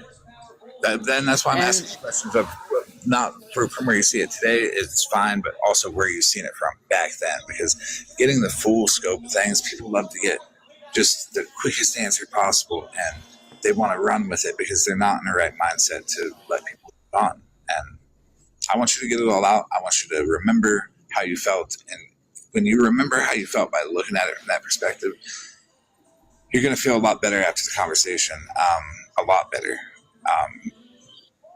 And it doesn't matter what anybody thinks. If they want to hate me, they can. They already did, because they know how I am. They see me with Lisa Richards. They see me with plenty of other people. They know how I am. And it's just like when I was talking to you on the phone, I get emotional. Yeah, and that's okay. I'm still learning how to control all that, and if I cry, that's my business. Right. And you're allowed to. But I do cry a little bit too much though sometimes. So. It's okay. It's okay. You're doing better. You're doing much better. It's the fact that these people have, played me on being my friend and stuff, and I'm scared to go out here to make any friends. I go to my meetings, I go to my counseling, but I come straight back home.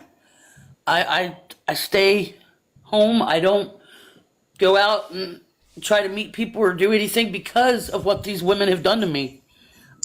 These women have totally destroyed my way of thinking on friends. I mean, and that's what I'm always thinking, if this person wants to be my friend, are they going to do me dirty like the other people have?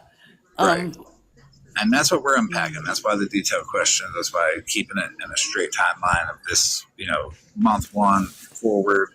It's okay to hop ahead a little bit because sometimes we do things in month 8 that we might revisit in month 18, and it's natural to want to jump over that. But it's good to keep it in line and keep it going and then correct it and go backwards, and then we'll get to that part again. But we might get to that part in a much more open way when the conversation is able to freely flow and you become comfortable without the criticism of the chat. Because I will shut the chat off, or you will get muted immediately. Criticize one time, that's it. Get out. You can't talk no more. You can still listen though. Hey, Jenn, I just wanted to tell you, I've been clean for 21 and a half years, and if you ever need to talk about addiction, or if you ever need just a pick-me-up or an encouraging word, just hit me up in my DMs, okay? I got you. Okay. That's all I needed. I appreciate that. Thank you. Thank you, Ashley. You're Now, Jenn's also not up here to get money. Like, that's weird if they say that. I can only assume they did.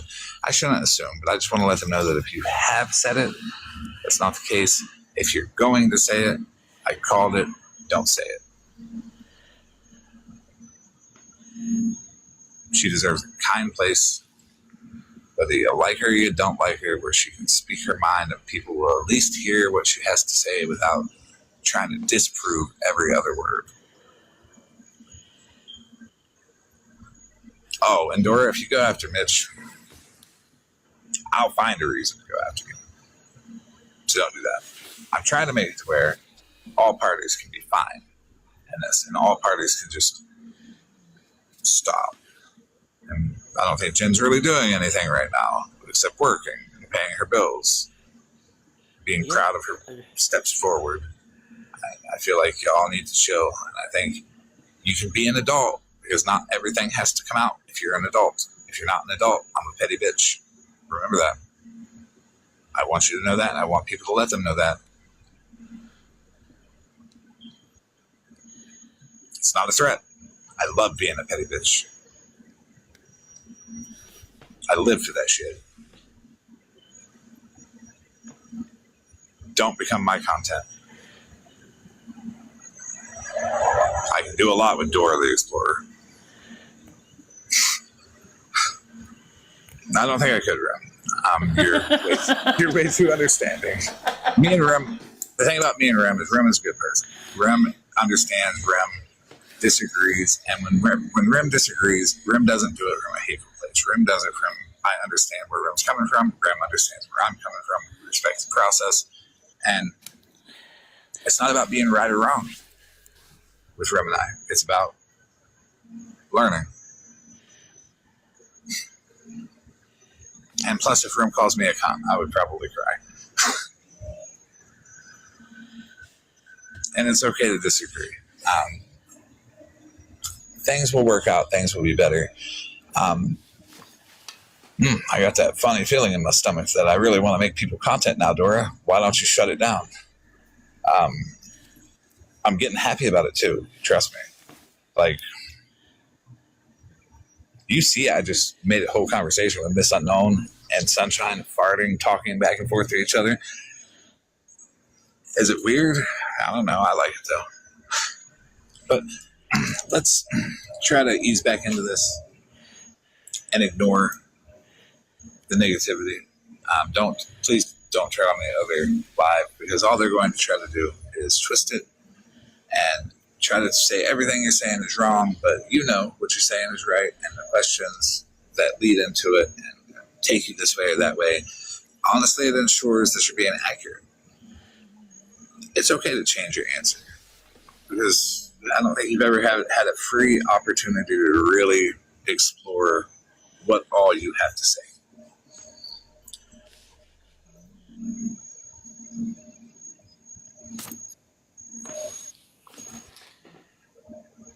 Okay, so where were we? We were let's start like either now or never.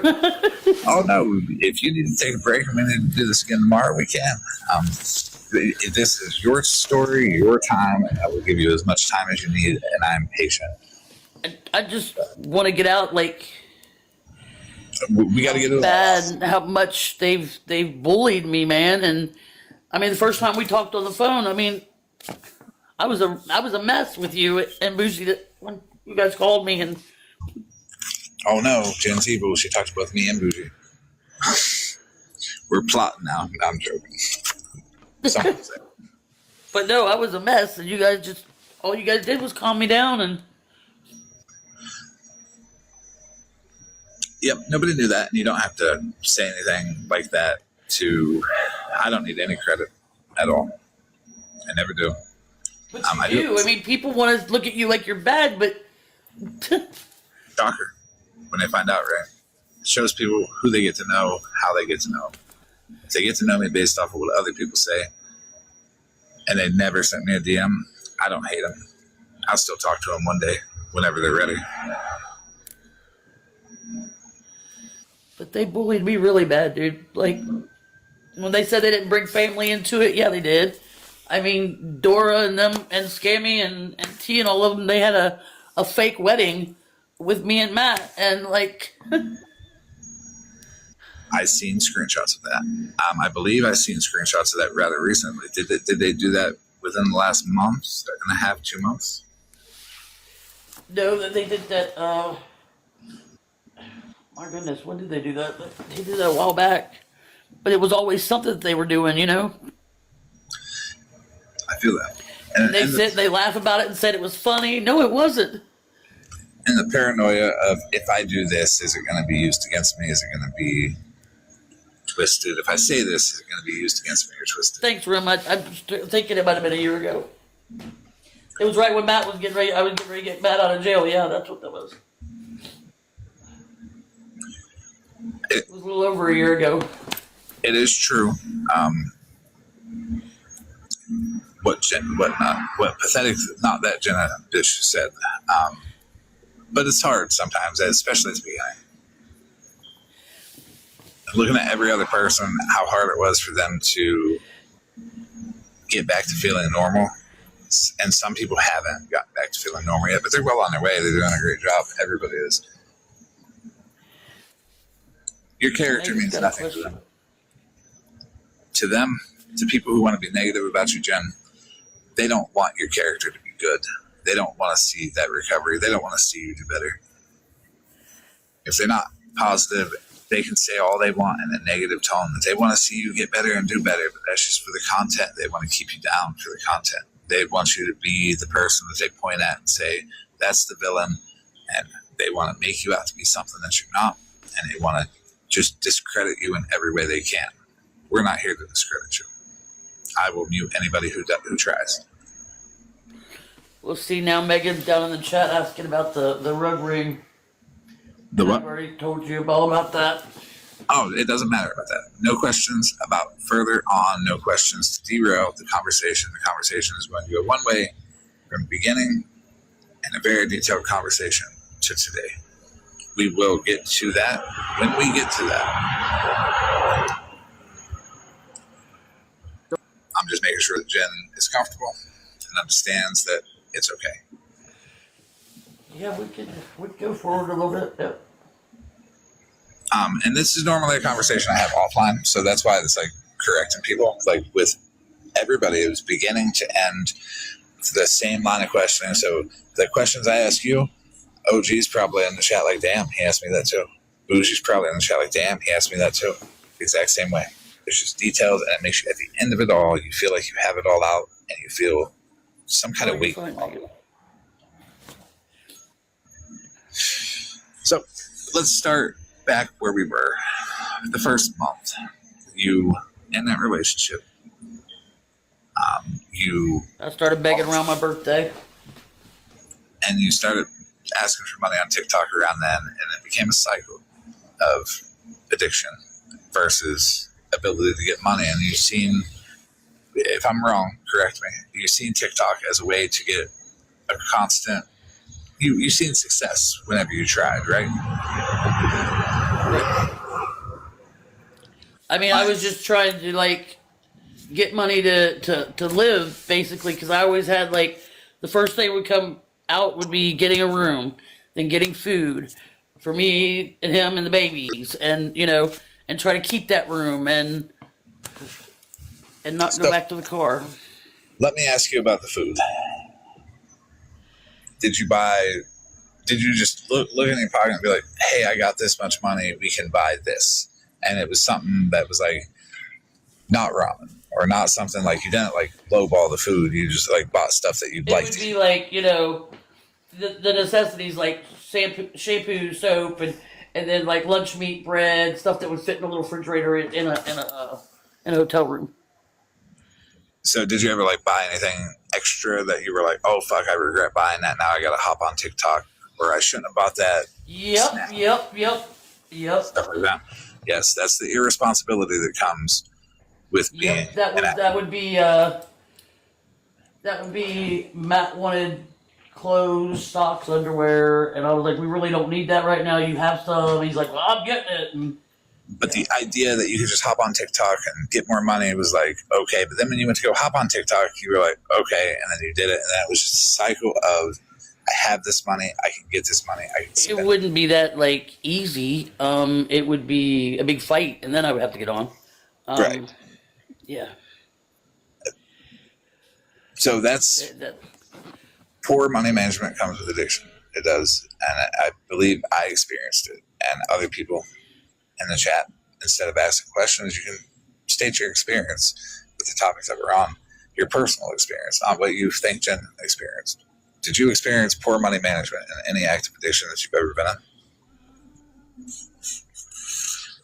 And a big part of this is to show Jenn that she's not alone in the way that she lived. She's not alone in the way that she felt and her behaviors and activities, that she is not singled out as the only person that has experienced this.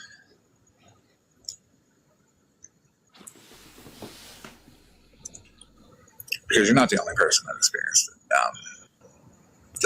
The aspects of it, not your individual trauma from that, from your relationship and all that, that cannot be compared to anybody else, because nobody lived it in your mind. Nobody lived that whole experience as you. The sad part was, I did it. I went on TikTok and begged and got money, and it was always what Matt wanted. It was never what I wanted. That's not sad. You did what you had to do to survive. Right. You did it in the safest way that you could. And you put genuine care and effort into your relationship. And like I said, that shows good character on you. It's bad character on the other for taking advantage of that, for being lazy, for not standing up and being like, I can do something too. The fights and the arguments may have been 50-50, but you got to understand that that was not your fault. It was not a flaw on you to care about your partner. It was a flaw in him for taking advantage of you. Because as the fights are 50-50, the care has to be 50-50. The give and take have to be 50-50. It can't just be do this and then you get stuck in a cycle of doing that, and then you argue just to get basic human decency and some sort of freedom. That's on him. But what I was at some point, in there, I was always like, when I was with him, I didn't want to be with him. But then when he wasn't around, I wanted to be with him, and it was just like confusing. But people aren't simple. That people are confusing. What you felt is what a lot of other people feel too. Being familiar with a person is a something, especially when you've been through trauma, especially when you've lost family members, lost things. It's just the idea of losing something else sometimes that draws you back to that person, and that's also not your fault. You should never be blamed for going back to a relationship. It's okay. Because it's like right before I lost my apartment in Franklin, you know, he was gone, and I had a job then, and this was before all that happened, and then it was I felt so good that he was like gone, you know, and then one day I get a knock at my door, and I go to open up the door, and it's him, and I was like, oh no, and I went to slam the door, and he put his foot in the door, and it was just, yeah, that was it. I could never say no.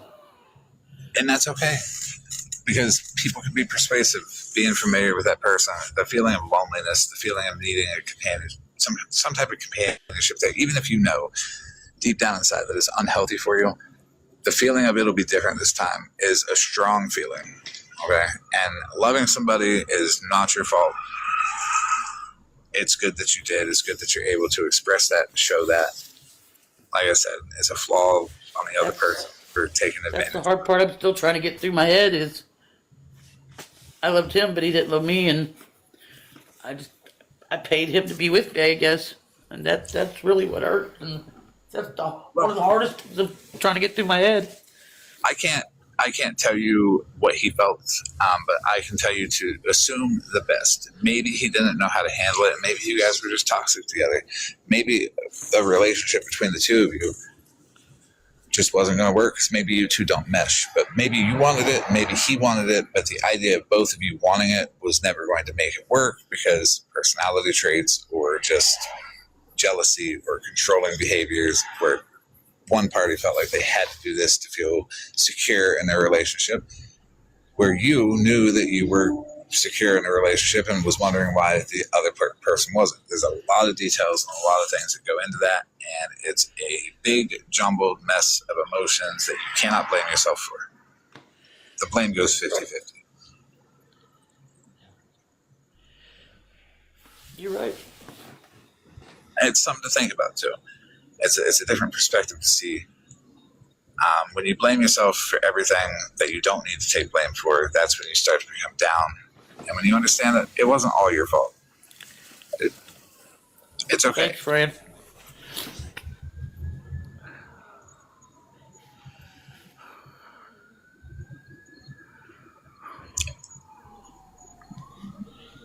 What happened? Nothing. Fran was coming in. It's one of their fake accounts that comes in here and says that I'm a piece of shit. That's okay. But who's really the piece of shit? It's nothing but positive in here. I think I'm being very fair with my conversation with you. You have to look at their negativity as a way of them trying to keep you down, and this is your way of getting through it. Because after this conversation, trust me, you'll feel a different way, and that feeling will grow day after day. And this isn't the only conversation that we can have. Even if we get through the whole conversation tonight, like I told you, I'm not going to not talk to you. We're still going to get them receipts, but the clear-headedness that you'll feel afterwards is good. Because those emotions will be untied, they'll be gone, and you'll have a good way to look positively at things. I mean, if you guys knew about everything that he did, and it's just crazy. Not any details. Why did I put myself through that? Well, you're not alone in that feeling. There's plenty of people out there. There's so many people out there that are going through it now that just wonder why they're putting themselves through it. And human emotions are one of the wildest things. They make people do dumb things. They make people be negative in times when they should be positive. And I can absolutely see why you've never gotten the opportunity to talk, because people are wild. And the toxicity of the relationship, as Hasselite said, it makes you do crazy stuff. It removes critical thinking. It removes any logical thought process, because you're looking at a goal of a happy relationship, and you're taking steps that you feel that you should be able to get there with it, but it's just not working. And then it's just like a mind fuck. It's like, what the hell? Why is this not working? Because it should be working, and you, and it's confusing. It's not your fault. I believe her, Charlotte. That's another one of their accounts. That's okay. I believe you. I used to have all their accounts wrote down, and I'm glad all those notebooks are gone, honestly. Look at this positive in the chat. Look at Rem. Not attacking you. Look at Rem being considerate and willing to hear. That's what you got to look at right there, is Rem. Being considerate, willing to hear. Everybody else that comes in and wants to be negative, that's okay. Let them. And Rem's a mod too. Rem could be muting you and all that. Rem's not doing that. So there's a big positive there, Matt, that you see some change already. And it's way less negative than I'm sure it would be if people were allowed I was about to say that. Rem hasn't said the C word at all. Right? Now, after this conversation, Rem could. Hey, She probably will. Probably will. But at least for this moment, Rem is showing you the kindness and grace to speak. And Rem is listening. Rem isn't just not paying attention. Rem is listening. Oh, Teresa, the one that you just muted, she's good. She's not the Teresa that you guys think she is. She's a good person. We'll unmute that, Teresa. Correct, House of Lies. Nobody thinks it's weird to go after someone for just talking. Just saying their side of things. She's actually been here every step of the way too. Yeah. That's perfect. We'll unmute that Teresa that just got muted. If somebody could. There we go. It's unmuted. Thank you, Jenna. Wouldn't we all? Florida man definitely would be rich. I would be so rich. But I don't mind the negativity because I know where the negativity comes from towards me, and it's a place of hate. For what reason? I don't know. I ruined their entertainment. I told the truth on them. I don't tell the truth on people to hurt them. I tell the truth on people in hopes that they'll see where they were wrong, and to also show people the red flags. But I still encourage people to give people an opportunity. I still encourage people to go talk to everybody. It's a big tell about what really happened to you. And people are seeing it with the negativity that keeps coming in on the troll accounts. People are seeing it with the negativity that's in the other live and how it's positive and calm here. And you're not doing anything to hurt anybody because you are not yet speaking on people. We're speaking on you, just lead up to it.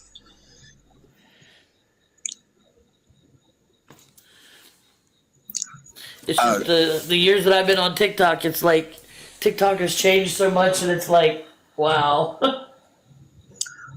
It has, hasn't it? Yeah. In what ways have you seen it change?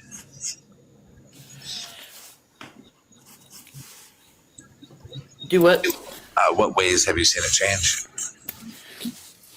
I've seen it change, like the stuff I used to do back in the day. People are doing it now and not even getting called out for it and getting bullied for it. And so the same people that were calling out cash apps and bios have cash apps in their bios and not even going back to be like, my bad, guys. Yeah, it's like, why is anybody calling them out? And I guess they get a free pass, I guess. PayPal in her bio. I talked mad shit about that, but that was because I was in a negative mindset towards Mallory, and I didn't understand why at the time. I do now, and I've worked through it. And I've been able to make positive steps towards repairing that. It's going to take a lot, but I've made positive steps towards repairing it. And I just try to be a good person towards Mallory from this point on. Instead of bringing her down publicly, I try to bring her up publicly. Because I feel she deserves that. Because I certainly was not shy about trying to bring her down publicly. Right.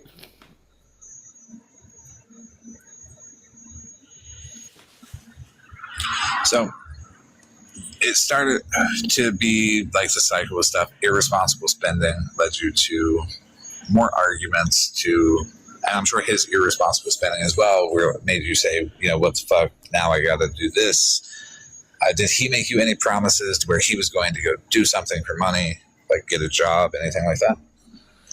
Yeah, he always said that it was always tomorrow.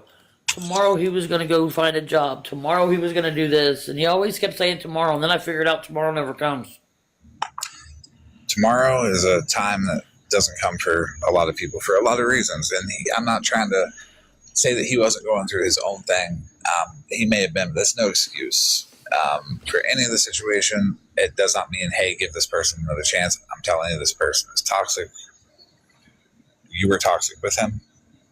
You both are toxic together. Okay? Yep. Y'all might be perfect for somebody else and have zero problems in a relationship, but together, y'all create toxicity. Good night, SJ.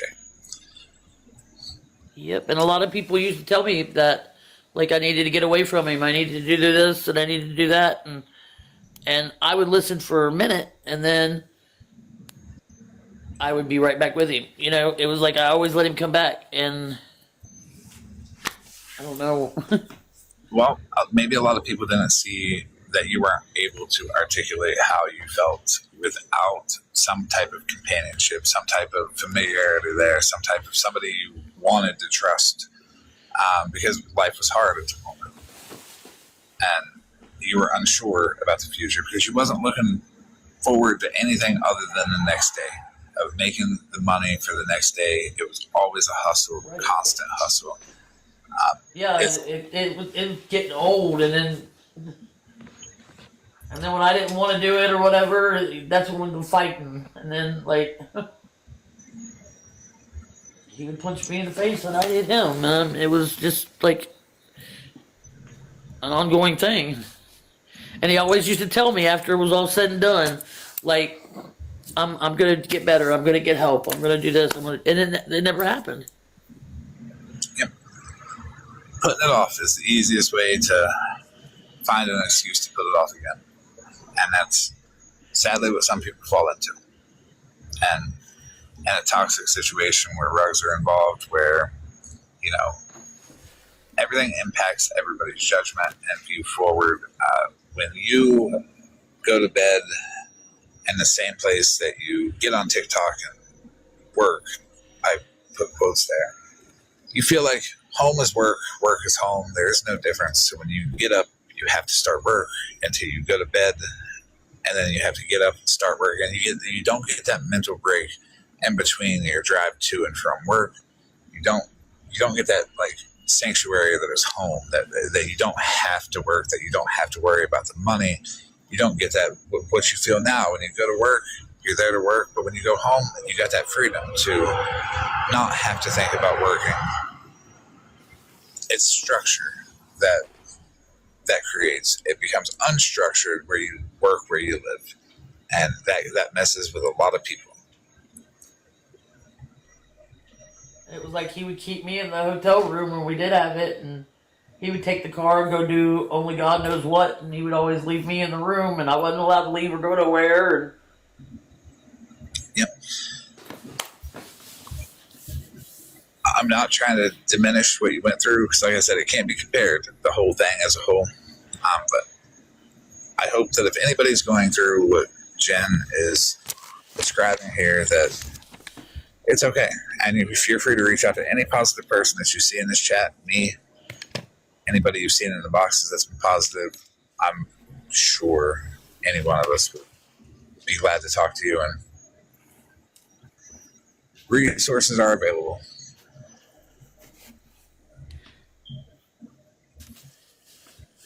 But I'm not going to sit here and, like, sugarcoat it and stuff. It was like, whenever I wasn't working and I didn't have a job or whatever, and I was on there begging, I would, I was always, that's my first go-to thing. It was like, boom, pick up the phone and and get on TikTok, and it was like it was a ritual thing. Right out of bed, right? Yeah, it became like I had to every day thing, and it was just started to get old very quickly. And then when I would make friends on here, and we would talk, off of TikTok, and I would even tell them that, man, I don't want to do this anymore. Do you think people believed you? No, nobody still believes me still to this day. I do. I believe you. I believe that you would have phased out of getting on TikTok eventually. But I believe there's a reason that made you stay, and we'll get to that. Because you sounded like you didn't really like the idea of it. And the work from home thing was work, sleep, work, sleep, work, sleep, constant hustle while you're awake. Less sleep, less everything, less rest in general. My parents didn't raise me like this, They raised me to work and be honest and everything, and then it's like when I met him, it was like it all went down the drain. And because you trusted him. And it's not a crime to trust people, and it's not your fault that you trusted somebody. You trusted that there was another way to do things, and you went with it because you had faith that he would lead you in the right direction, or that you would be able to have input in the direction that you go.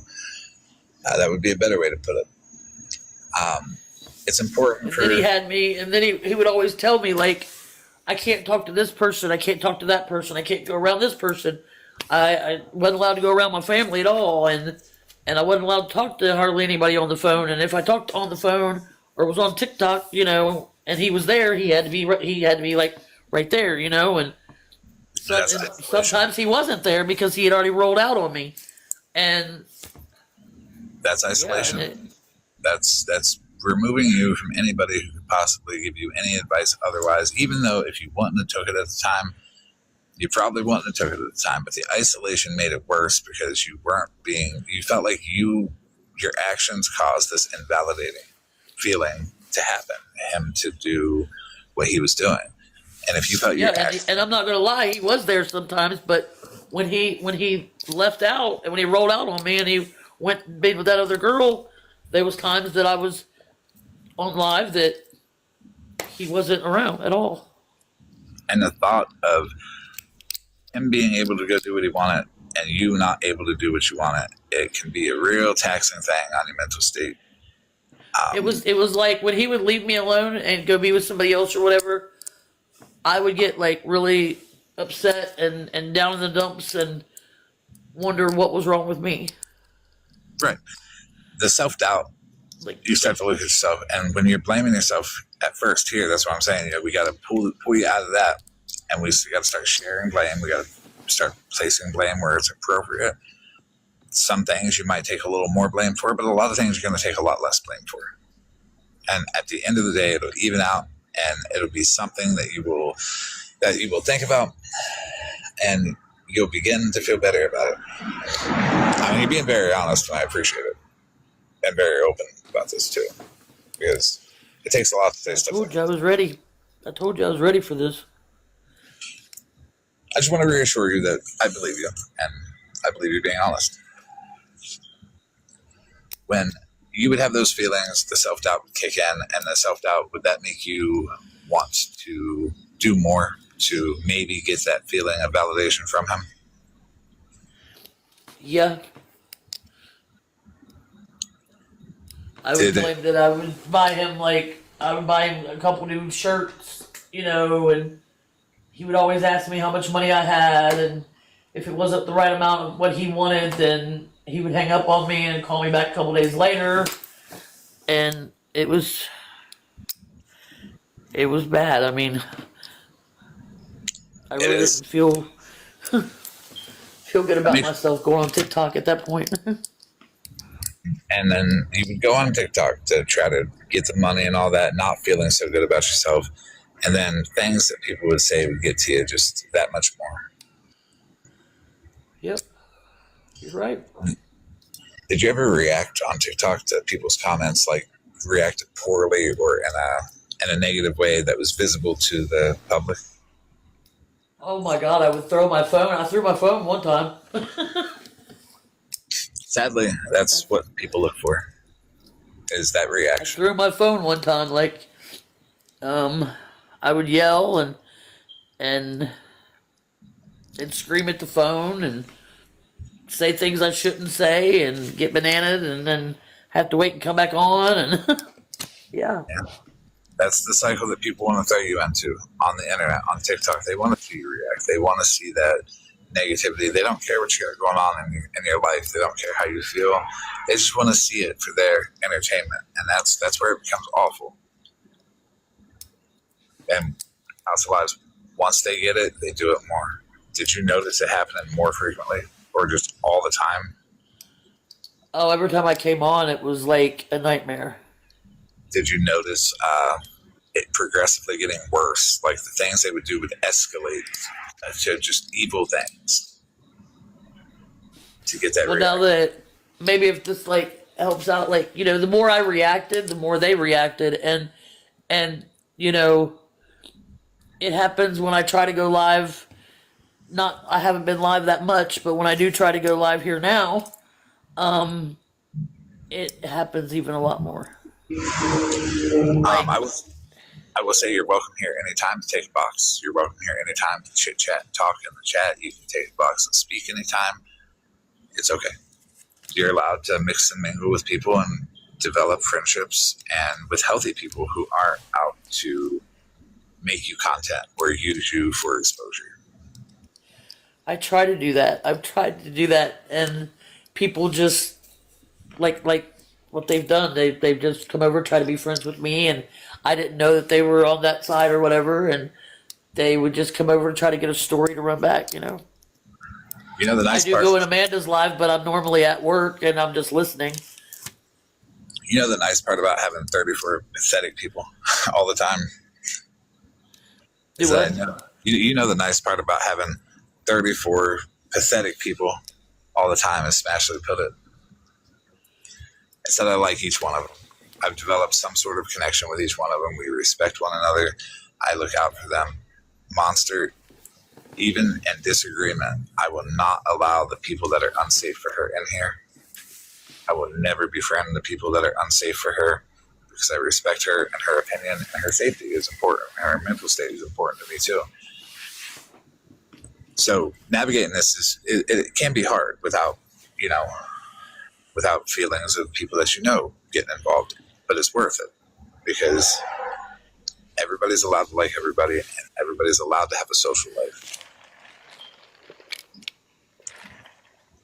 I used to think that I was allowed to have a social life, but I mean, I try.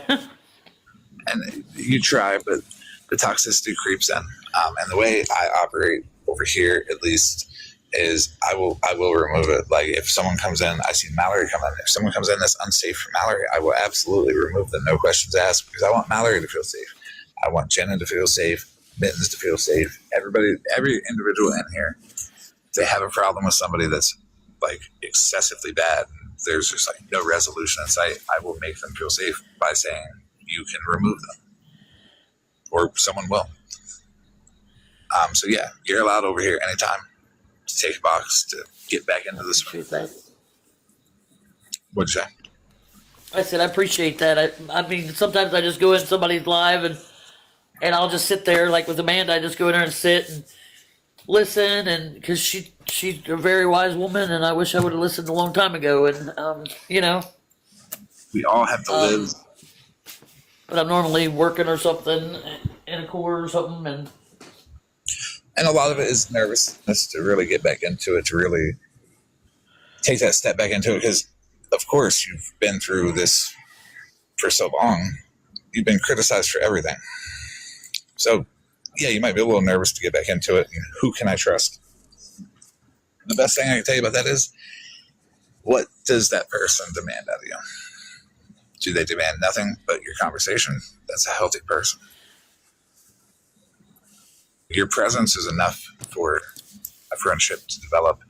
Nothing extra, no dirty stuff, no dirty work, no money, no nothing like that. Your presence, if your presence enough alone isn't enough then the person might have ulterior motives.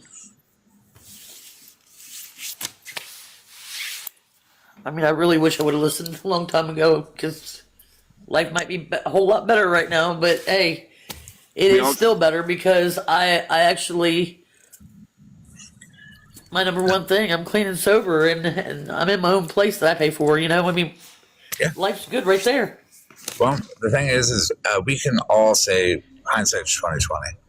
We have to live the experience to understand why that person said that back then. No matter what, no matter how good the advice is, I don't take my own advice. I will get with some toxic women, okay? And I'm over here like, this is the signs of being toxic. I know the signs of being toxic, but I still do it. Like, you know, we it's a habit that we don't take our own advice. And we have to live that experience because maybe this time it'll be different. And I mean, it all boils down to this one thing, and you know, and I'm gonna say it. Have I lied, cheated, and stole? Yes, I have. Have I lied to people on this app to get money? Yes, I have. But I don't do it anymore, and I will never do it again. I swear I won't. As long as I live, I won't do that, because I don't want to go backwards. If I go backwards, then everything that I've achieved now was all for nothing. You don't have to be perfect. Anyone's standard is perfect. You can make mistakes. It's completely natural to make mistakes. When people set this bar that they can't even reach themselves, it becomes so unfair to the person that they set it for. And you get into the mindset of, well, if I meet their expectations, they won't criticize me anymore. But they're always moving the bar. It always gets higher. Every time you meet their expectation, there's one aspect where they just like move that bar just a little bit. They say, not enough. This right here.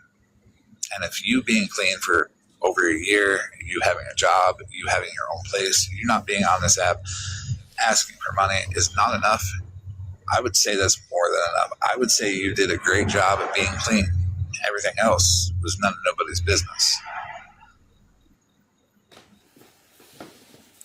And even the clean part is something that... It's actually you keep saying a little over a year. It's a year and 10 months.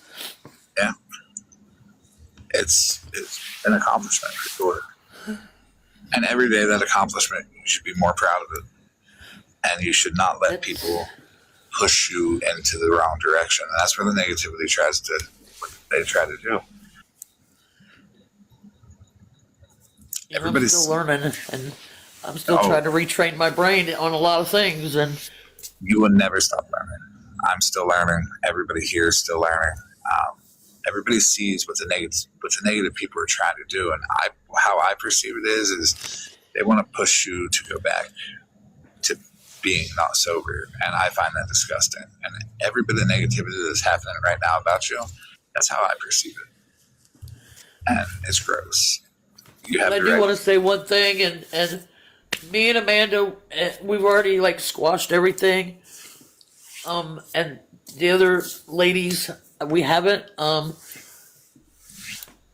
That's okay. Bullying somebody, saying all those things, doing what they done to me.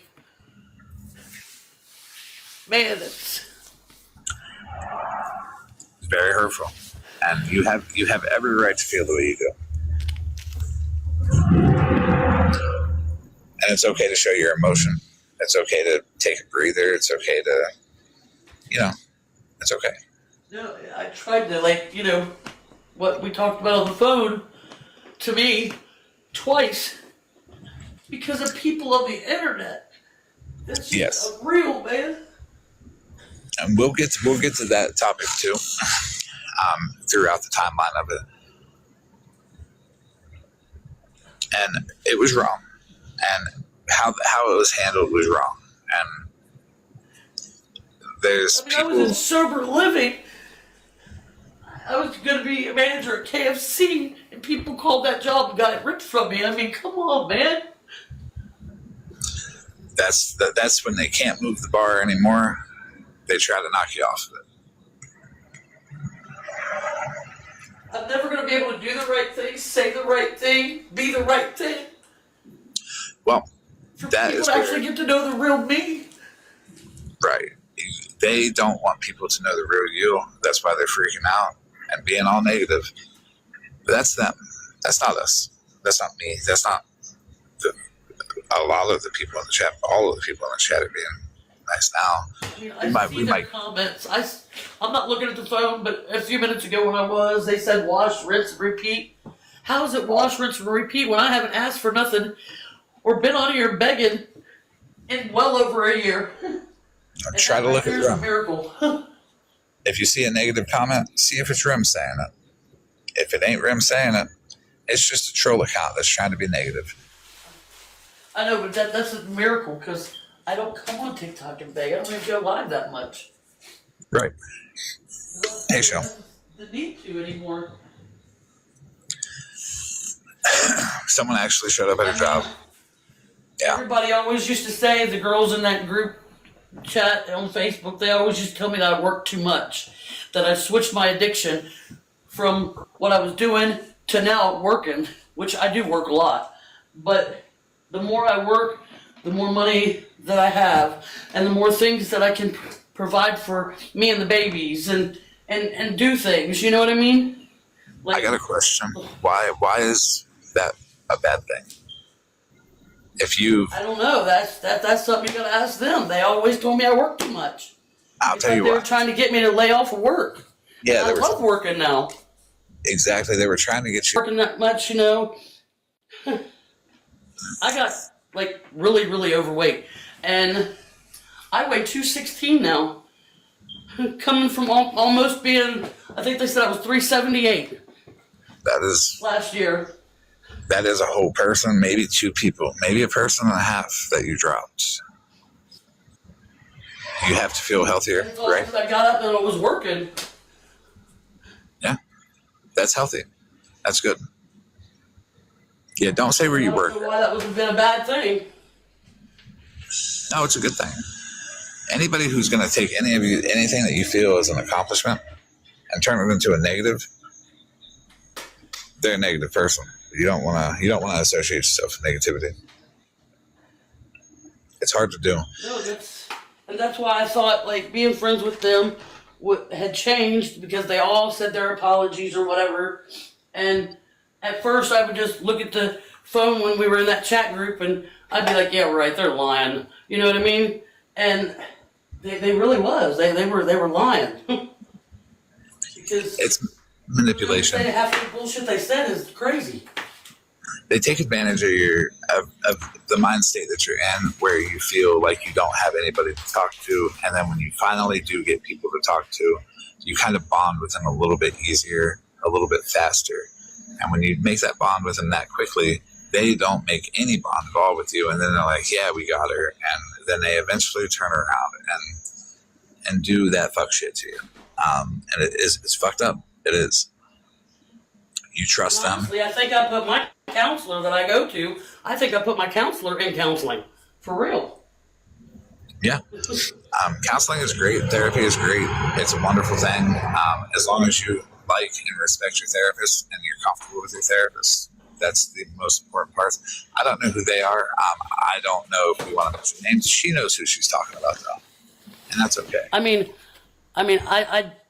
my counselor, I think they go to their own therapy session because I think I pushed them that far. I'll be honest with you. If I ever went to therapy, they would quit. Seriously. I have therapists that know about me. The evil stick figure on the internet that bullies people. So I get it. I do. And it's okay. But that shows you that people are willing to take the time because you're worth that time.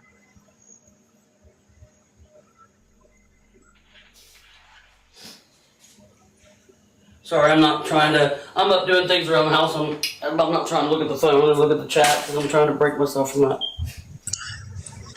Even Rem's therapist thinks I'm wonderful. And it's okay to look at the phone. It's okay to look at the chat because you'll see that even Rem is muting people and getting the negativity out of here.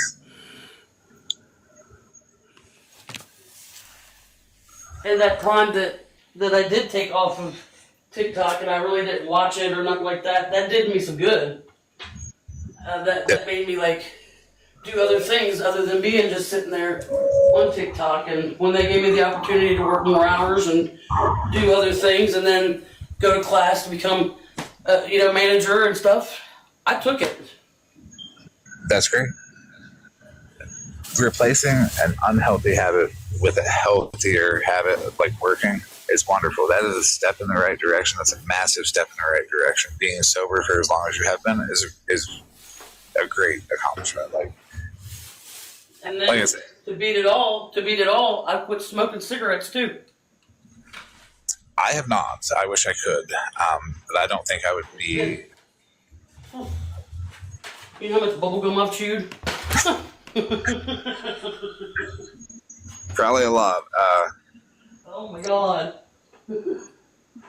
I know it doesn't, but I feel it keeps the sanity together. And I tell you what, how much meaner the memes would be about people if I was not smoking. My God, they would be vicious. No, I'm not saying your name to annoy people. I'm associating the negativity that you once expressed towards her with the positivity or the grace that you're now showing her to be able to speak, so she's able to reference a person in the chat instead of the backup accounts that keep coming in. Because she knows you, and she's had her experience. And I think it's healthy to be able to associate the calmness that you're showing, so she can disregard the backup accounts that are coming in, and all this weird stuff. I mean, I'm trying to be like a healthier person and live longer basically, and You're doing good at it. Eventually, you say you work a whole lot. Eventually, you'll get back in the motion of normal, everyday life. You'll meet people in life. You'll eventually stop work just a little bit less to have more of a social life.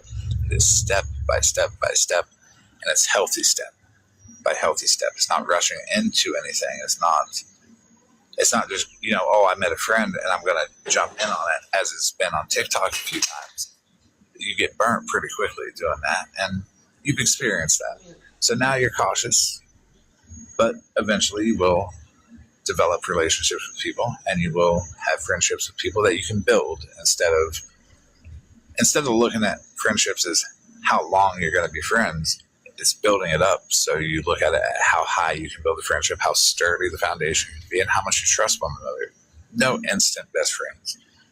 Get to know people for a long time before you really get super close to them, because you're in a position to where you got to build the trust back up with yourself for judgment.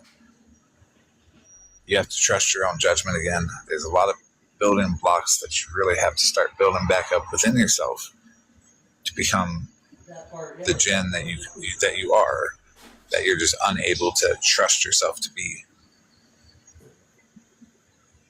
And then I remember them saying, the ladies saying that, I don't know how to be a friend, when in reality, they didn't know how to be a friend. I was laying it all out on the table. How do you be a friend? Oh, that's a good question. Like, what did you do to show people that you were their friend? Well, they said that I lied to them all the time. I don't see how I did that when we were on a video call all the time. They seen what I was doing every minute, every second. So you felt you needed to validate. Yes, Jenna. You felt you needed to validate their concerns of your dishonesty. Did you ever give them a reason to be distrusting of you? Yeah, I felt like I had to show them everything I do every day just to show them that I was doing the right thing, and they know I was doing the right thing.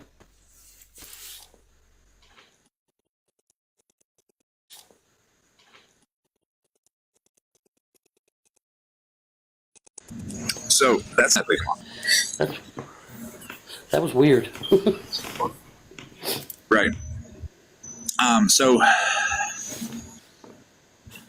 you don't have to do anything to be anybody's friend. You have no obligation to anybody. There's no set expectation to be somebody's friend. You show up, you talk, chit chat. There's no obligation to do anything. Is the actual definition of a friendship. You guys get along. You guys enjoy each other's company. If your presence in that relationship isn't enough by itself, if you're always having to prove something, always having to do something, always having to show something, that's not a friendship. Or it's a very one-sided one. Do you demand that from other people? Yep. What'd you say? I mean, it was like, I don't know, with them, it was when they said something, it got to the point where they would say jump, and I would look at them and say, how high you want me to jump? Kelly, how high you want me to jump? You know, I mean, that's how pathetic it got. And how I look at my friends, I don't even ask them or give them the opportunity to ask me. I feel I do what I feel is right, but I don't overexert myself. And I never put myself in a position to where I feel like I'm overexerting myself. When it becomes really demanding, stuff like that, I take a step back from people and, you know, try again later. But friendship's just existing with people that you all I really wanted was to be important in somebody's life. But I learned that I had to be important to myself. Right.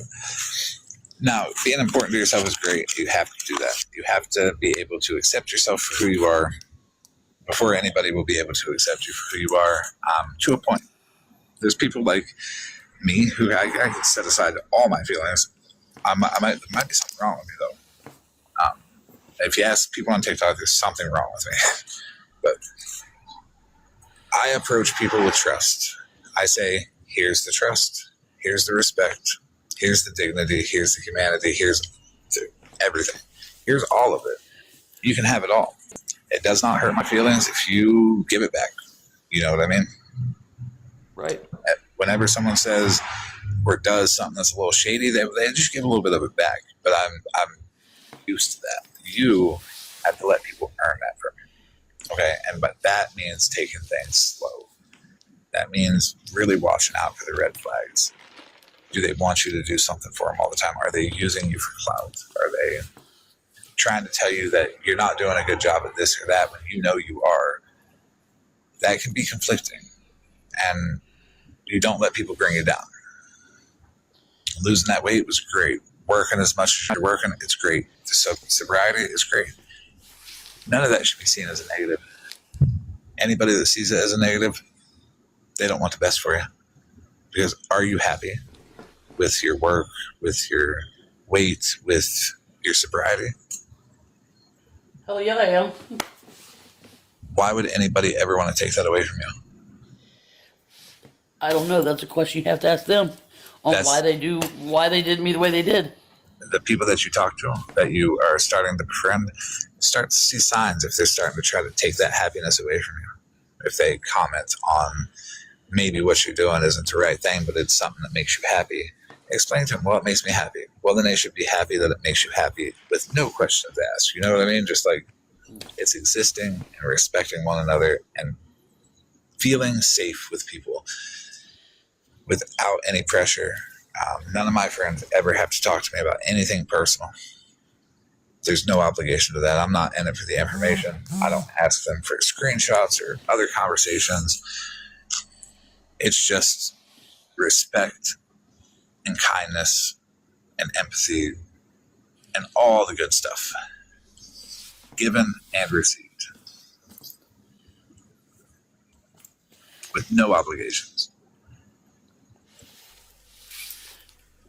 You don't owe anybody anything. You owe it to yourself to have friendships that are healthy. And one thing Amanda's taught me is no matter what they say, they're talking about my past. They're not talking about me today because I haven't talked to them in 7 months now? They don't know who I am right now. They can talk all they want to. They're talking about the old me, not the me now. Do you feel like they want to get to know you? Like they've put an effort into getting to know you? Since they just want to keep that negativity thrown out there to where when I go live or whatever, or try to be friends with somebody because, yeah, I did go from person to person on this app just to try to get somebody to hear me, just so I'd have somebody to talk to, you know? And if that's wrong, then crucify me. But that's a life experience. they can talk about the old me all they want to. Shit, I'll even join in with them. Right? I do that too. I talk about the old me too. And now me. I'm my favorite topic to joke about, believe it or not. I go to all my hate pages and I like the videos. So that I never mentioned them. So I'm like, damn, those funny videos. I like them. But I mean, look how far I've come though, dude. I mean, I believe you. You've come a long way. And it's hard with all the negativity and all the people trying to keep you back. I got a question. What is accountability to you? Accountability is owning everything you've done.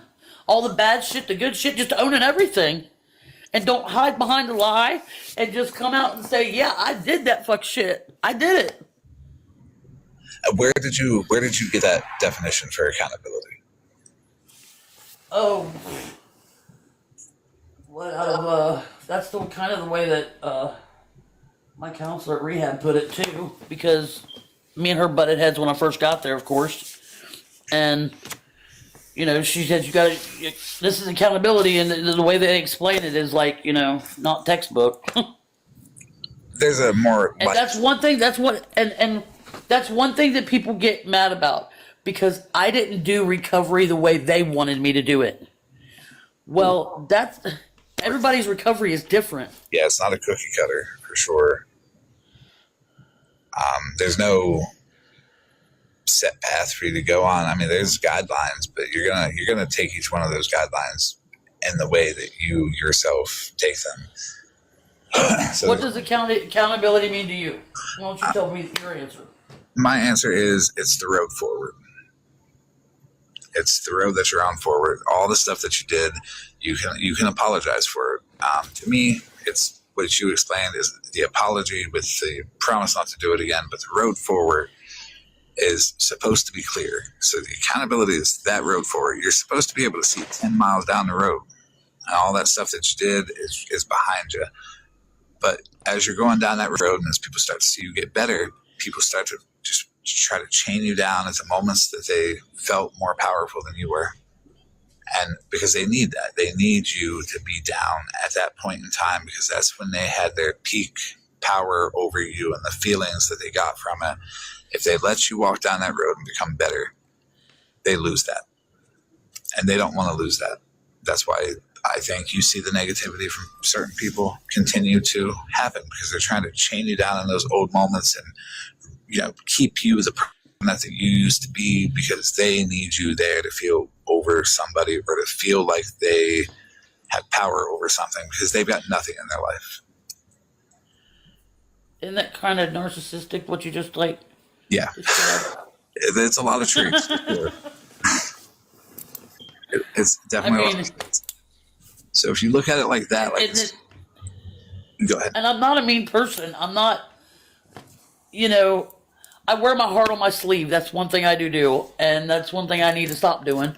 But I still do it because that's the real me. I wear my heart on my sleeve. Like when Amanda apologized to me for the dumb shit she's done to me or whatever, and I said, don't do that. Don't do that.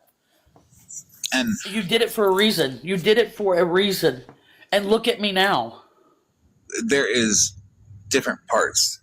That road forward with the accountability is just a bite-sized chunk of it. On that road forward, you change. You have the opportunity to redo the past actions. You have the freedom to do good, bad, indifferent, whatever.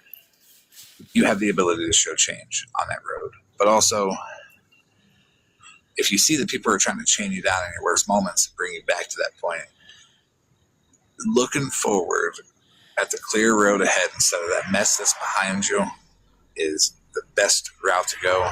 There's also the apology, you know. There's sections to it. It's bite-sized sections that can be digested and taken step by step. Instead of looking at the whole thing as a whole, like accountability it's this one big jumbled mess of everything you have to do. it breaks it down into sections where you can easily process it and do this, and do this, but you do it for yourself, as well as people that may have been affected, but mainly it's for yourself so you don't do it to anybody else, so you can watch out for signs and you can correct them as you go with other people too. And did you know what you just said about doing it for myself? In the beginning, I was trying to do it for everybody else because I wanted everybody to love me and stuff like that, and I wanted to show people that I could do what they say and everything. And then I learned, when I'm not been on TikTok as much, and I started doing my own thing here, and I don't come online hardly at all. And I learned that Jen's a really cool person. I love me. That's a good thing. Sometimes I can be funny. Everybody loves me at work, and I help people when I can. And I noticed Musha's comment about reconciliation. There's some people you can't do that with. There's some people that you have to be totally okay with. If they want to live in the past, you keep walking forward. And that's what I'm trying to learn right there. Yeah. And that's okay. You walk forward with support. You continue walking forward with understanding, without judgment for any little mistake that you make, with grace, with all that stuff from people that you surround yourself with that just naturally. It's hard to learn that, though. It is. I don't know why I can't get it through my head. I've done so many things wrong, and I've said so many things wrong, and I begged for money, and I've lied to get money, and there's not enough sorries I can say to make everything better, and I'm not going to make everything better because, No, you're absolutely. all they got to do is say something, and I get pissed off, and I'm like, and I flip that bitch switch, and I'm like, well, this is what I'm going to post. I'm going to post this right here. You know what I mean? No, I know. And I don't want to make posts about them. I really don't. But that's why you take it in bite-sized pieces. You break it down instead of dealing with the whole ball of emotions. You take a section of it and you deal with it, and you take a section of it and you deal with it. Sometimes you got to take time. Like earlier that was said, set a little 10-minute timer, see how you feel. Sometimes it's okay to take a step back and think about it and ask yourself, is it going to change the outcome if I respond now or if I respond in a day? And if it doesn't, you probably shouldn't respond at all. Right. And I still can't get over the fact that I can't hear you. I'm sorry. I can't get over the fact that them women told me that they love me and stuff. And it's like, how could you say you love? Hold on 1 second. You can't hear me? I can hear you now. It's probably you. It probably is. And it's like these women, they said that they love me and that, working on friendships, and then they just turn right around and say something bad. How long did it take for people to say they love you? I don't know. They throw the L word, I like to say the L word, around so easily that it's like they don't know what love is. Right. Anybody who says that to you early, disregard it and look at them side-eye. For real. Because that's a word that people use to manipulate, to draw people closer. People that they know are in a bad space mentally when it comes to social situations, no friends, or people that feel like they have no friends. They use that word to manipulate. Right, Moshe. It's been devalued greatly. And it takes a hell of a person to come to me when I was the one that did everybody wrong, and say that they were sorry for bullying me, and I think that's why I kind of lean towards Amanda a lot, and I message her a lot, even though sometimes she don't message back, but I still message her a lot. And then I'll say, okay, rant over, and then all of a sudden I'll get back a LOL back from her, and it's nice to be able to put it there. Yeah. When that was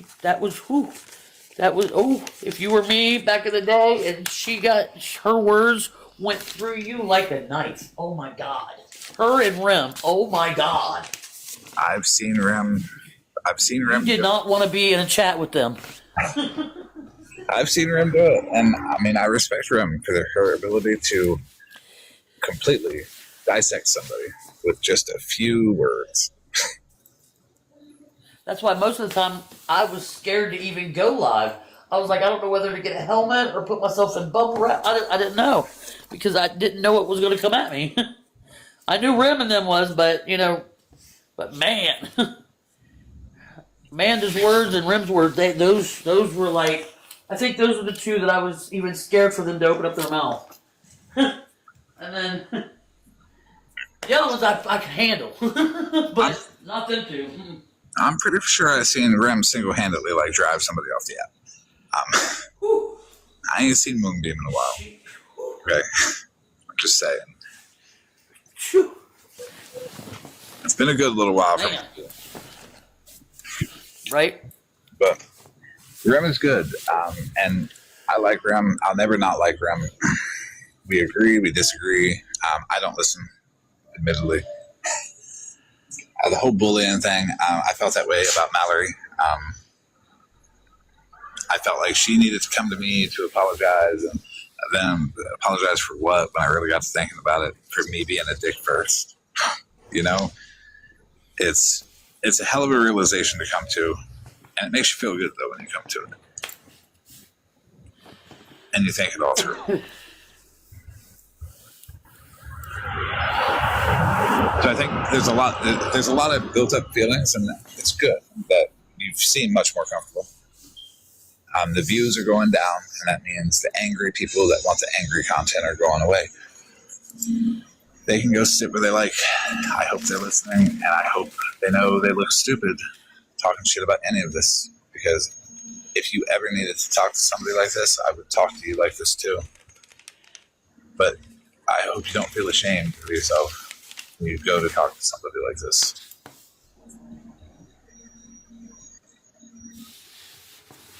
And I know that there's like stupid things I've done, like I really don't want to bring them up, but we'll have to go over that later or something. Yeah, we can go over it. We're still on the timeline of stuff. We're just, the details of the feelings can lead to other feelings, can lead to other feelings, and it's unpacking the feelings and unwinding that big ball of emotions that help you think more clearly, become more comfortable, and see that people are not going to judge you. That we're not going to judge you. Other people might, but they don't matter, because how gross is it that they're not in it for resolution and making somebody feel better? I couldn't imagine. And it's like kind of cool not seeing every other person that comes in the chat like saying, calling me names or bad things to me. That's kind of weird, but for me, but all it takes is a little bit of sometimes a stern talking to, being like, this conversation will happen with positive input or no chat, because we could just be on the phone. Like that was one of the things that, they try to, with honesty.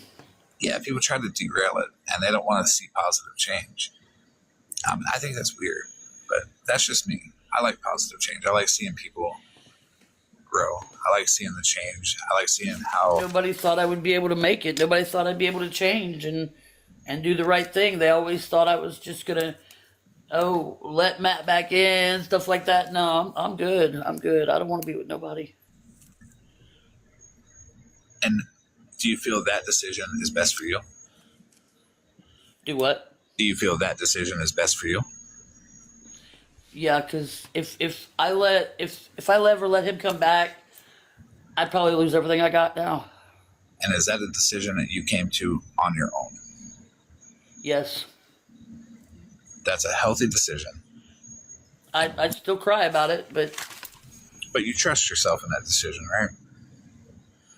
Yeah, because in court, the last time I seen him, the judge let me say something, and I said, I just hope he never hurts another woman like he's hurt me.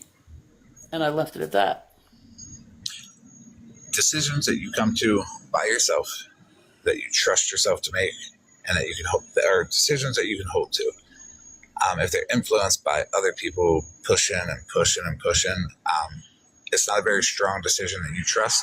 You have to be given the freedom to make your own decisions and develop those decisions as you go forward. And you got to be able to trust them. The more you're able to develop that, and the more you're able to trust that, and it's a decision that you can actually hold to and stay to. Input on your personal life is, you can talk to a close friend and say, input and give input, but that input is not expected to be taken. It's something to think about. Never something to convince you to do this or that. Conversation is all about thought, not about change. Change comes with time. And I'm not even emotionally or mentally ready to be with anybody. Sometimes we have to find ourselves, and it's okay. It doesn't make you any less of a person. It actually makes you a much better prepared person for that relationship when it happens. You'll be able to see a healthy relationship versus a relationship just based out of companionship. They're going to have to fill out a 10-page application. I have a 250-page application, and it's ran by... Well, mine will go up then. It's ran by the 34 people that, the 34 pathetic people. And wow, 5 years? Holy shit. 5 years is sometimes, there's no time limit on when you're ready. That's a lot of batteries. That's a lot of batteries. It sure is. But I do hear there are some out there called the Petty Pounders, the Pastor Blasters, and a certain Christmas-themed anti-scammed individual loves those.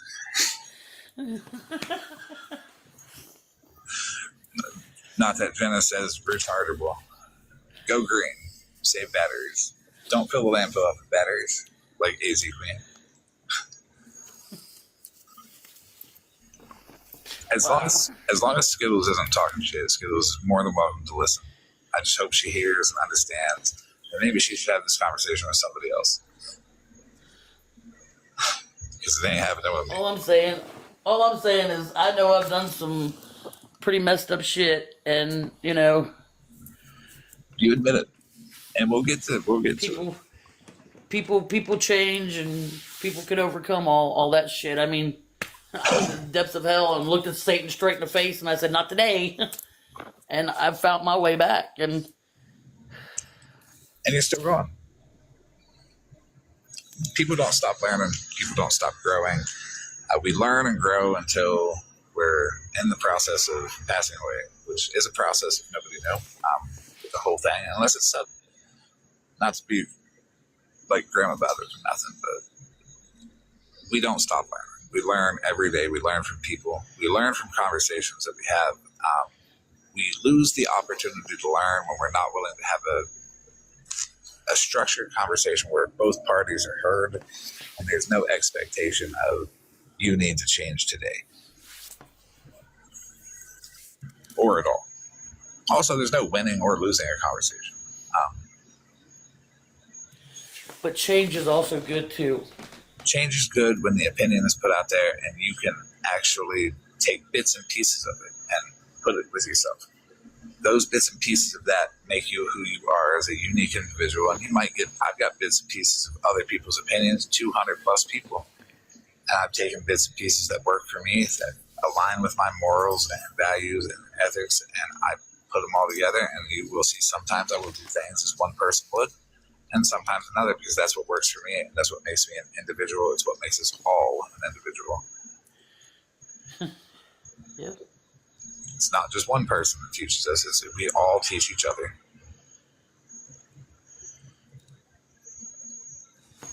And I am slowly making my way and making my amends, because I'll message people and tell them I need to talk to them. If they don't message me back, I'll go ahead and, say I'm sorry to them and tell them, itemize why, Yeah. And that's the way to be, really. You say slowly, but you're doing it at your pace, which is not slow. You're doing it at your pace, and you have to give yourself credit in that regard. It takes a lot to do that. So add in the label. You never know what that other person's going to say. Right. Adding that label slow to it is demeaning your efforts. You should give yourself all the credit in the world for being able to do it at the pace that you're able to do it.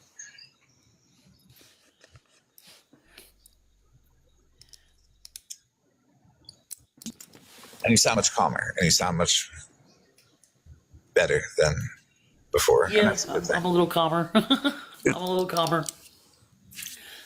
I mean, in the middle of like a bad situation, I'm the one like, you know, kind of at a funeral or whatever. I'm the one in the corner making jokes and making people laugh.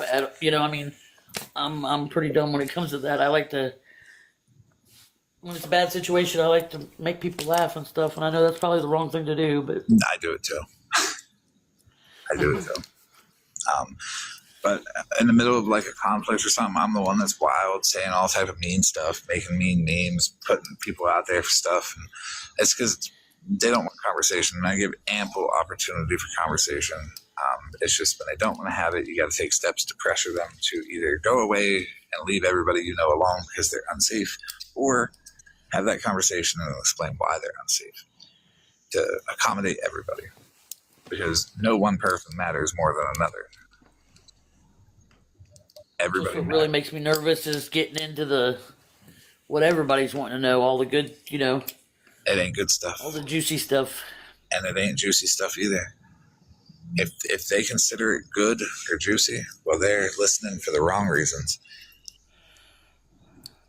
This live will be played back. I will be shamed endlessly for it, but that's okay. That's their perspective. That's their negativity showing through. And I'm proud to be able to have this conversation so openly and to be able to express this to the public this way. I don't think this is a side of me that people have, a few people have seen it, but the general public, they haven't seen this side of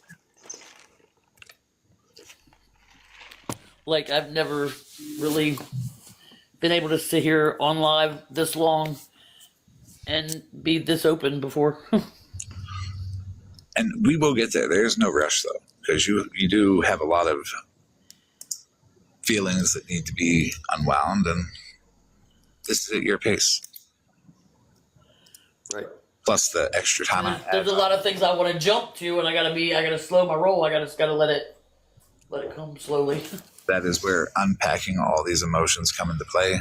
You're not so anxious to just get that part over with. You start to see that you can be more confident that the people here are not going to shame you. The people that are not here don't matter. You have nothing to prove to anybody. If they want anything either one of us is saying and twist it, that's fine. Do a little research on the first, though, guys. Like, my history on TikTok. I think it's funny when I fuck with you. I'm just saying. And if people ever think TikTok will make them famous, it will not. Well, we're a bunch of nobodies. Honestly, like, who are we? I've been saying it for a while. That, you know, I got 30. You become a movie star on this. Right, I got 34 whole people over here right now. Like, yeah, other people might have 200 or 300, but look how angry their chat is. Look how don't you look, Jen? You do not look, but other people, how angry the chat is, how wild it is, how just not calm. I do got to give Rem credit there. She is TikTok famous. Rem is TikTok famous. Yes, she's a micro celebrity. Yeah, she is. Everybody knows that if she comes in your chat, you better look out. Rem is a micro celebrity, just like all of us. All 34 of us, including you, Jen, are micro celebrities.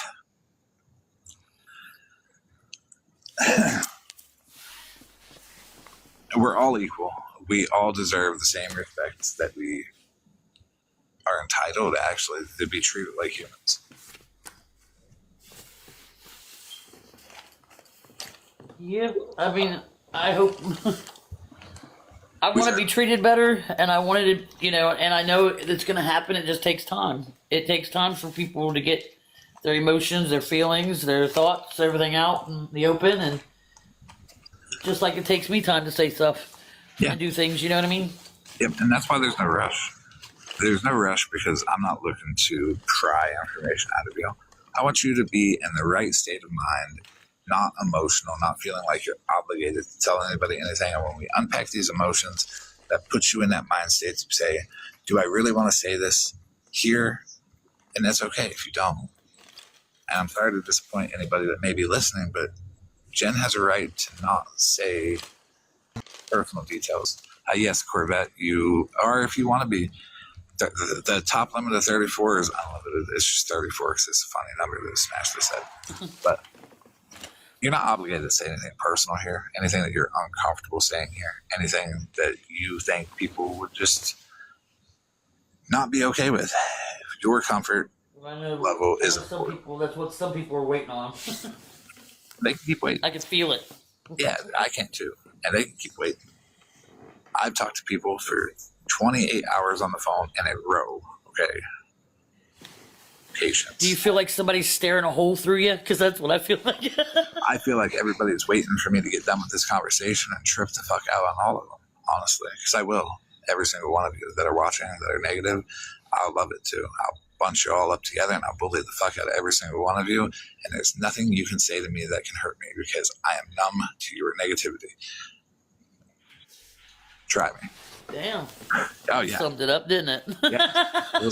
I'm looking forward to after this phone call, and I can look at people and I can say what I really think about them if they really want to be negative, and I love it because I have every right if they're trying to ruin an individual, if they're trying to prevent an individual from becoming better. Boy, do I love to fuck with people. And everybody in the chat knows it too. I got this like shitty, I'm waiting, a shitty grin waiting.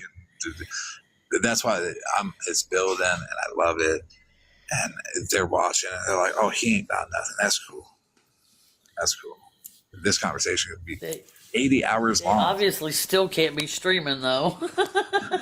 Oh no, they may be, but oh my God. The warning out there is crazy. And I'm not saying I'm like the biggest, baddest person ever, but damn, do I find a way to hurt people's feelings. I have hurt people's feelings with cankles, okay? Not even her cankles, her husband's cankles. Absolutely hurt everybody's feelings. Then I took her husband and put him up on the screen because he accidentally slipped on the green screen, and I put bras on him. And we had a good old time with his fashion show. The Chris Cankles bra fashion show was something weird, but yeah, it's stuff like that. It's not like super hurtful, but it's like, hey, you're hurting people. Let me just find the one thing that bothers you and stick to it. I'm edging everyone. But you have nothing to worry about because I'm firmly on your side because you were wanting to move forward. You were wanting to do better. So I am firmly on your side.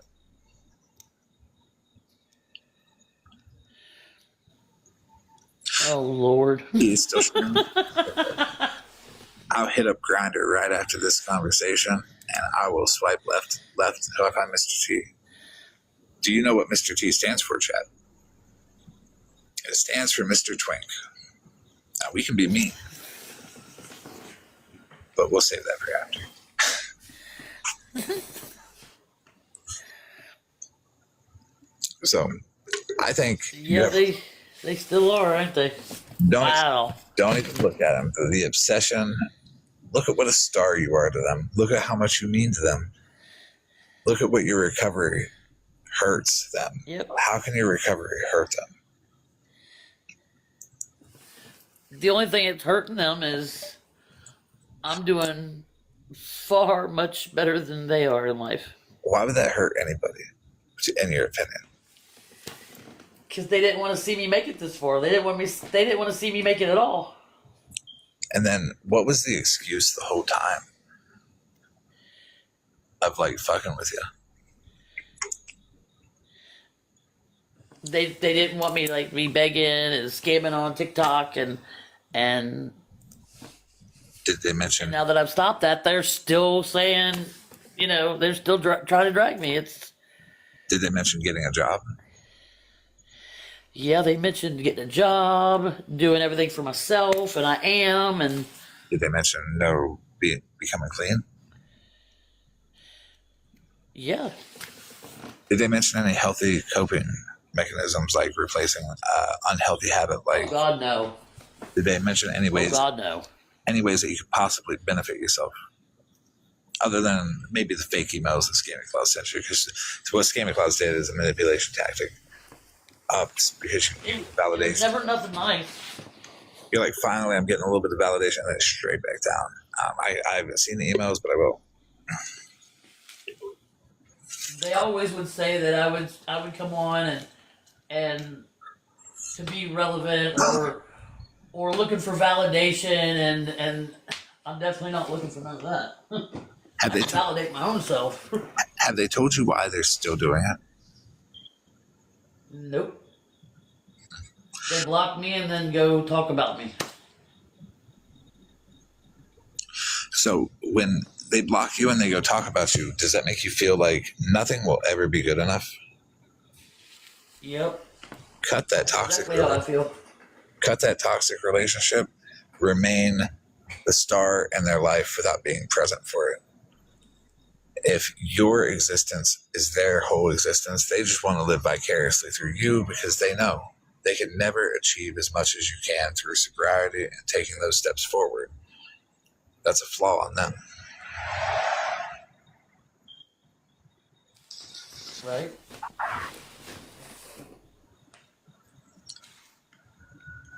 But why do I still feel like compelled to habit get on that my other account just to record them and put them on my YouTube? I mean, it's habit.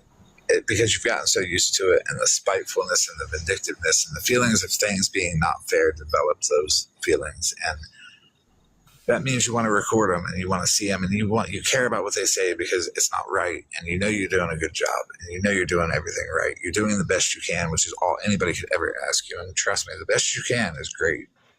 You've made it further than a lot of people have in a positive direction. Not saying that nobody else will make it that far. Everybody can achieve this, but it takes a lot of work to achieve it. And you put in that work and you feel like your work is not being validated with all the harm that they have caused you, telling you to do all this, but you've done all this and now you don't get any of the positivity back. So now you're bitter and angry about that inside, and that takes a lot to get rid of. It's not an overnight thing, but once you start these emotions unpacked, that bitterness will start to go away. You'll start to understand that nothing will ever be good enough for somebody, and it's not a healthy place for you around people where nothing is ever good enough.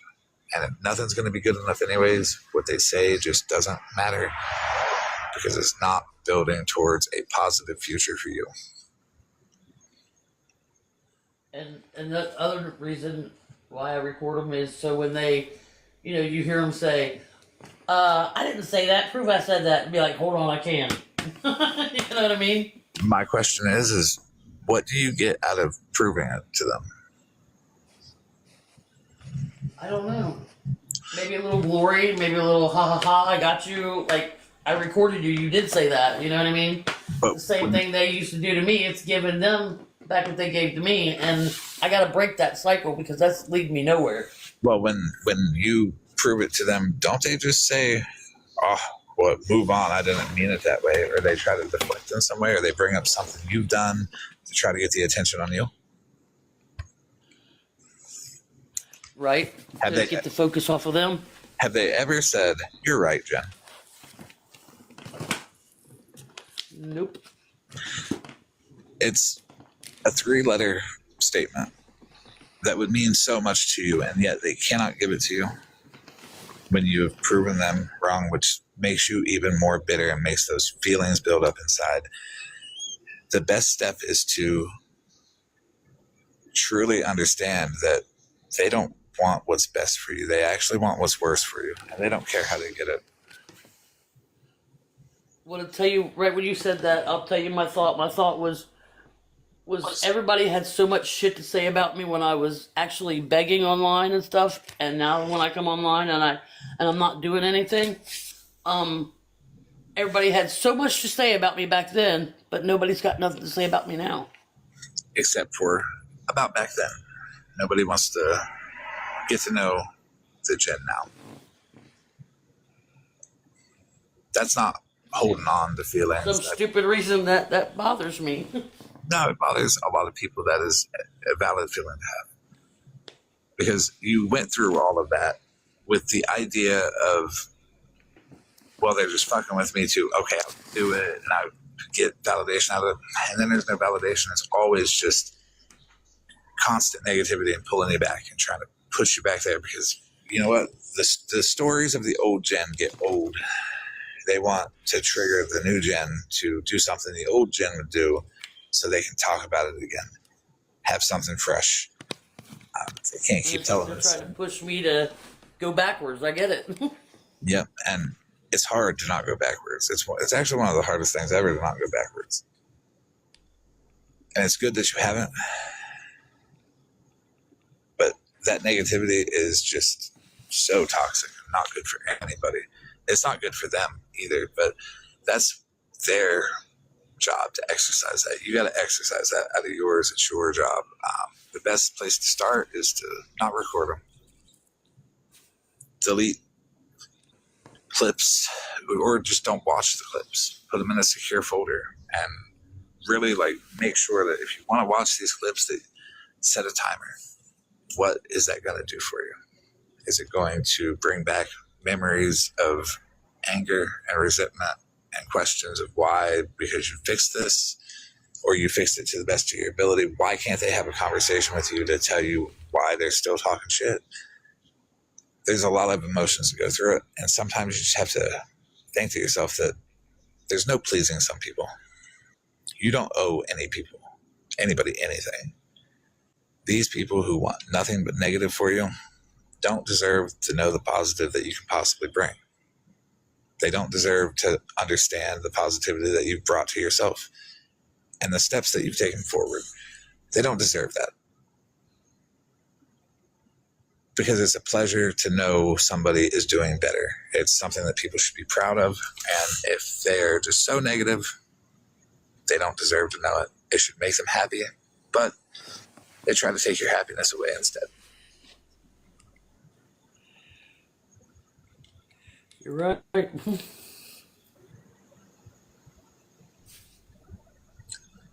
that's just who they are. Hold on. They have I nothing. changed earpieces. Hold on. What'd you say? My ones are dying. Your what's dying? Had to change Bluetooth. Oh. Sorry. Hey, middle finger guy. Other middle finger guy. I'm a middle finger guy too. Yep. How do I just know when people say bad things? Mm-hmm. And we already know how you are. You'll put it out there on Front Street and call it out and stuff. What's wrong with me calling it out with them? It's kind of hard for me to say what I'm saying. So when I understand right where you're coming from. When Cassandra came in here earlier, I was immediate no shit, but I want to have a conversation. Absolutely not. No, I am over the idea of fixing it with people that have treated me the way people have treated you. I will not allow them the pleasure of knowing this side of me again, or the ability to even consider knowing this side of me. I won't do it. They won't know any side of me. I refuse to. I look at knowing me as a plus. I try to add something to everybody that I encounter to the best of my ability. Sometimes I'm not able to, but I'm not well equipped to take on everything. You know what I mean? Every situation is not for me, but that's where you develop relationships with people like Megan or OG, Bougie. We all have a different skill set where we're all able to complete different tasks in a more calm and patient way and a better way. And I'm not saying I'm well equipped to even do this, honestly, but it hasn't gone south yet.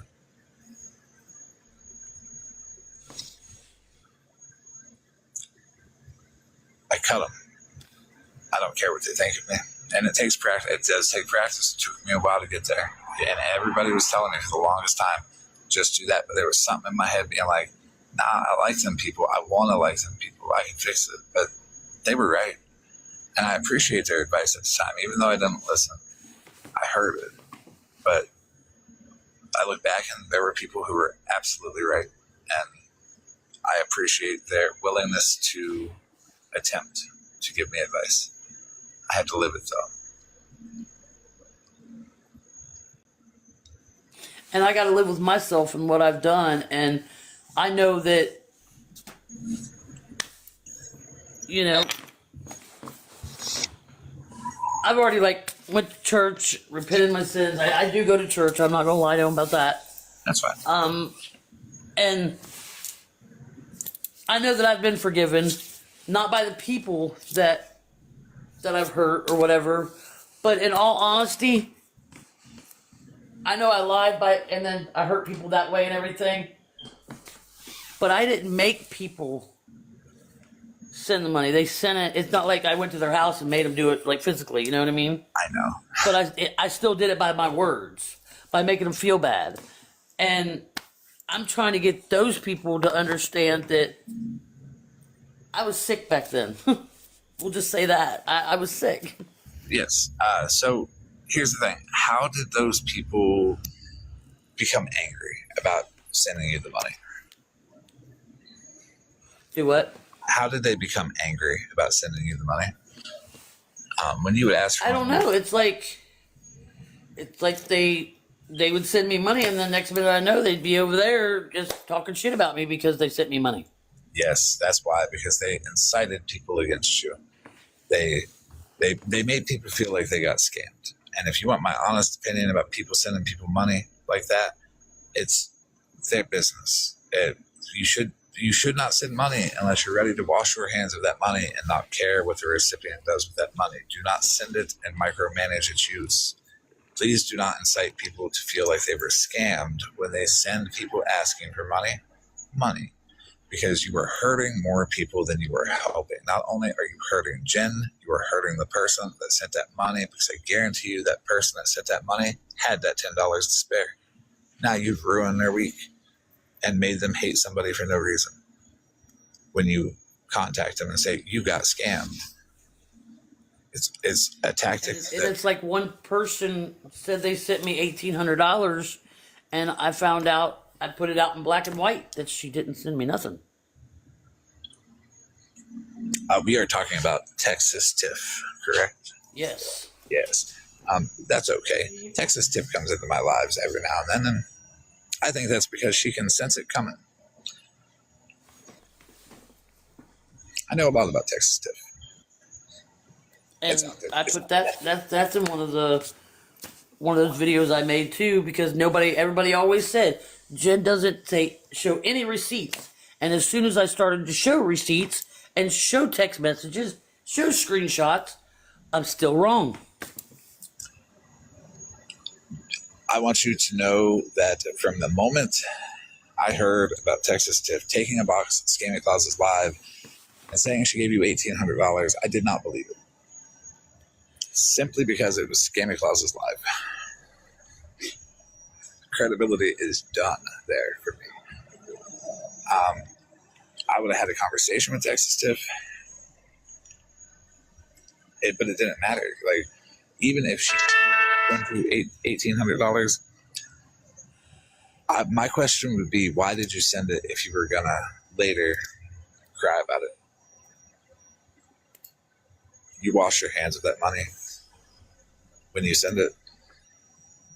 You shouldn't be sending people stuff that you could possibly need. Don't send people stuff if you are, not in a position to do so. It's not healthy.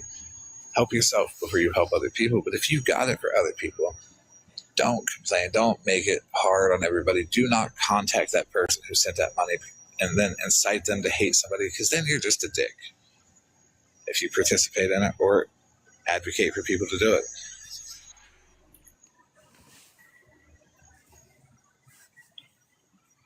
So I believe you when you say she doesn't send you no money. A lot of people believe you. And a lot of people believe a lot of other They would have told me because people aren't allowed to speak freely about certain people because they feel like they'll be attacked. And I've always been one to say, attack me. It's okay. I've been on this app for a minute and been nothing but attacked. But nobody looks at the reasons why. Everybody's going to say, oh, I don't like Florida Man because he enabled Jenn. Well, I enabled Lisa apparently a little while back when I was nice to her too. So but I feel good. I can sleep at night because I can show people humanity and I can allow people to have a conversation with the looming threat that I will fuck with all of you if you fuck with her or me or anybody I know. And I love that. She never showed receipts. She always said that she had moved 3 times and when you move you lose things. And I said, well, you could easily just go to your bank and get it. There was a lot of discrepancies in her. I said, look how many times I moved from hotel room to hotel room, and I still have every receipt for every hotel stay. She left her online banking thing and the last place she lived. When she went to go log in, she forgot to take it with her off her other location. That's what it was. It doesn't work that way. Yeah. $1,800 is a substantial chunk of money. You're going to have a receipt for that. Sorry. Like that group over there that was in the Facebook Messenger group, they had me believing that SP sent me $20 when I was in Gallipolis, Ohio, and I'm sitting there going, did she send me that? Did she? And I mean, they would make you believe the sky was purple. And I'm like, did she? She was in that chat over there too, and I was like, what's your Cash App? I'll pay you back. And I, boom, paid her right back. There was, I never really fucked with SP. There's stuff that she's done that I wasn't a fan of course, but also there's stuff that I've done that she wasn't a fan of too. But well, Dora tried to run with that and say that, oh my God, Jen's supporting SP. They told me I owed her $20 and I paid her back. You want to know a secret? People hid their affiliations with SP all the time. I never did. I would take boxes with her and talk to her back in the day. I would never do the behind the scenes stuff with her because it just wasn't my thing.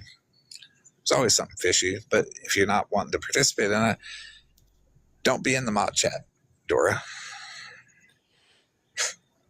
Not the mod chat. And Dora sent her money when she was in jail.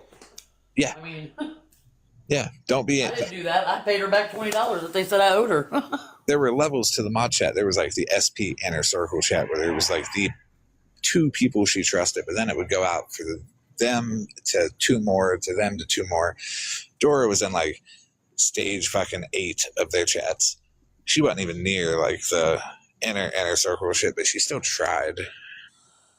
I never tried. Never wanted to. I'm an individual. I like everybody around me to be an individual, but look at the group mentality everywhere. Do you feel like you were just by a group of people just harassed? I felt like I was in front of a firing squad every time. Did that firing squad ever get any smaller throughout your time in addiction? Nope, it only got bigger. Now, when you were in addiction and getting the firing squad treatment, how did that make you feel? Like a waste. Did it push you? Alone. Did it push you any closer to being clean, or did it make you want to use? It didn't. I didn't want to be here anymore. That's also a fair answer. Yeah, I'm trying to put it like, yeah, we don't get nannered or anything. Yeah, everybody here understands, and everybody who's here understands. And they kept pushing and pushing and pushing and pushing. Instead of not being here anymore, would you choose other options like using or the getting clean? Do what now? So instead of, to avoid the feeling of not wanting to be here anymore, would you choose to use or would you choose to start the process of getting clean? When they kept just pushing and pushing, Yeah. I didn't want to be here anymore. That's where it was leading to, and that's where they kept pushing to. That's a valid answer too. And because I used to get messages that said that it should have been me and not Tara, and I still got that message on my old phone. I know a lot more about Tara than people think, just because I didn't talk about her. I didn't know her, and I didn't feel it was my business to drag up any feelings. But I completely understand that. I believe you got those messages. Who, And if you don't mind, I'll send it to you. of course, yeah. I'll take. So after this, like the receipts and stuff, chats and stuff, 100% transparency across the board, and then I will see how. Scammy Claus said that my mom didn't love me. Why would she say that? I don't know. I got the picture of the chat, and that's one thing it says. That's fair. It said that my parents couldn't stand me. That's not constructive. That's not somebody. And that I'm the reason that they're gone. And I mean, if you'd only read this chat, it's crazy, man. I don't want you to read it right now because we're making great progress, and the emotional unpacking of the things surrounding that right there, because that right there is what triggers you. That puts you into an emotional state to where you're vulnerable to act the way it's consciously. Yeah, talking about like what they've done that's triggering in itself. Yeah. And it's going to be for a while. And I mean, this is a good way to exercise it too, with the conversation and unpacking it and having all the time and all the space that you need, all the positive space that you need, even if people fall asleep. And I've told you before, the only thing I want to do is be able to come online and, make a few online friends and have game night, cut up and have fun like everybody else does. But well, I feel like you've made a few friends. Somebody sees Jen go into a box and they're like, oh my goodness, and it starts all over again. Well, we can say that I'm your friend, for sure. 100%. You made one friend here tonight. That's me. Okay. And people get respect for who they hang out with and who they associate with, and I show that respect back to them. And if you don't want to show me that respect, I'll destroy everybody that you all hang around that don't want me to show that respect. Respect me, and I respect you. Respect the people that I associate with, and I respect the people you associate with. It's really simple. It's a trade-off. It's like easy.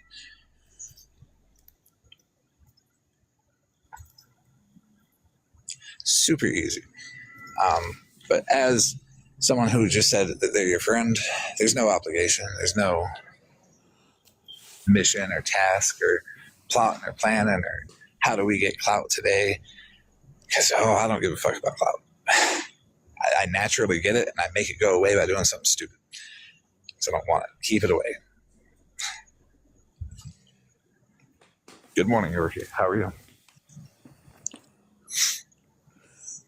I mean, I definitely can tell you that I know I used to be a piece of shit. I know it. Some would say I still am. Some would say that I'm still a piece of shit, I guess, but right. In the way I see it, no, I'm not. I've did a total 360 from where I used to be. That is, and people can tell that by the way I talk, by the way I act, and in order to, you hold yourself accountable, but that change has got to come with your actions too. And I know people bring up a lot of bullshit. I'm not listening. I'm not listening. It was months ago that they bring up, and it's like, you're just now bringing that up, and that was months ago. Mm-hmm. I'm not listening. I did a lot of soul searching since then. Right. The people can change quite a bit in months. I'm not listening to any of the bullshit. I'm very emotionally stable. I can ignore it. They can talk about it. Okay. Well, that's not who she is now. And then even the stuff that you give me, the receipts, the 100% transparency and all that, it doesn't have to go that way, guys. I'm going to get the receipts and stuff, but it doesn't have to go that way, because maybe we can all have a nice conversation with me after my conversation with Jen, and I can have a one-on-one conversation with each person that has any questions, and I can just be like, hey, nice, calm, open conversation, and I'll mediate every one-on-one conversation that Jen has between her and anybody who's willing to have one. Because if you're a dick to her, I will make sure that you know you're a dick to her. She needs respect in conversations because she's went so long without feeling heard. But she'll give you the respect right back and hear you too. It's fair. Yeah, this is definitely going to probably have to go into a part 2. Hey, part 2, part 3, part 4, part 5, part 10. There's no limit on the time that I will give you to work through all of this. And there's no limit on the amount of times I'll tell people to fuck off and mind their business if they want to say something. There's no rush. And I don't want you to feel rushed. I don't want you to jump straight to the quote juicy stuff that everybody wants to hear. Yeah, what everybody wants, yeah. I want you to be able to speak comfortably when you're able to. If part 2 happens tomorrow, wonderful. If you need a day, wonderful. It is totally your timeline. If you want part 2 to happen on the phone, not in front of everybody, that's good too. It is your terms, your comfort level, no pressure, no rush. Because, after you tell your story, I'm not just going to be like, okay, I'm done with you. No. Even if tomorrow you're like, I don't want to really say anything today about it, but I want to come hang out in the box, you're welcome. If you want to come chit chat, talk about something completely different, you're allowed to be normal. You're allowed to exist as you want to exist. And I'll make sure of that.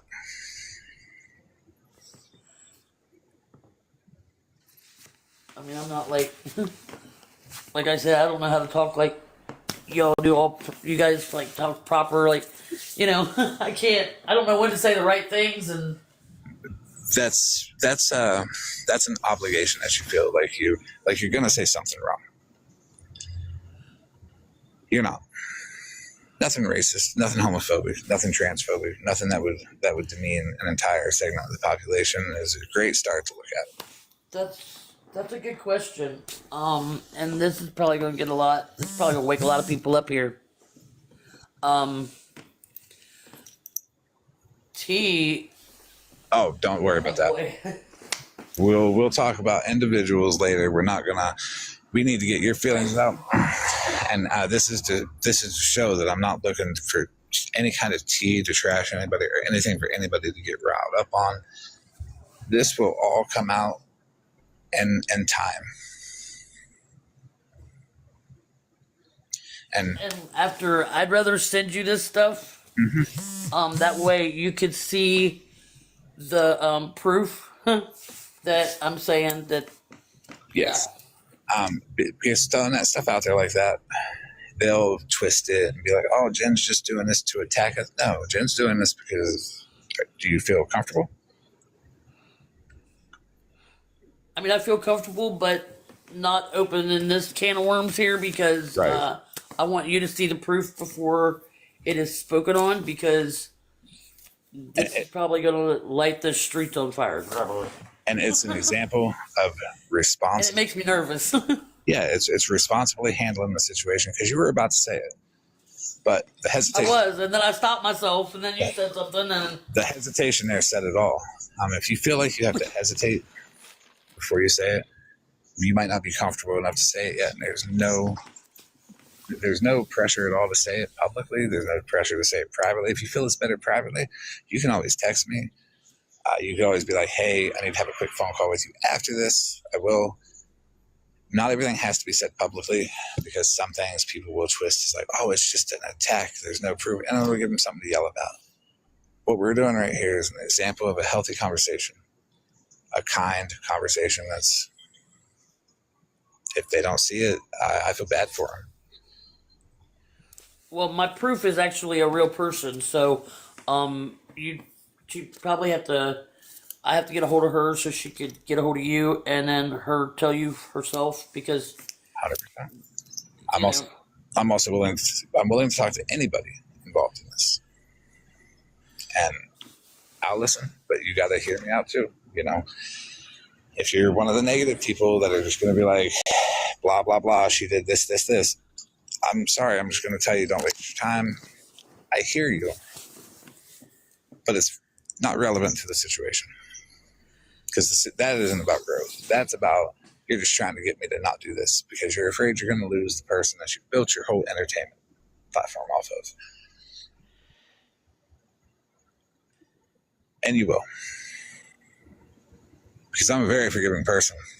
I can look past a lot. I can't even answer that one without saying it. Oh, this is so hard. Which, yeah, it'll get easier, but it's hard now because this is just step one. We don't have to take 10 steps at a time.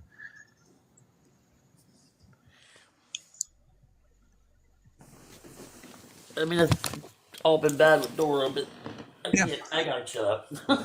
Well, those doors will eventually be politely opened when you're ready, maybe even in private, so we can, decide how to. Yeah, so we can, so you know what I'm like, yeah.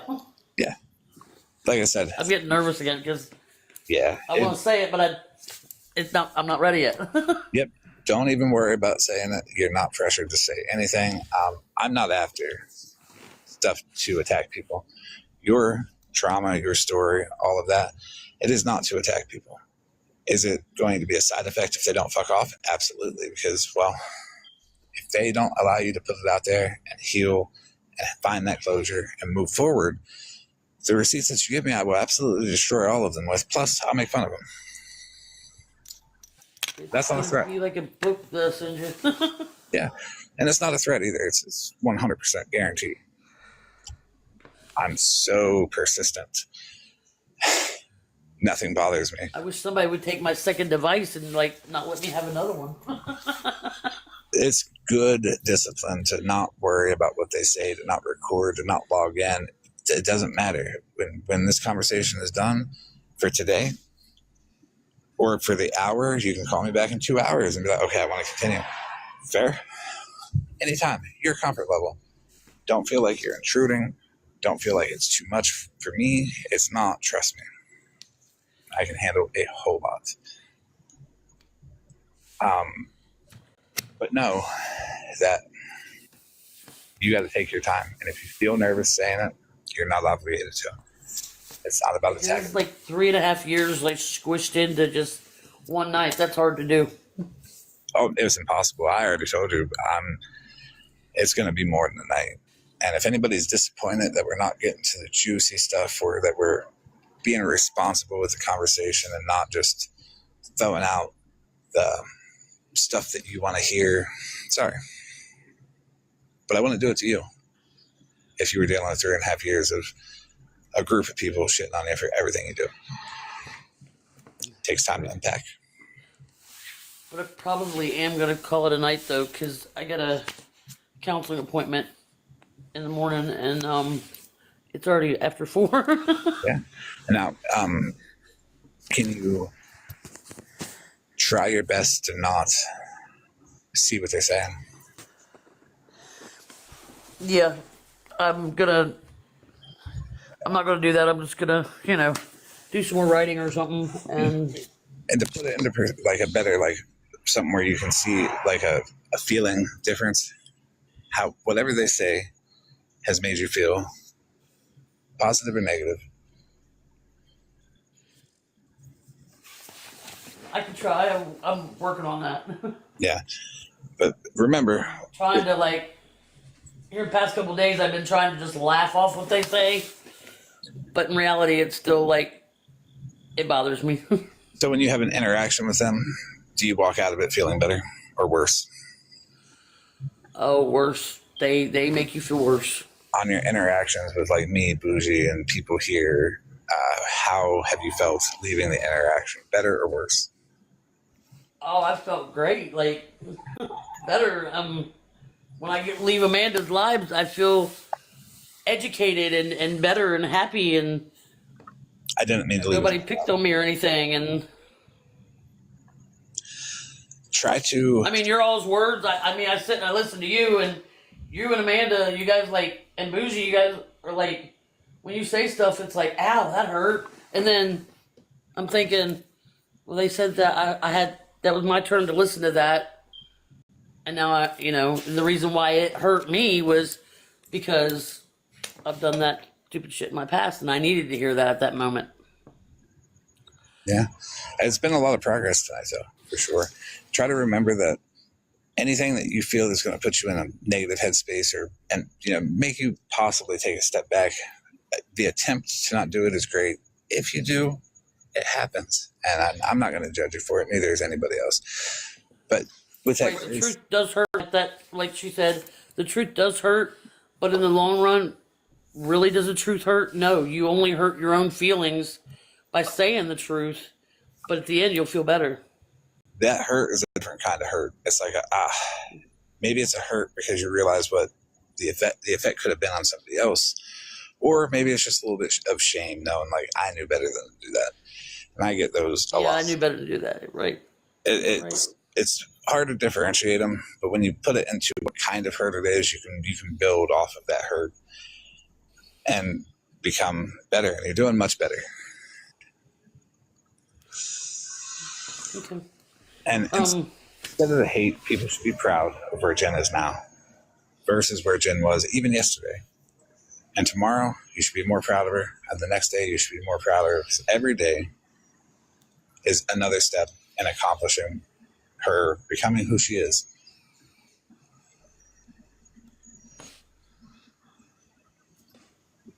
But I thank you for having me, and I appreciate everybody, Anytime. coming in and sitting and listening. Anytime at all. It doesn't always have to be live, though. It can be phone, but you get some rest. You got your appointment tomorrow. Don't let people bother you. Yeah. Text me. All right. Text safe people if you need to be like, hey, distract yourself. All right. I'll send that stuff to you probably in the morning. You take it. There's no rush. We got a lot to go, but it's okay. We're gonna get there. Yeah, but the quicker I get rid of that stuff, the better off I'll be. Send it when you get free time, and it's step by step, and we can take half a step here and half a step there, and we'll still make it. Okay. I well, you guys have a blessed night. Be careful, and I'll talk to you guys soon. Thank you, Jenn. I appreciate you. You have a good night. All right, I'm getting off here too. I'll be honest, these conversations do require focus, and it's worth it for people. But I'm going to be off. Y'all have a good night.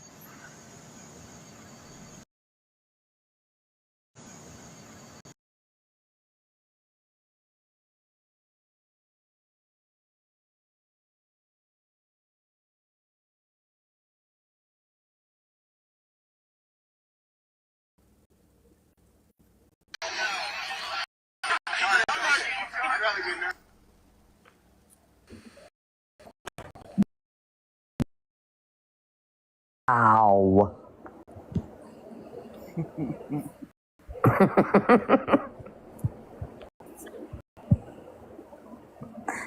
I think stop the bullshit sleeping. Yeah, I think she's gonna sleep for a while. I think Dora might have went back to sleep. She's not saying She's not anything. yet, Yeah. He's salty about something. Oh, hell yeah. I've been saying it for a couple of weeks since he started. I mean, apparently people's been trying to tell him something, and he's finally listened, so that tells me a lot. I don't know. It's crazy. And I hope they're happy when this is done. I hope they're happy with each other.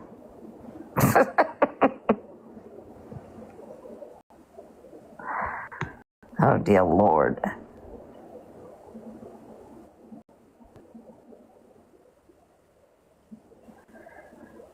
Nikki, no, I don't think she's going to. Or he will. Or he won't, I should say. This is a one-sided thing. What do you think, T? Well, his live was about Dora and myself. I don't think he's going to let anybody up in the boxes to defend himself. No. I think he'll try. But I think a lot of people's not going to be respectful like he wants them to. Like he's not going to let them be honest. Even if they're nice, he's not going to let it because she's going to take that negative and then she's going to run just like she always does. So he's not going to let that. Right. Crazy.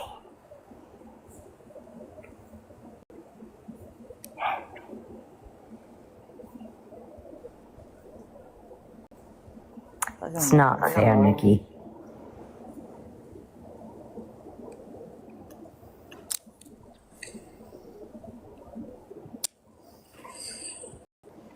That was interesting.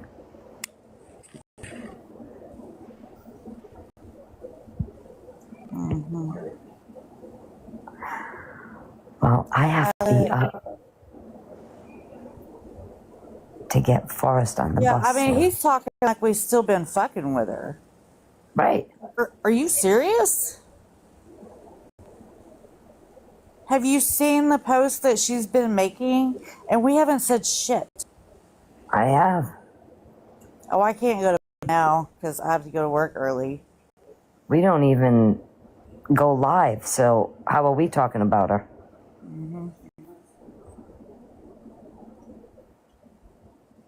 Oh, she makes posts on her backup account all the time. Sophie Marie.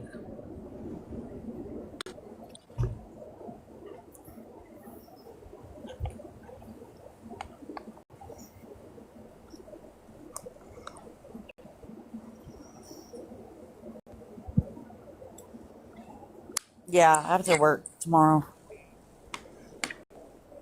Today, I mean. A couple of hours. Not my first rodeo. Well, I need to get at least an hour in, so I had fun playing my old job. Huh? I said I had fun playing my old job. Oh, yeah. Old habits die hard, you know. Yep. So. All right. Well, you have a good night. Thank you for coming in. too. I really appreciate it. No, thank you for letting us. You're welcome. All right. Good night. All right. Good night, hon. Bye. Bye.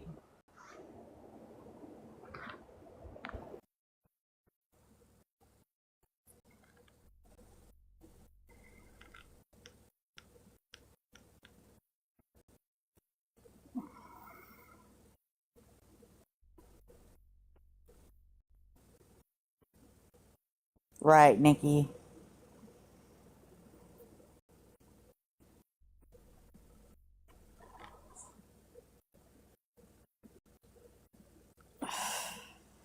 So, any of the 138 people or window lickers that wants to pop in here and say anything?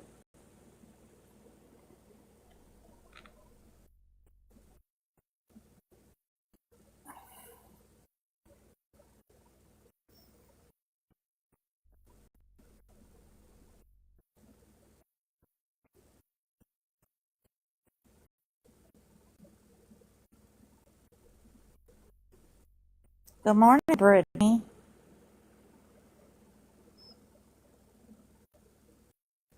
Okay, Kelly.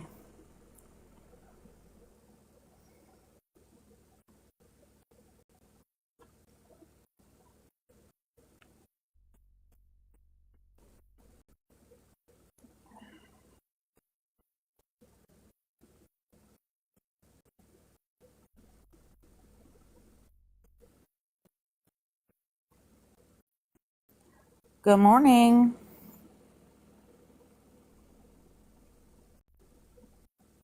Mm-hmm. Yep.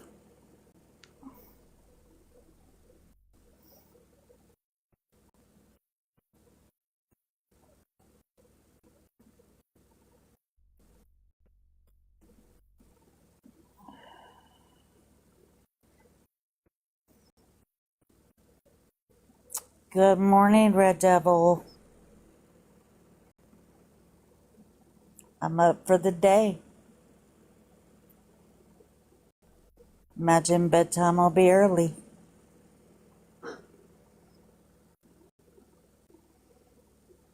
Or I'll get a nap after work.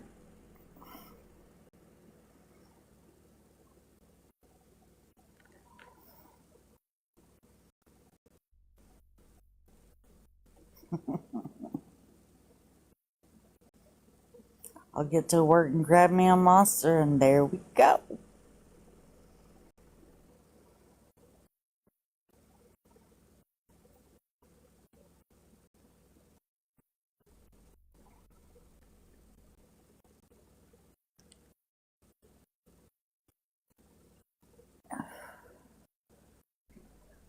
Hello, Barbie Marsh.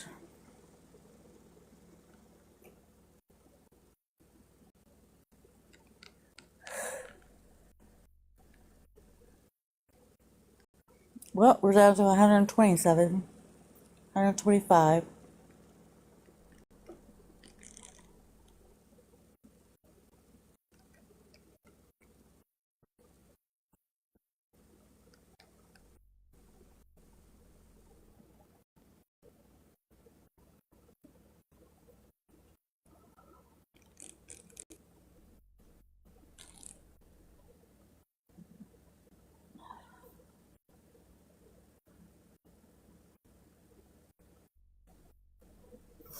Nikki, you did a lot.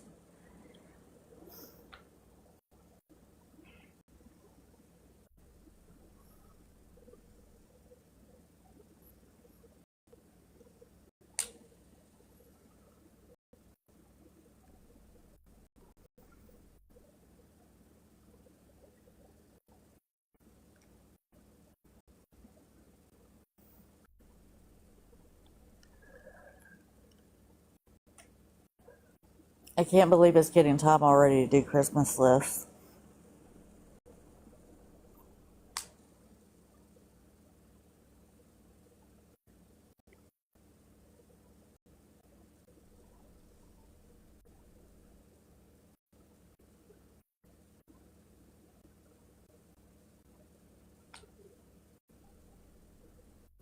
It goes faster every year.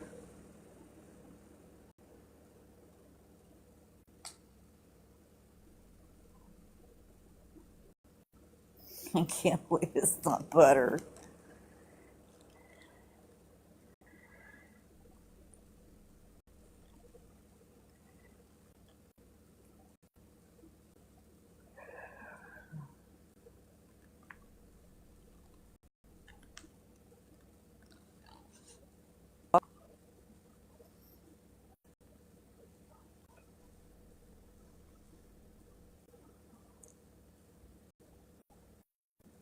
Dang, Nikki.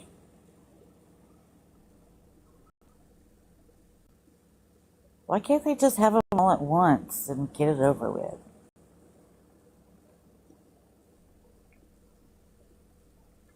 I know. October 1st.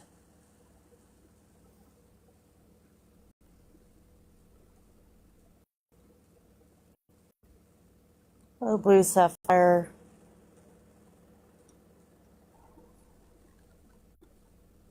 I wonder if Cash is still on Smash. I mean, she's probably already off.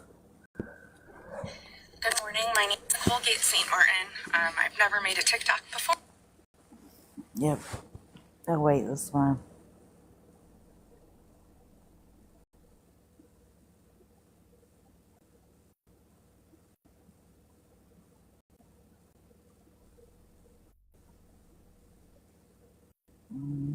Looks like she's off.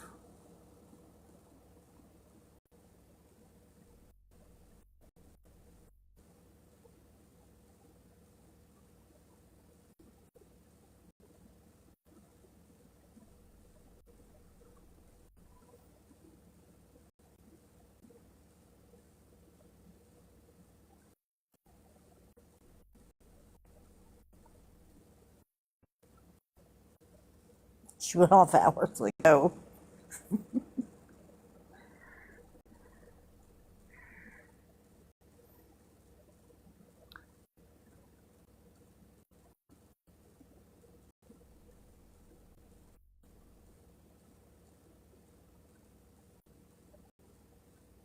Hey, Grandma, too.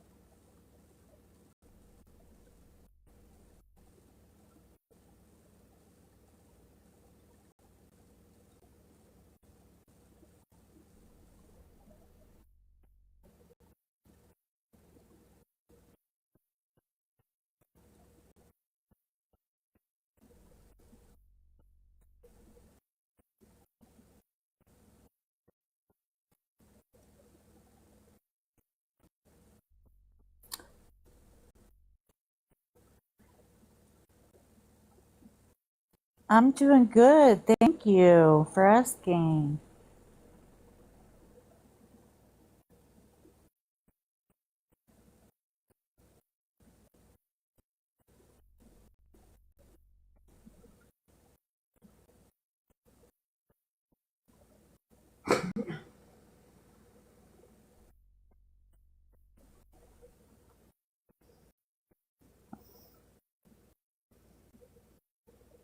You do the same.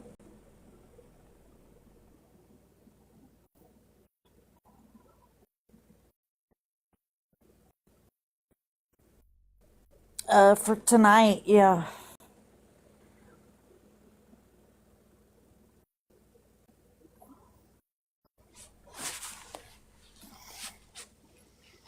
Hey, Ashley.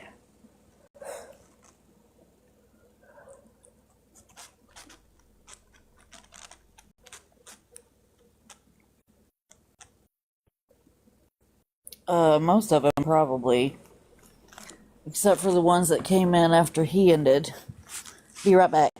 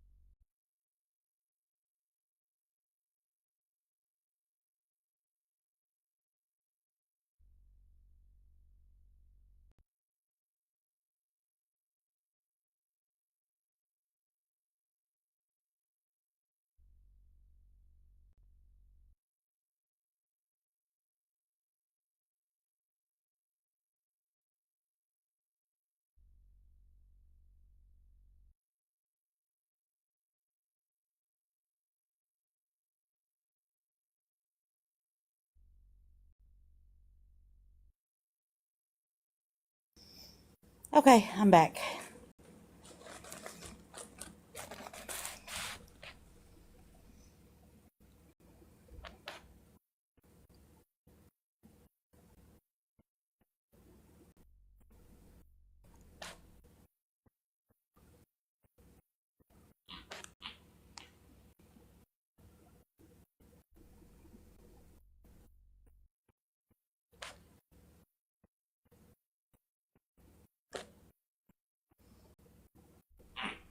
Thank you.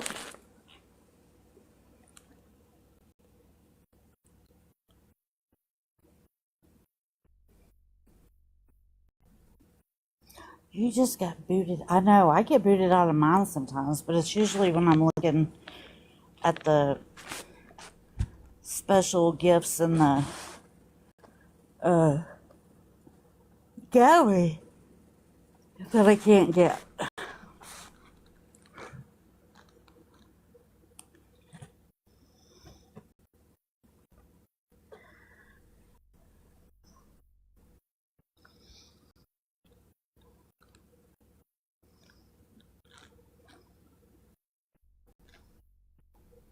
Oh, it's cold.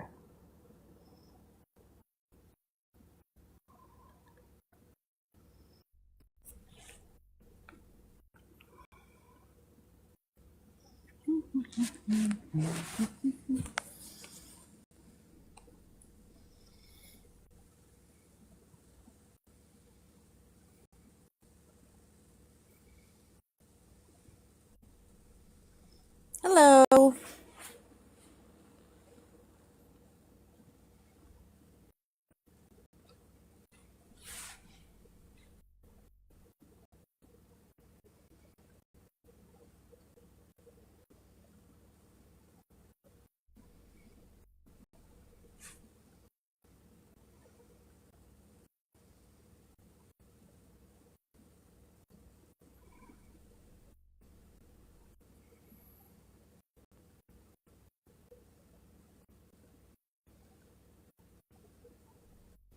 So what does everybody have planned for the day?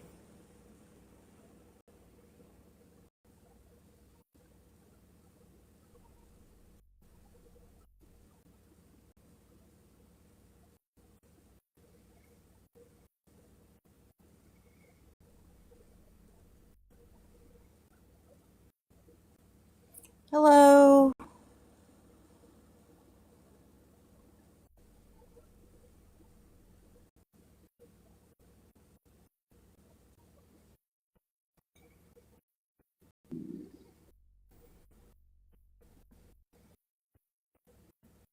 Nice, Bama chick.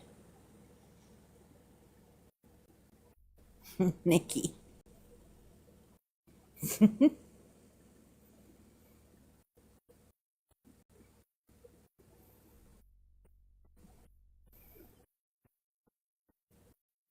Yes, ma'am, I have.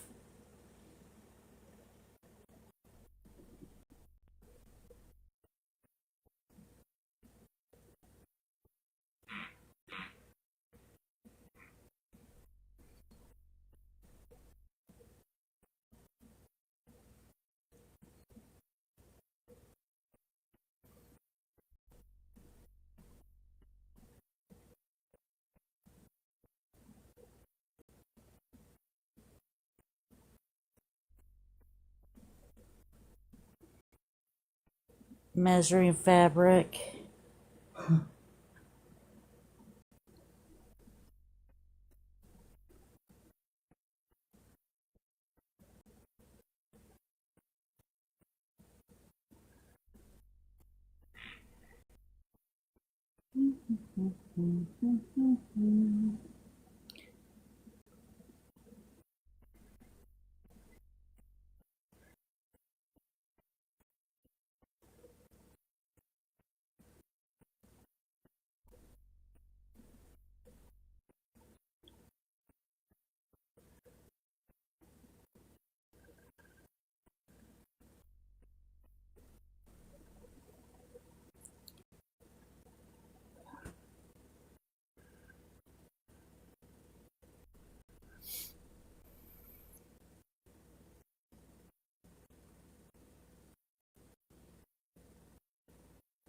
Hello, Belladonna.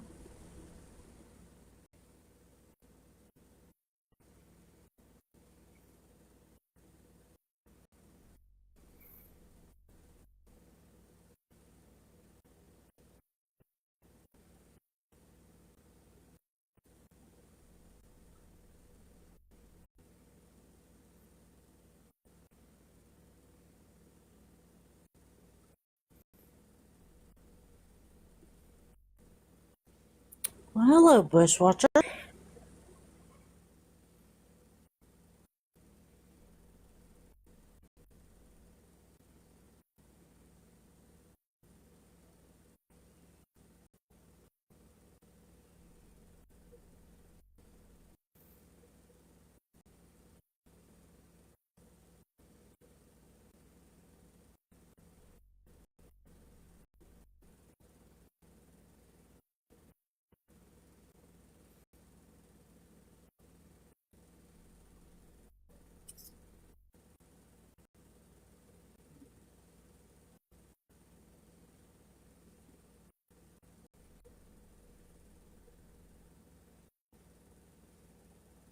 Hey, love. How are you?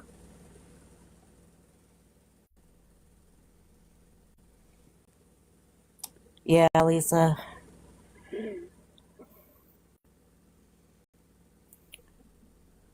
Well,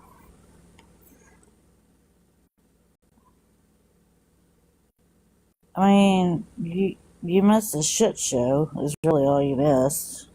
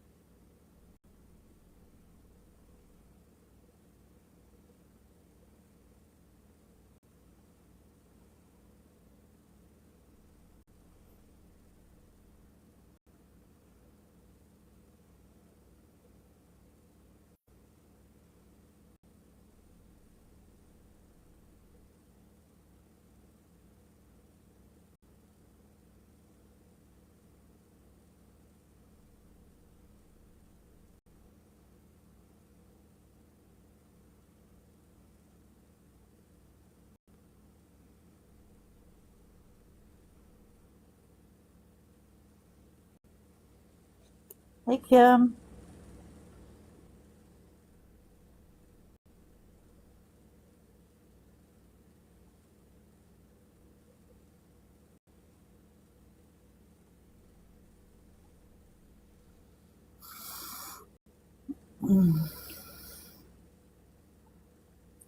You know, you have people enter your life.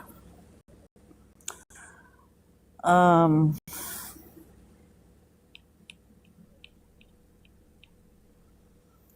and, you know, you just don't know who's evil or who's not, who's good or who's bad. And sometimes you find out.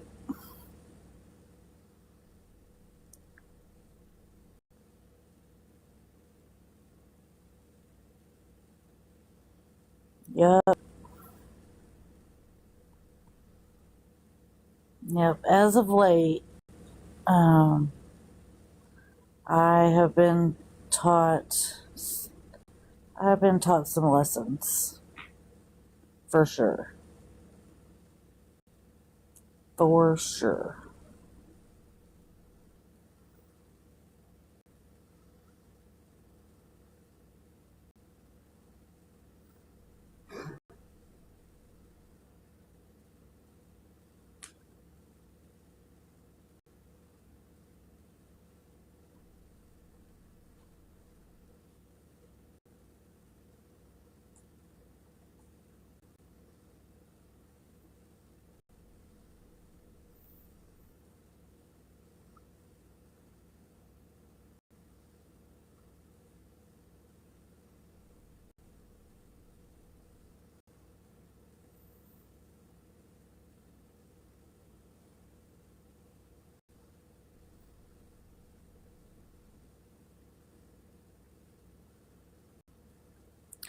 I have my days where some people I wished I hadn't met.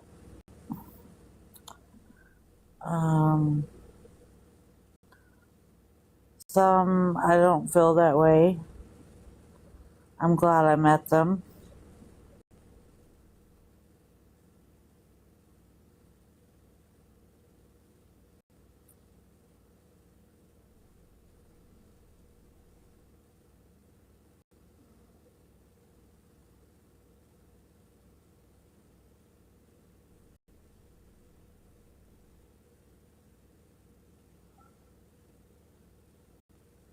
Damn, Lisa.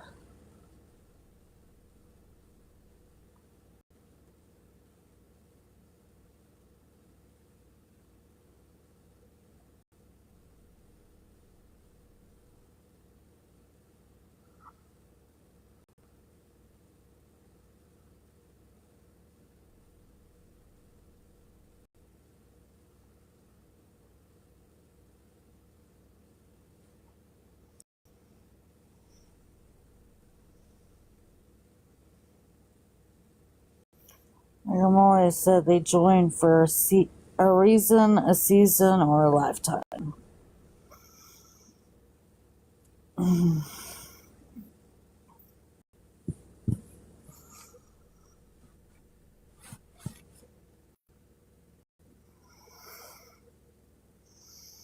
Yeah. If it's for a reason, I don't quite know that reason yet. I don't know how we ended up here. When a simple conversation, with me, not as a group. If you had an issue with me, you could have come to me. But that's not how it played out.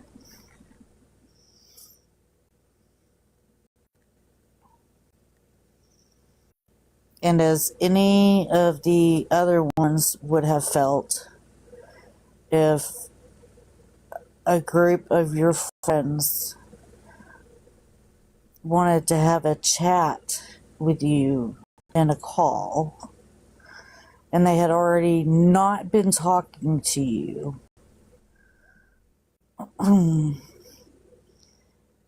and you try to have conversations with them on the phone, but they're vague. I went into that feeling attacked, and I felt attacked during it.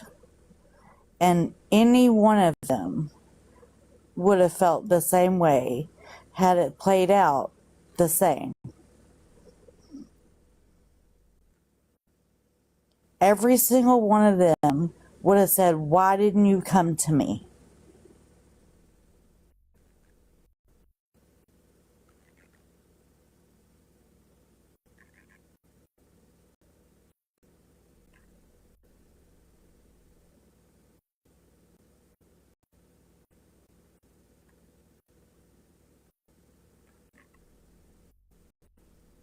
Why didn't you come to me?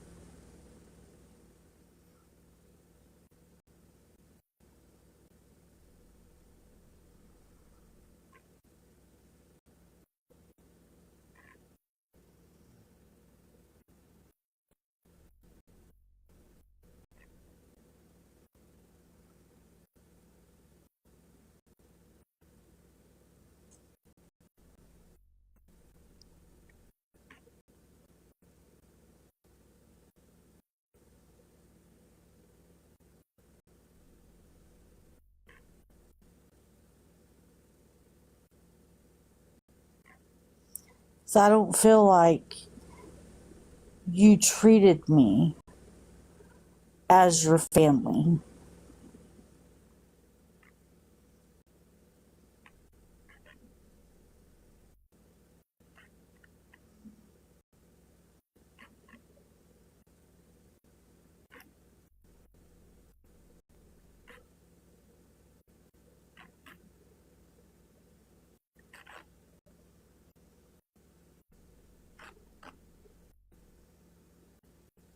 You didn't give me the same respect that I always gave you.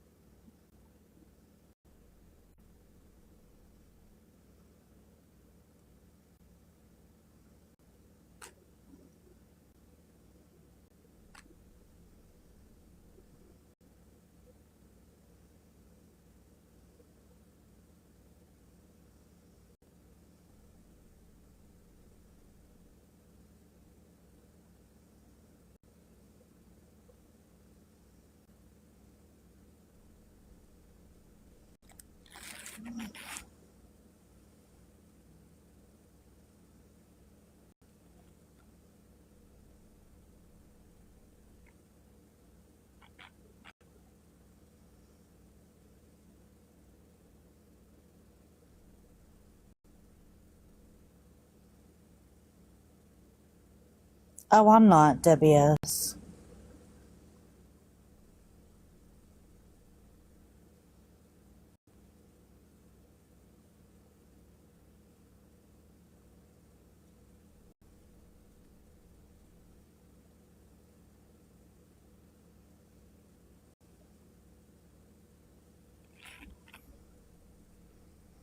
And Mr. T never did anything to any of you.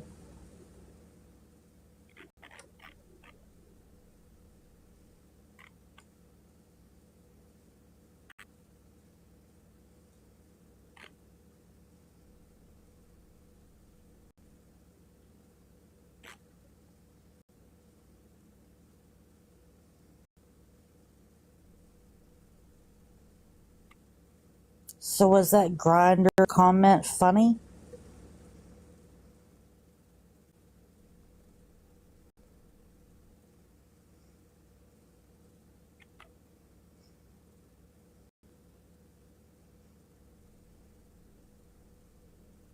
Especially to you.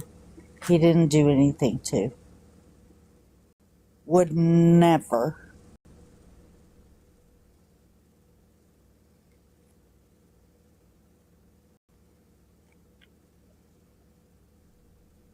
And you laugh at him.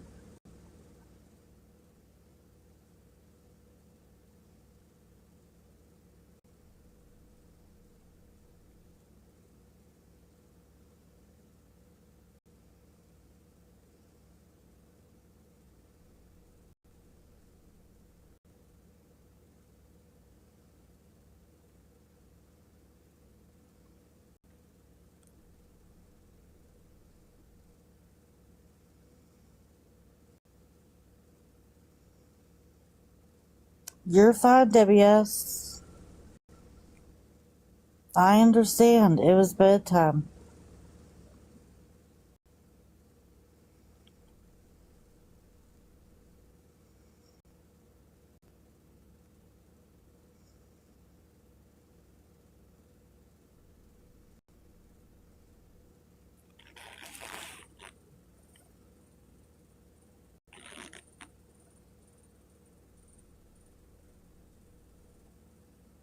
Hello.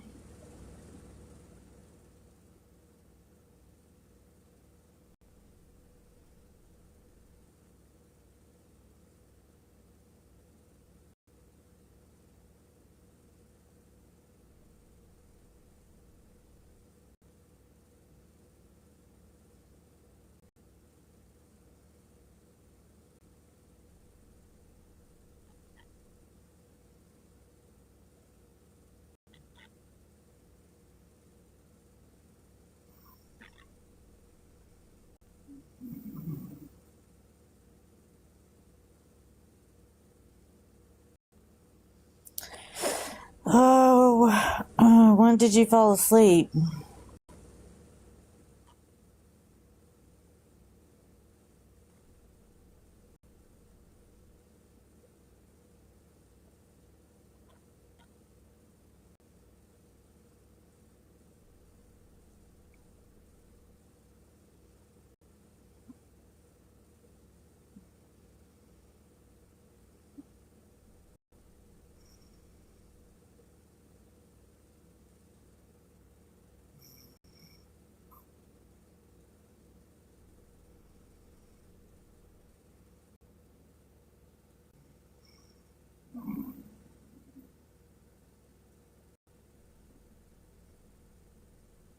around 3.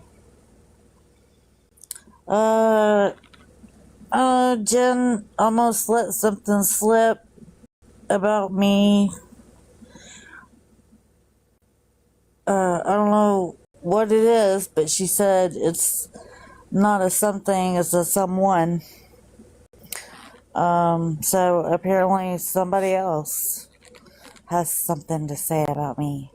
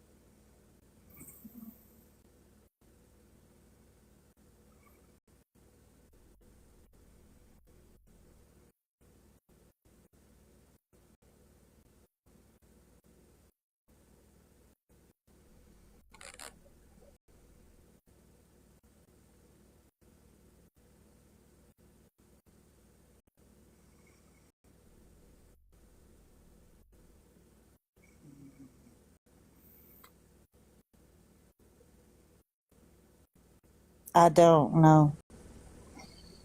I have an idea, but no, I don't know for sure.